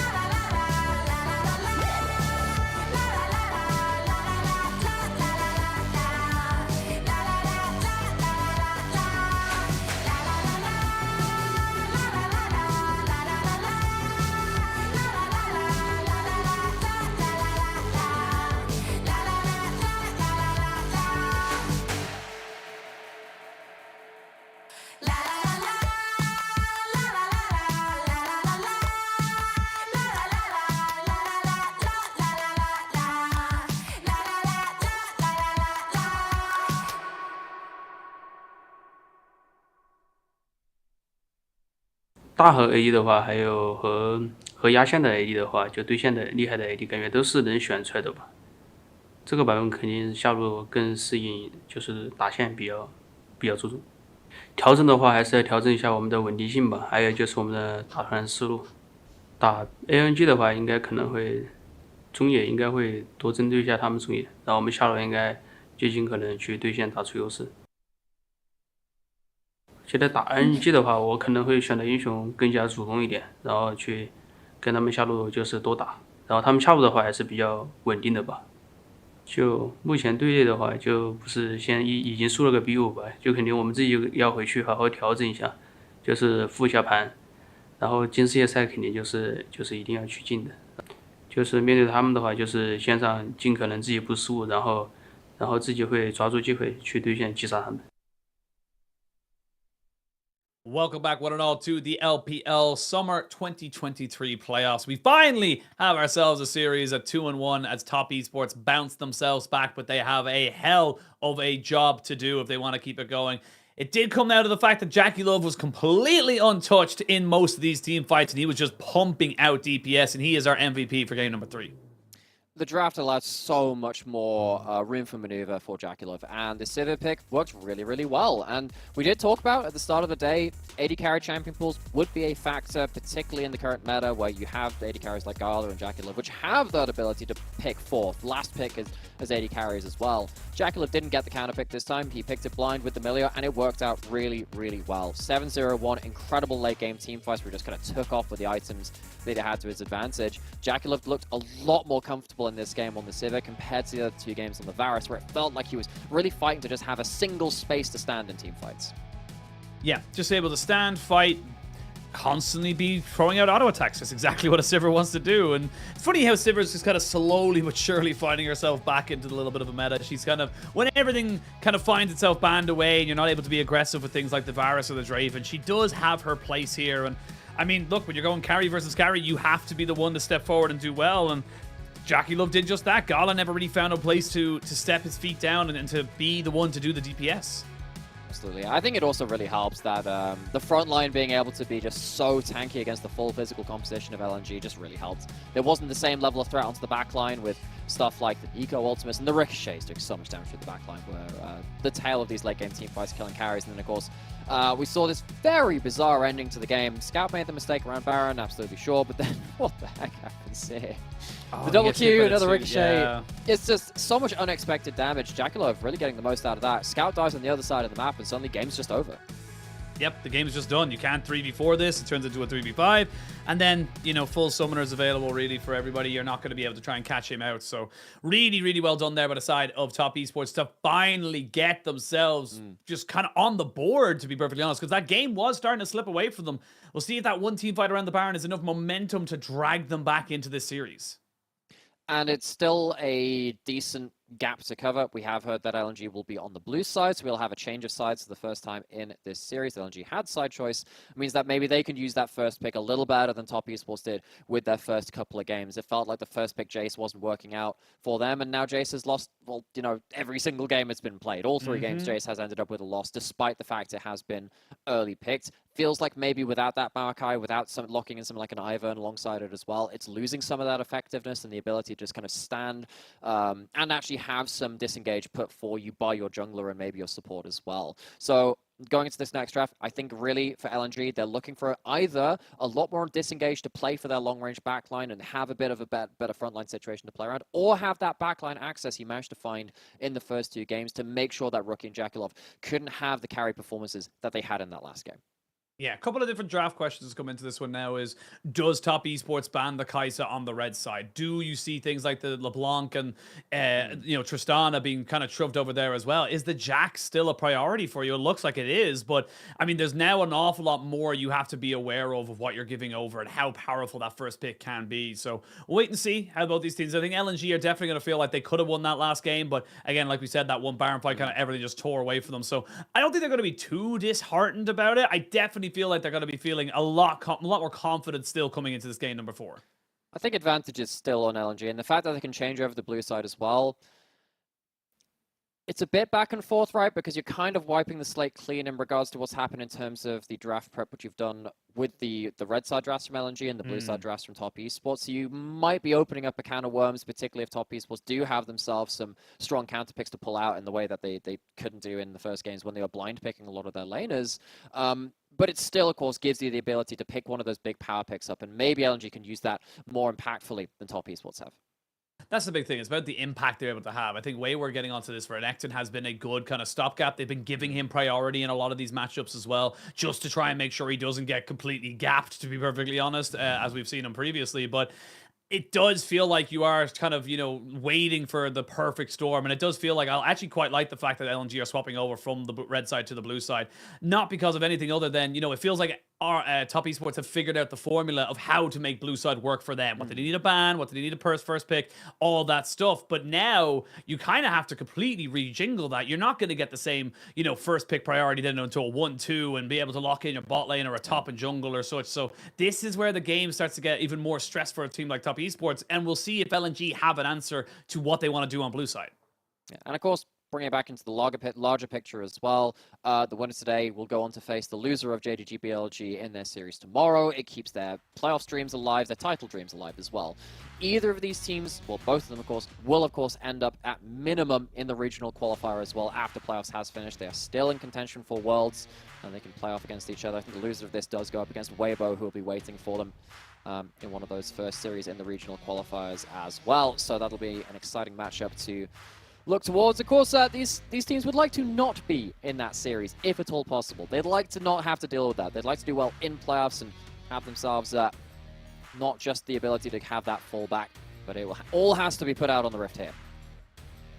Yeah, everything needs to kind of come out now. We'll see if LNG have anything left in the tank. Of course, I will say for them, if the Kais is left open, pick it. Yeah, let's pick it. There is no reason not to pick it. It's meta. It's Gala. There are no bigger reasons than that. But the Kaisa gets banned away. The Jax gets taken away. The Maokai and LeBlanc is going to be blue side bans here by the side of LNG. They could have left open the Maokai themselves to maybe kind of secure that for Tarzan. They're not going to do it themselves. Maybe ban the Azir, keep the Tristana open. We'll have to wait and see. Well, Scout is an incredible Tristana. He was the real Tristana player in the entirety of the LPL in spring before it really started catching on elsewhere. Felt like he was the person finding the most value out of that one. So last pick, what's it going to be? Going to ban away something like that Tristana. It's been banned away an awful lot. With the Sejuani, so Top Esports going to get Tiana to something different, but also recognizing the power that this pick has. Maybe LNG want to try and go for something a little bit crazy at the back of this. I still think things... I was going to say, I feel like the Tristana... Right? I mean, maybe they give it up. They're kind of saying, look, we're happier with the Jace than we are the Tristana. Scout happy to let that one go. That is also technically, the Tristana can be a flex between Jackie Love and Rookie. It can be, but it looks like it's being passed over completely. This is one of the beautiful things about series metas. Sometimes you just walk into a draft and things that you've been prioritizing and banning the whole series just completely drop through. Has felt like that both of the teams so far, in regards to that first pick, Jace, haven't really found the most value out of it. They haven't found a team composition where you can actually sit there and use the Shock Blast, protect your backline, and actually have significant threat after that point. This will be a change, though. Of course, Wayward has been playing a lot of this Renekton the last 2 games, and it's stabilized that early game in that top side. Of course, there won't be a Sejuani to pair up with the Renekton this time, though. Zik is going to pick that one up and have the strong individual champion, but still yet to be combo with something. That's a combo for a team fight, not in top jungle. Gala gets Ziggs. Gala opts in for the Ziggs. They could have let it go to the next bans and try and maybe bait out a couple of free bans on the side of Top Esports, but they decide, no, they knew about it in the last game. We don't want to leave that one up. So double poke coming out. That's a lot of DPS coming out here from both the Jace and the Ziggs. So where does Top Esports draft go from there? Well, what they need to do is have themselves a bit more... You can't pick double long-range backlines because Ziggs and Jace will find you anyway. So Rookie gets to pick up the Ahri, not something he's played in playoffs just yet, but it is his most played throughout the entirety of summer. He's been a big playmaker on this champion, and particularly jumping forwards into the likes of the Renekton and the Jace, you can combo up well with the rest of your team to kind of be that pick potential, whilst also remaining safe. You can ult out of something like that Ziggs bomb. Second round of bans, you need to get rid of the CC supports. If you are Top Esports, you need to get rid of that Leona. You're thinking probably about Rakan and Nautilus now. It's just kind of your flavor of which one you want to remove. Anything which can add in a long enough CC chain for the Ziggs ult to land in that central mark is incredibly valuable towards Gala. Yeah, and I like that LNG are kind of saying, look, we're expecting this rel to go in the hands of Mark. We're not really expecting TN to take this one. He can, of course, but just not expecting it. Poppy gets banned away here, so they're trying to say, look, Tarzan, we're not going to give you access to that. Of course, would be so bad to be able to get the Poppy into something like the Ahri in the rel. Not going to be this time around, though, as LNG think about their next particular one. I wouldn't mind seeing them maybe throw a ban up towards a Rumble just to make sure that Zika has pure priority in that top lane. That's not a bad shout. So it's going to be the Lee Sin. A little bit worried about the aggressive jungler flex with the rel going towards that support. Of course, that rel can be going towards that jungle. We've talked about that a number of times today. So, Top Esports, what are you going to be leaving to that last pick? So, they lock in that knockdown, which does put that rel down towards that support role. They're not choosing to counterpick top lane right now and then save that flex until a little bit later to give themselves a couple of options on that red 5 pick. Knockdown, we've seen it banned a couple of times, and it's great, again, at having backline access, reaching in towards those long-range backliners of that Jace and that Ziggs. Thing is, though, if you lock in this Alistar, there's a hell of a lot of disengage here. If it was Iwandi in this series, I would have maybe said the Janna, but there's nothing to be there, so Han going to get himself here onto the Alistar. Kind of the first time we've really seen it so far this series, and honestly, the Ivern might not be a terrible pick here for LNG if Tarzan wants to go through it. It's been completely forgotten about so far this series. It's going to be the trouble instead. Okay, so what this means now is that if you jump into the enemy team as the Ral or the Gnar in this case as well, or the Nocturne, Trundle comes down. Alistar starts punting away people that can return fire. You want to isolate the first diving target from Top Esports and gun them down with the Ziggs and that Jace. Top Esports, they have themselves, I mean, both of these teams now have a lot more ability to reach the long-range backliners than they did in previous games. In that last game, it did feel like it was just Sivir and Jinx Trust hitting the front line over and over and seeing which one fell down first. Just so happened that the Sivir was better at doing that in Game 3. This time feels like it's going to be a lot more dynamic, a lot more about finding those engage angles once again, but this time both teams have the guns to bring to bear. And I think the big thing between, as you mentioned, the Sivir in the last game and Varus for Jaculov in this one is that when you lose your summoners, you don't have a spell shield. You don't have a Milio to bail you out. You don't have these things that can stop the engage coming out from LNG. So again, the burden of execution kind of falls on this AD carry of Jaculov to make sure he's not getting caught. I believe it's either Molecule or LPL Fan Club who tweet out every now and again, just like the POV of Jaculov in some of these fights. And he's just getting bombarded, like just absolutely just destroyed. So I can't even blame him on these things. And sometimes he's just left with up a creek without a paddle.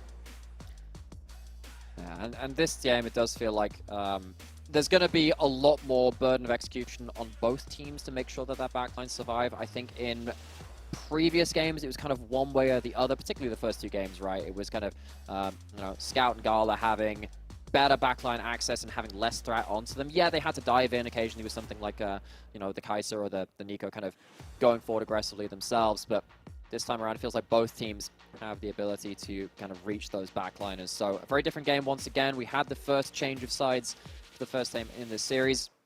Top Esports finding themselves on the red side after battling to finally win on the blue side. But if they lose here, that's their playoff streams over.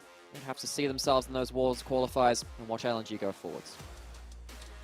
See if they can make it work. Of course, Top Esports still down in this series. Need to win this one to send it to a Game 5 and to stop LNG from moving forward into a losers final against either BLG or JDG. For LNG, they've looked good. That's just the plain and simple of it. They've looked great up against JDG and him in today against Top Esports. They've had dominating wins. They've had great comebacks. Let's see if they can dot this series off here with a clean 3-1, or maybe we'll be going to Silver Scrapes one more time. On to the Rift we go.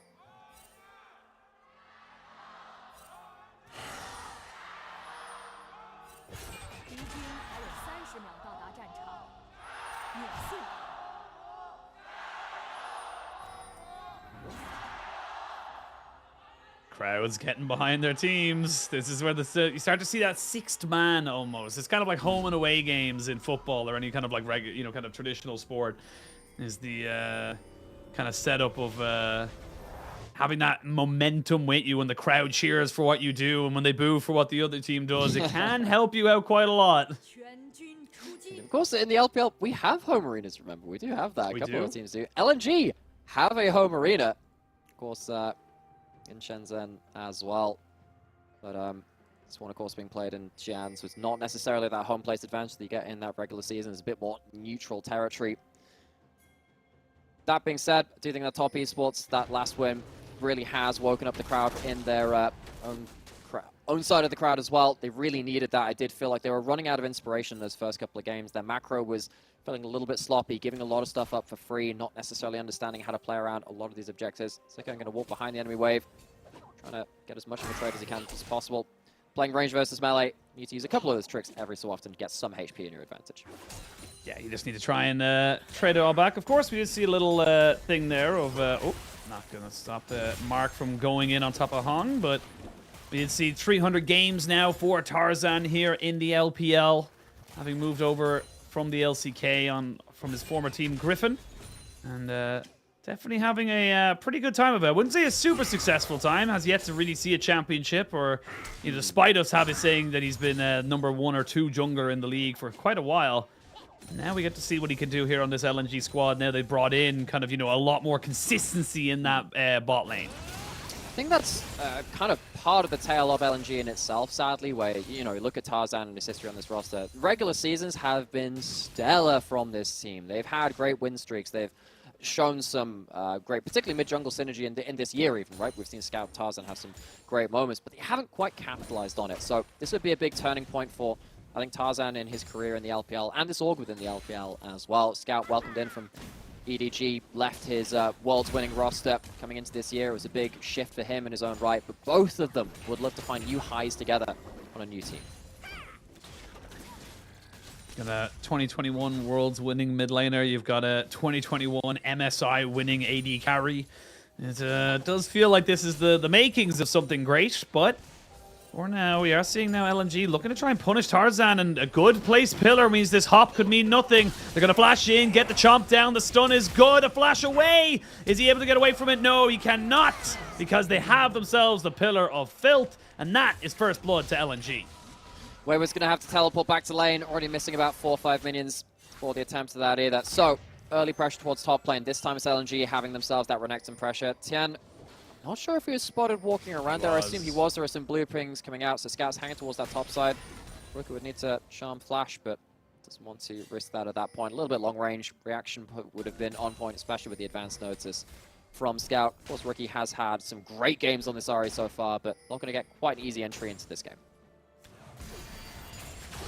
This is the thing that we saw now, kind of in favor of LNG, but against Top Esports, is I love to see Tarzan just looking for it. I think he was not spotted. No pings. No pings. Oh, this could be terrible now for Wayward. He's going to lose the hop.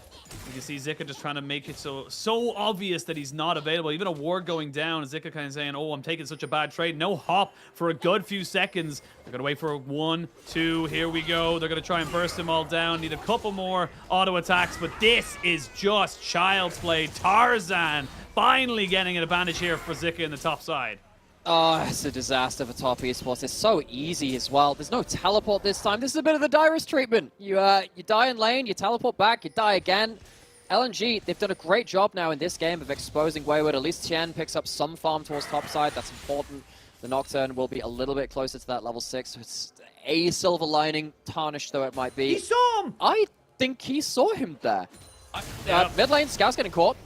Scout's getting caught, and Scout's going to flash away. Will he go down? No, he will not, because there was the frozen domain of the Trundle off there. So Mark making a good roam here.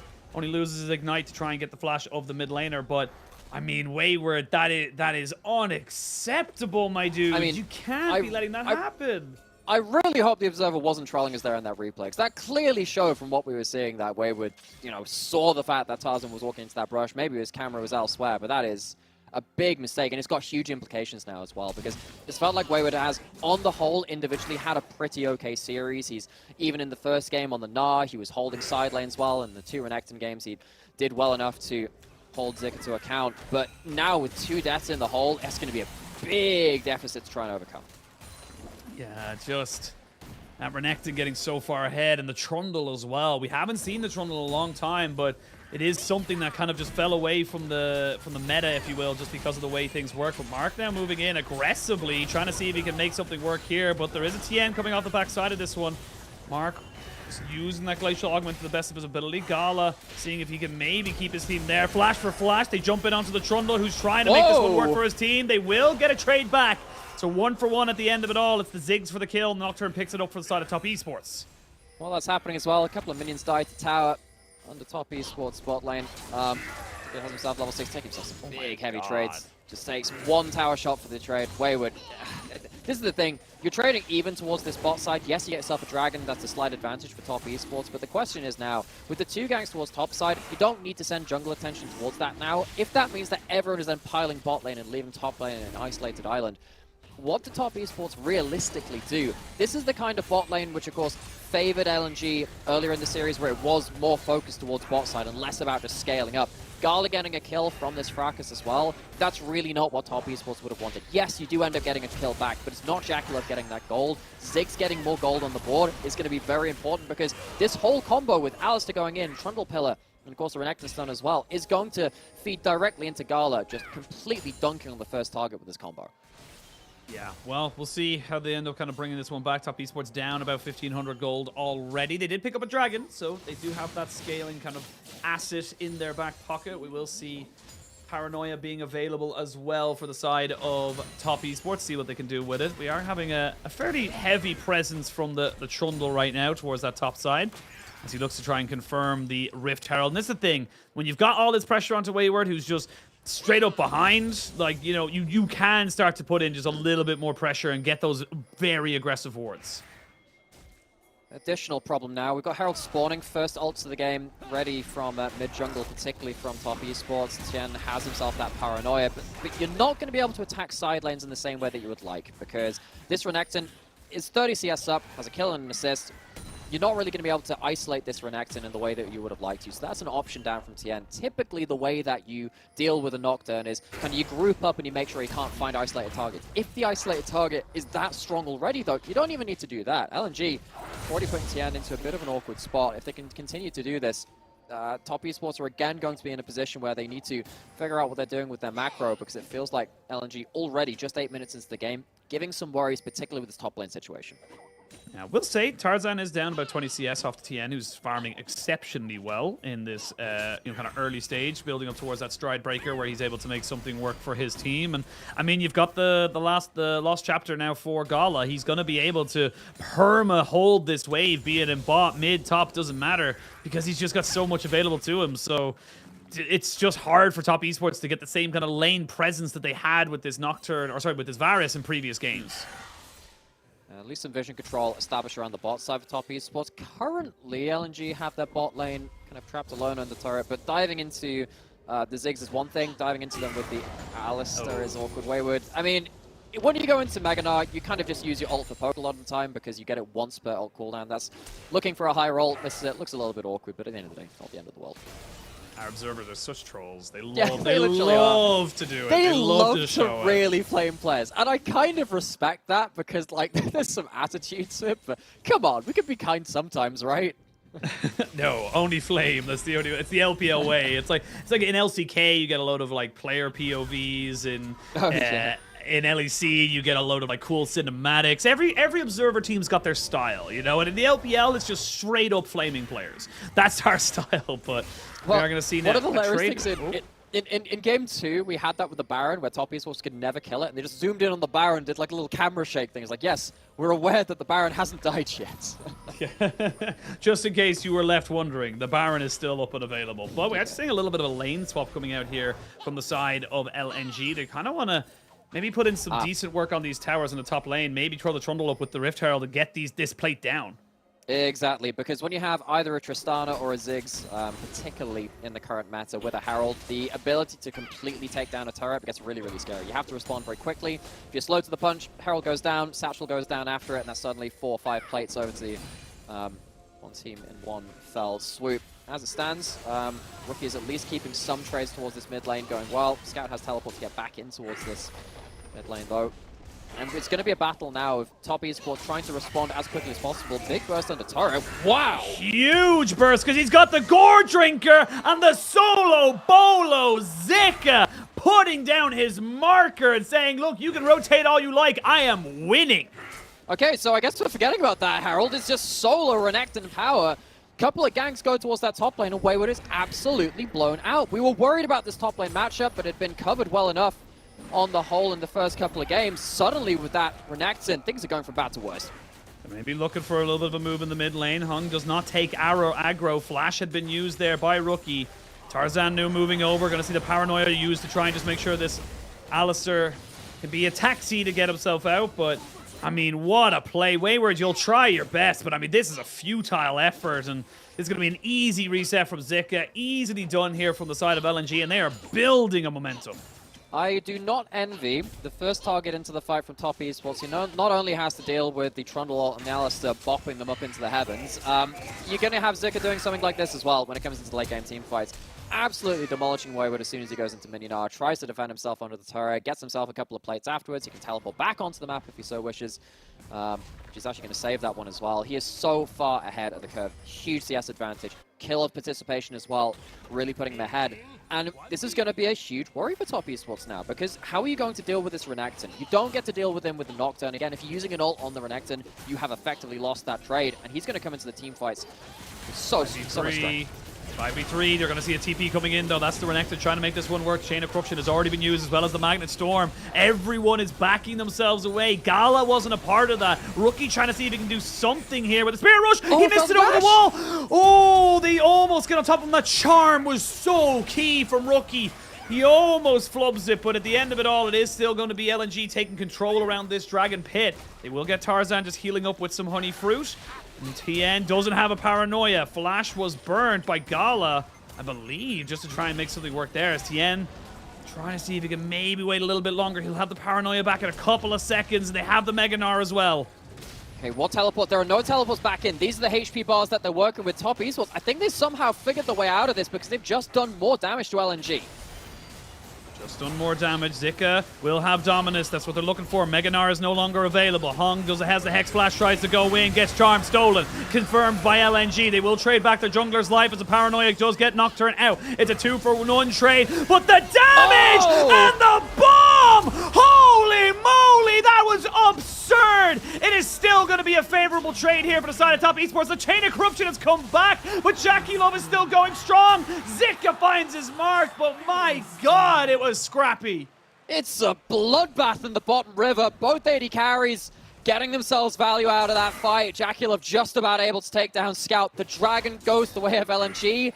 It's a fairly even fight as far as things go, though. I think LNG fighting back to that situation, though, with the HP bars that they had is incredibly important, though.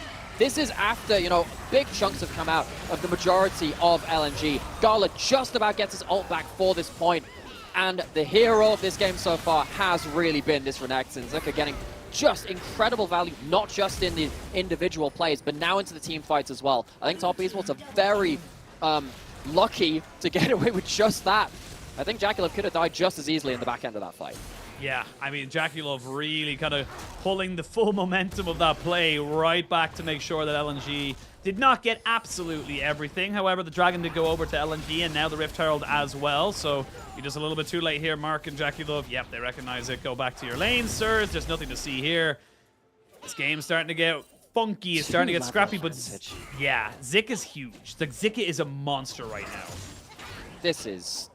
You don't see this level of top lane difference like that often, especially in a major region. 50 CS! And I think it's absolutely insane what he's been doing to Wayward at this point. And with Dominus available, Wayward needs to be very careful about how he approaches the wave. Scout is currently alone in the side lane, although Tarzan is there on call as well. Rookie has ult, doesn't have Everfrost just yet. He's building up towards it for extra pick pressure. See how LNG, this is how they're choosing to answer the Nocturne. They know that Renekton is going to be safe given any situation, so they just kind of pile on the other lanes and make sure that jungle support is roaming between them. But LNG, looks like, particularly with the 3 kills on Gala's Ziggs as well, are in such a good position. Yes, you can see some gold being built up on the other side. Xian currently 3-0-1 on that Nocturne. It's so much easier to use Ziggs' gold than it is for Nocturne. Nocturne's hitting one target when he's diving in, and don't get me wrong, that is important. But when suddenly the Ziggs has so much CC to play around with the Renekton stun, the Alistar, and everything that we've mentioned before, Gala's gold is so much easier to turn into realistic damage in team fights. Yeah, I mean, like, Gala is just going to be able to keep throwing out bombs, keep, constantly proccing the Leandri's Anguish, and this is just becoming a bigger and bigger problem. You can see Wayward, he's down with the supports right now. 4,500 gold is just not what you've been in. He'll just about, I think, have his Triforce now, but I mean, this is a rough showing right now for the top esports top laner. Scout's alone for now. There's a time He's not alone. Briefly. He's not alone, and they're just going to have a lot of support coming back in. So Rookie was trying to make a rotation down, but I mean, I don't know if you can go for this fight. This is the thing. You want to dive as the side of top esports, but with an Alistair and a Trundle, like you mentioned, it's so difficult. If they turn up like 3 seconds earlier, there's no flash on Scout, no stopwatch. That could have been a very realistic kill. As it stands, Scout's going trying to get some chunks in. Yeah, well, Hong takes himself a little bit forward there. Wayward. Oh, he got so lucky. Oh. Never mind. He's not lucky. He gets himself bopped around and killed. That is just an easy fight. Zika is 1v-nunning right now. PvE. He has just been vibing in this top side, had a teleport and said, you know what? I don't need it. You're going to make this Wayward 0 and 5. I think what top esports are experiencing is object permanence. If I can't see the Renekton on my screen, it just doesn't exist. Let's just go somewhere else. They're trying to avoid this Renekton as much as they can. And the pillar forces the ult out as well. Top esports, they tried to make something work towards this bot side, and it has utterly backfired on them. They lose the cross map as well. Another awkward macro moment for top esports, which is putting them into a bad spot. Yeah, they're looking to try and jump here on top of the Ziggs. They will get him, but look at this damage. Zika is just fearless coming forward right now and just saying, look, you may get one, but we're going to get more. Mark has a flash, does have a crash down as well, has to use it to try and get himself away. 40 seconds till Dragon spawns. Both these 80 carries do have teleport. Even in the overstep, Gala manages to get some value out of it because he knows Zik is on the horizon, and anywhere that Renekton is, you throw all your skills towards his target and they are going to absolutely explode. So, mid lane turret goes down, Herald being put in towards that push. Jackalope can teleport back into the map, but I don't think they can defend this. I think you're absolutely right. This tower's probably dead to rights. Yeah, they're going to try and pick it up. There's going to be a double TP coming in. That's both the 80 carries, but now you haven't got a place to go for Mark. He's just hobbling away, and Gala picks up that kill immediately. Already, we're seeing more and more coming out from the side of LNG that just gets them further and further ahead. And LNG are just so much faster and more decisive to the plays that they're making. It's a whole team effort. You can see when it came to that bot lane dive, they arrive in time to protect Scout. In this mid lane as well, Zika is there in time to turn around the pick onto Gala as well. This is a team diff right now. Top esports, they're getting completely torn apart across the map. Tien is around. Maybe he wants to go for a little bit of a cheeky trade. Hong was looking for a reset, and a TP comes out as well from the Renekton, just to make sure that there are no shenanigans. And it's going to be confirmed there for the side. Oh, excuse me, LNG. They're now up to 2 dragons. Rookie should be able to pick up this tower, no questions asked. But I mean, this game is... it's just looking so hard for top esports. I mean, Wayward is just so far behind. A full item and a half behind. I think things can change still. The gold is not completely out of whack. I think when Baron spawns, if top esports manage to pull off a strong enough knockdown combo, I think that's where things can change for them. Going back into a replay, though, of what happened in this mid lane, you can see why Gala walks up because he knows that Zik is there. He just doesn't get the spacing right. Tien manages to pick him off in good timing, so it's a good angle by Tien. But the power of this Ziggs, who has 3 kills already, and of course Zika, who is doing just incredible work, is enough to return that round. Even with the overstep from LNG, the gold manages to spare their blushes. Yeah, and Zika 4-0 and 4. He is an error right now for the side of top esports. And you see Wayward, normally this wouldn't be a problem. This wouldn't be an issue if he wanted to take away this scuttle, because he'd be able to have, you know, possibly a Black Cleaver or even the makings of it and just kind of be able to kind of push everyone back. Another level would be nice, but it's just something he cannot afford to do right now. He's so far behind. He's, you know, 60 CS or something like that, I think I saw towards the end of it. So, I mean, it's just becoming harder and harder for the side of top esports to even have him in a side lane, which is where he wants to be. Job's not done yet, though, for LNG. Of course, if they win this, as we've highlighted, it's important for the organization and the players, because this would be a historic record for them in terms of the highest placing in the LPL that they've ever managed to get. 4th was their record beforehand. And but they do need to just kind of finish off this game. As it stands right now, top esports, they still have themselves great ability to jump over walls with the Nocturne, with the Ahri, with the Rel, and maybe something like a Varasult as well, to pick people off out of position. LNG, they've typically been pretty good at their carries being in the right place at the right time throughout this series, but there's still time for a mistake.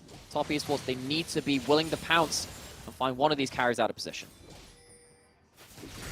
As I said, the Stakes of this game, we basically know, regardless of the BLG JDG result, is that the loser goes up against Weibo in the first round of a last chance qualifier. That's a qualifier to qualify for 4th seed. And then the winner, at minimum, bets themselves, even if they lose their next series against, regardless of who it's JDG or BLG, they will be at minimum 2 shots at Worlds. They will have their 3rd seed match against EDG, and even if they lose that, they will have another match for the 4th place playoff. So this is a huge amount. It's literally the difference between having a second life for Worlds, but here we go. Maybe a catch here onto Rookie. They're going to pop down the Paranoia, turn off the lights. They're going to go in with Wayward, and that's a great Mega Gnar to try and turn this one back. Scout does go down first. Gala not really in a position to try and help out his team as we get Zika with the healing, and he just refuses to go down. They get himself another bomb, and everyone's flashing away. Can they take down the raid boss? Jackie Love thinks so, and Jackie Love can! They flash forward onto Gala, who doesn't have the cooldowns right now to stop Wayward from jumping in on top of him. He needs to try and move away from this one, but a triple kill from Jackie Love keeps Top Esports alive. And LNG start the play, but they're far too split. You can see that the Zigzult doesn't come in because the lights are off. Gala doesn't know where to throw it. So Top Esports, they pick up the pieces. It's around the Baron. We said the game wasn't done just yet. And with the Baron being taken down, it is very much all still to play for. Jackie Love stepping up when his team needed him most. TN as well, just making sure Rookie doesn't go down. Oh, there's one Baron buff. Oh, Scout looking for a little bit more. Does get slowed by the Everfrost. It's not the worst trade in the world. They will still get 4 Barons out, but you can see that when Scout's allowed to throw damage in, he can be fierce. Well, he didn't really get to in that last fight. Wayward had actually a very instrumental Mega Gnar. Stopped Scout from getting damage out, took him out of the fight very early, and Tien walks away somehow as a Nocturne in a game which they were losing, still not having died. That's quite a rare thing for a Nocturne. You're normally one of the first people on the chopping block when players go alright. But now, Baron buffs up.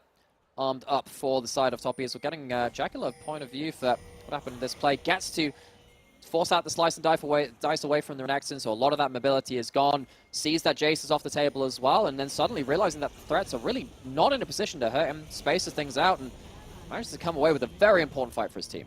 Oh, Wayward, Wayward, we were just singing your praises.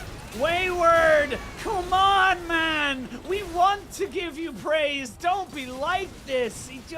As easy as he gives it, he takes it away. Big moment, because that is now going to stall out the Baron push, and you can see that the Baron power play is in double digits. It's not even got past 100 gold. Maybe it will do just at the end of it, but Mark now caught out a little bit as well, doesn't have to blow that flash. LNG, when they get to actually fight on a single front and throw all of their skills in the right direction, Top Esports, they can't really take those kind of fights. You can see the Dragon is now spawned, that would be Soul Point. Zika is spotted going into that brush by one of the wards coming in here, has Flash, has Dominus. That Flash instrumental for this next fight. That Renekton still has a lot of power if he gets onto the right targets. We'll have a teleport to come back for Wayward. It's not the worst thing in the world. Here he comes. He will have to build up some Mega Gnar, but it shouldn't take too long to get. And we can see the poke really starting to come in if they can land any of it. So far, nothing's actually landed here from the side of LNG. Yeah, they're kind of swinging and missing right now in the mid lane. Really well done here by Top Esports. They should be able to get themselves this tier 1 in the mid lane. That's incredibly powerful and important considering you're against a Jason and Ziggs. That is a massive shock blast to try and stir them back, but I mean, this is still okay for Top Esports. They didn't lose the Soul Point. I mean, that's a great shock blast, but imagine if the 2 or 3 before that had landed, then Top Esports has some dancing shoes on, it buys them a little bit more time, and the Dragon is still alive. LNG, they were really counting on some of that landing. Jackie Love now fishing for an ult over the wall, but CC lands. Again, the Zigzult is up and available. Gala looking to throw it blind, gets 3-man. It's not the biggest amount of damage. Not. Dragon goes down very slowly right now because you do not have Jackie Love hitting it. He is also a lethality virus, so not going to have the same kind of burst potential. You see it now, 4,000 HP. Tarzan is kind of just sitting here, unperturbed. They're going to throw in the Chain of Corruption. He still gets it. That's Soul Point now. They're trying to jump in and see if they can deal with everybody else. Mark jumping in with the Magnet Storm, but now he's isolated and alone. Gets taken out first. Zika moving forward. Wayward hops himself out, but with no flash and no real place to leave. You imagine he's going to be going down very, very shortly. Does go into Mini, but only just to try and give himself a little bit more time. Tarzan now moving in. Will have a Pillar of Ice available to him. TN gets away from Scout, who flashed in on top of him. Despite the Baron going over to Top Esports, they will get themselves looking down the barrel of a soul at about 30 minutes. I mean, even with that Baron play, they don't get to use it. They're not allowed to sit in lanes. They do get that mid lane out of turret. That's a win. But straight after that, you can see the problem which Top Esports have in regards to winning fights which are completely front to back.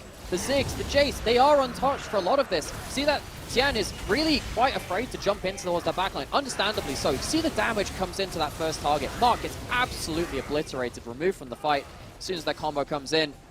Gala, Zika, it feels like they've really just kind of controlled this team fight with the ability to just shred down the first target from range and up close. And look, it's very rare that we have to say, you know, it's an actual diff in this particular lane. But I mean, Zika has just had Wayward's number this game. Like, Wayward has, and look, Wayward's still on R. He can still have impact. But I mean, the difference between these two players this game has been monumental. Everyone else is roughly the same. You look at their KDAs, even the AD carries, the mid laners, they're all basically the same. So it's just the top side that's bleeding so heavily. And it's not for lack of trying from Tian to try and make up some differences there, but the damage was done so early into the game. Zika Tarzan get 2 back-to-back kills, which put Wayward into an absolute hole in this game, which he has to try and climb out of, and he's just been continually forced back down again with individual plays from Zika. And does feel like now, particularly with Flash still available after a big fight, this Renekton is still, again, primed and ready to make Top Esports' next fight very, very difficult. What that next fight will be over, we'll see what that comes around. Vision control has been established in the top side for the upcoming Baron spawn from Top Esports, but it's just not an easy game for them to try and wrangle over control of the map. I mean, look at the item difference between Wayward and Zika. I know I'm really harping on about this, but it is such a massive thorn in the side. Yeah, exactly. Like, you have a Hex Drinker, GA, Black Cleaver, and a Gore Drinker versus just a Triforce and some, you know, half items. He will be going back for, he has 400 gold. Maybe that's enough to finish an item. I'm not exactly sure, but I mean, yeah, it does get the Hull Breaker finally, but I mean, you're in a side lane that you just can't win right now. It's going to be like another 10 minutes before he's able to do anything. That was like a 5,000 gold advantage. This Hull Breaker is to survive, not to win through a side lane. Wayward knows exactly what the score is. He just needs to not bleed out any further. He's trying to cauterize the wound. But I mean, the damage has been done. The cut's there. It's been burned over. Top Esports, what do they do at this point? Again, it does kind of feel like they need to kind of introduce another kind of direction to one of these fights. They need to see if they can stop LNG from firing all of their skill shots at one side of the fight, try and catch out someone, defend a choke point if at all, if they can at all. Feels like Rookie, again, really struggling to impact this game. He had pretty okay Azir games, 2 Jace games earlier in the series. Kind of struggled, though, and on this Aria, a pick which he's found a lot of success on in summer, in fairness. He's just not landing the right kind of combos with his team. It's very difficult to do so against the gold advantage built up, but this Aria is really not having the impact which Top Esports need from their mid laner.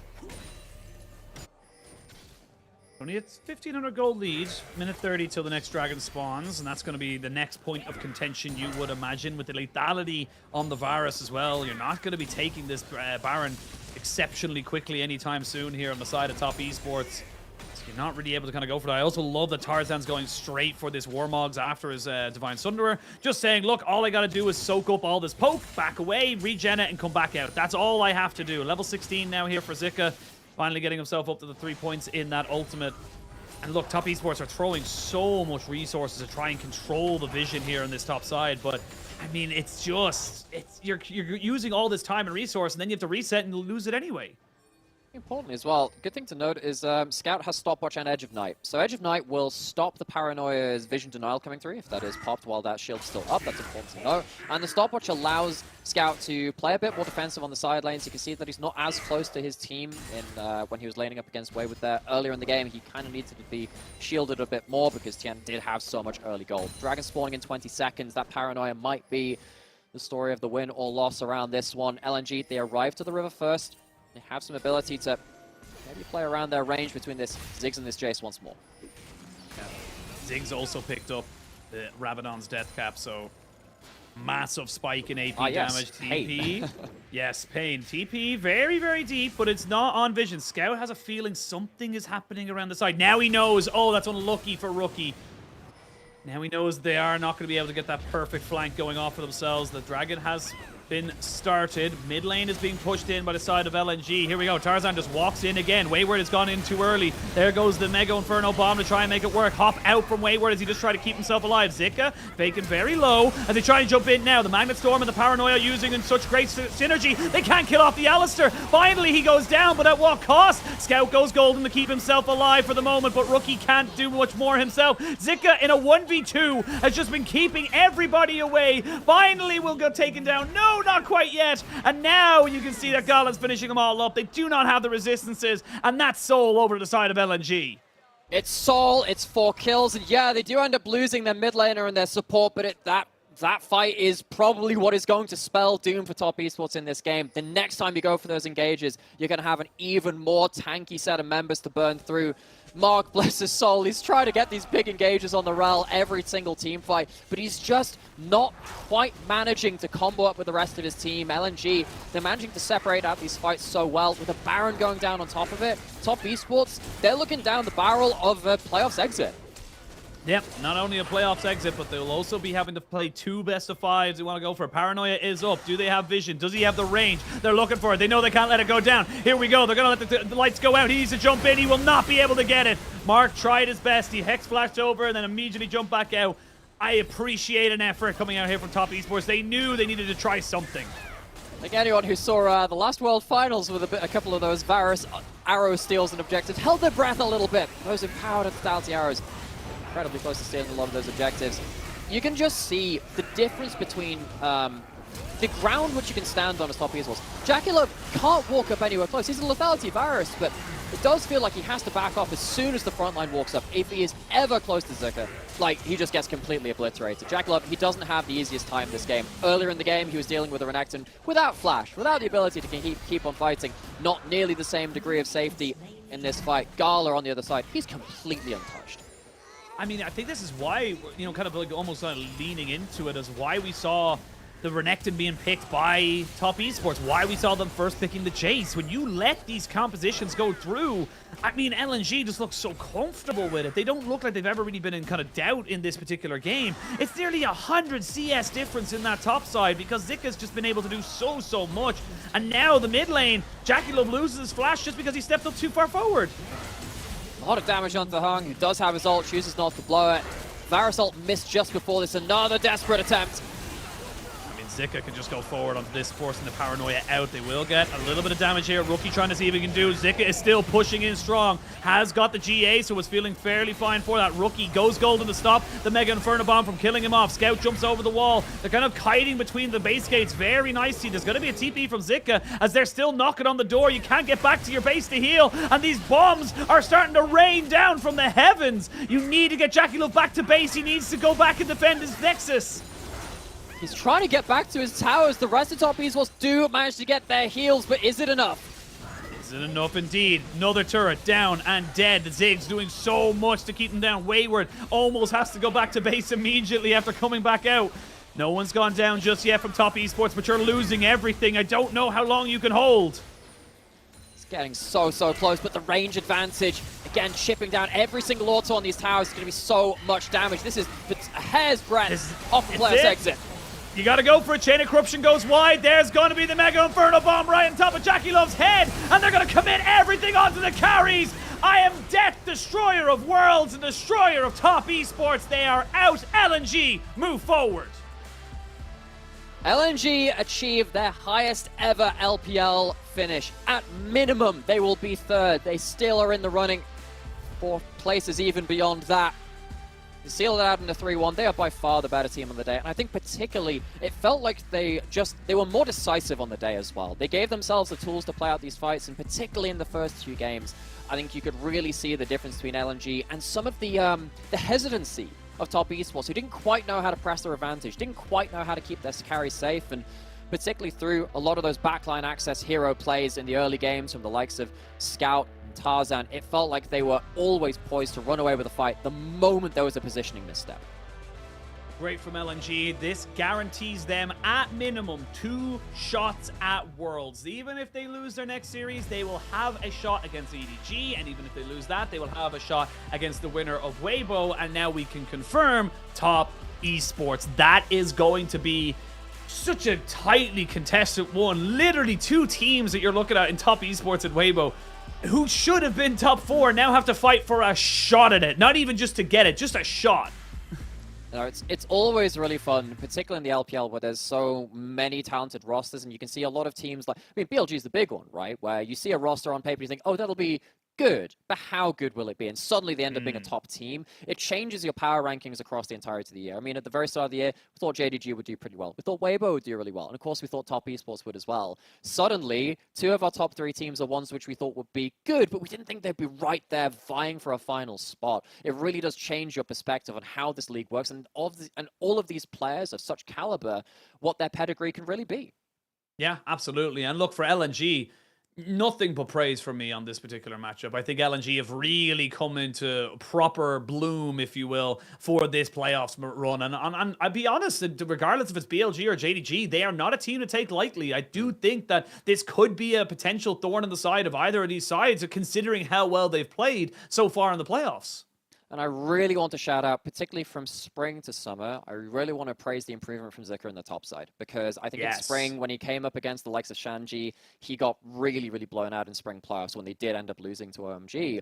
Suddenly, Zika comes away from the series absolutely cracking heads. He's doing it on a lot of the champions, which are in meta now as well. It's not like he has to stick to... I mean, in spring, it felt like he was over-forcing Renekton and Jackson Gwen when they couldn't actually quite draft them in the correct situations. Now they're right in the meta wheelhouse. He can play them into pretty much anything. It seems like he has himself a really good set of series now, particularly against 369 before this as well. He had a good top lane performance. I don't think that's something which I expected to this level in playoffs, and it's giving LNG an extra boost.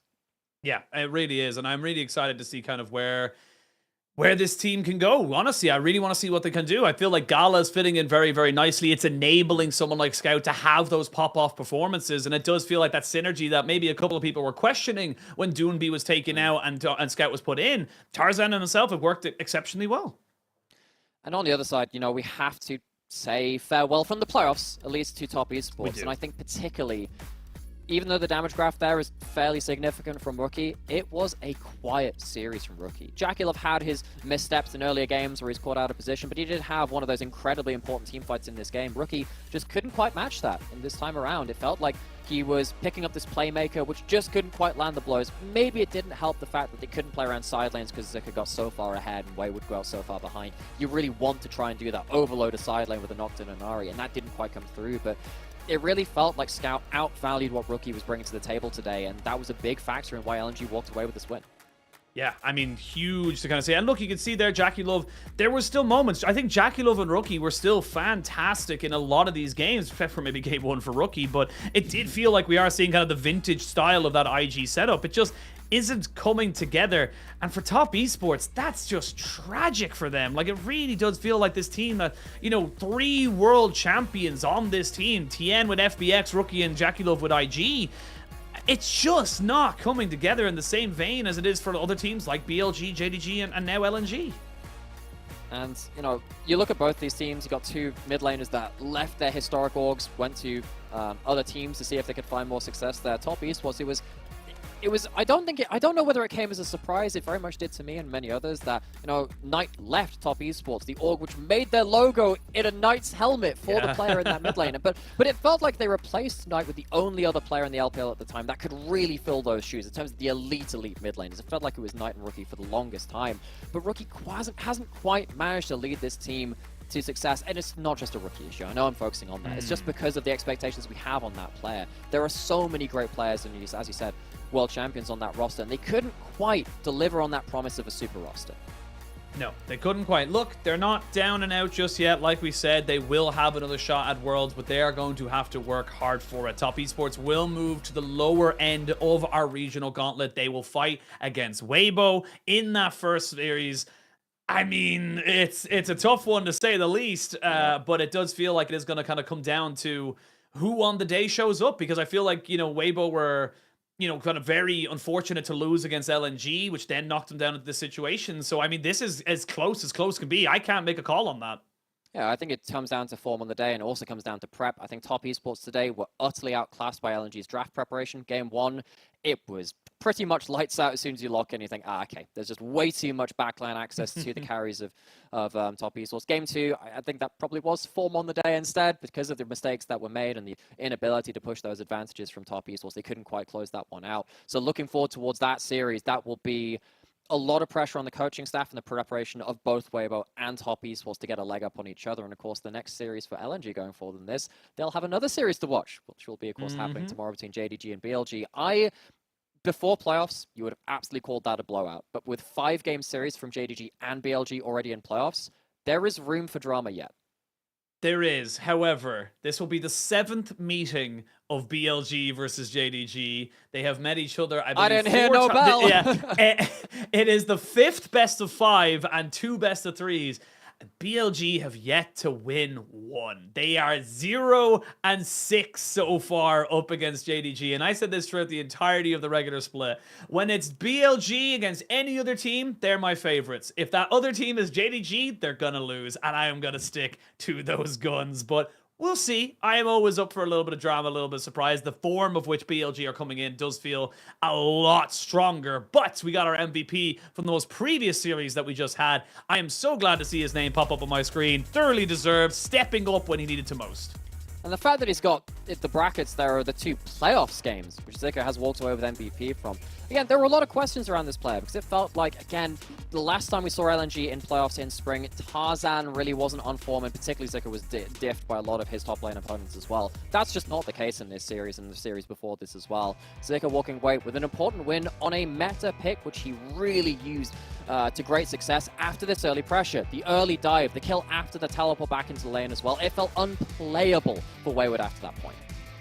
Yeah, it really did. And look, it was just a really good, honestly, just kind of a really good recognition from the side of LNG's top and jungle to say, look, we can just put this completely out of contention for anybody. No one could be able to touch us, you know? Like, it's just kind of... It's just not really a situation you ever expect to be in. Zika is not someone we talk about in the same vein as someone like, you know, Sanji or 369 or Ben. He's never really been in that conversation. But today he said, look, give me the resources and I will make it up for you. This was the turnaround that kept LNG just in play. And if he didn't make this play, it could have went the complete opposite direction. And I think looking at a game like this, you might think, oh man, why can't other teams do this with Renekton? Surely this champion, if you just win lane, it's so OP and stuff like that. I know that Renekton's had a patchy history in terms of competitive history with various patch changes and itemization that you can go towards. It is a real skill to be able to run away with an individual lane advantage to that level and then break team fights to that level as well. It also helps that he comboed up very well by having that point and click stun into stuff like that Ziggs bomb as well. It made it so much easier for him to be that real monster in the front line. Yeah, exactly. And it's just kind of, yeah, it's just the way it is for the side of, for top esports. But for LNG, they still have series to look forward to. They are going to be playing, I believe, next time they will play will be Tuesday next week, I believe. And then, you know, Tuesday the 1st, we are catapulting towards the 5th of August, which is going to be our finals. Of course, tomorrow we still have BLG versus JDG, which is going to decide who will be guaranteed Worlds or not. That is not only a final spot, that is also to guarantee yourself a top 2 finish here in the LPL for qualifying for Worlds. And despite the track record of the BLG JDG series, it's always so entertaining to watch, despite the fact that BLG so often, have always ended up on the losing end of that this year. We do see some incredibly high-level gameplay where it feels like the decision-making is incredibly fast and incredibly high level. Can't wait for another iteration of it, and I really hope that we get some drama with this. I mean, look, a little bit of drama is always, a little bit of spice never done anybody, a little bit of flavor, if you will. But as you can see there, the loser of that will go up against LNG. And that will be kind of another kind of setup here to see where these teams end up going. But then we're into the regionals, and then bloody first week of August, we're done with the split. It's done in less than we have sped run LPL this split, folks. 6 series, 6 best of 5s, and we're done. That is still a huge amount of games, and I'm looking forward to each and every one of them. But we have really condensed everything, and it has been just the most hyperbolic time chamber of Chinese League of Legends.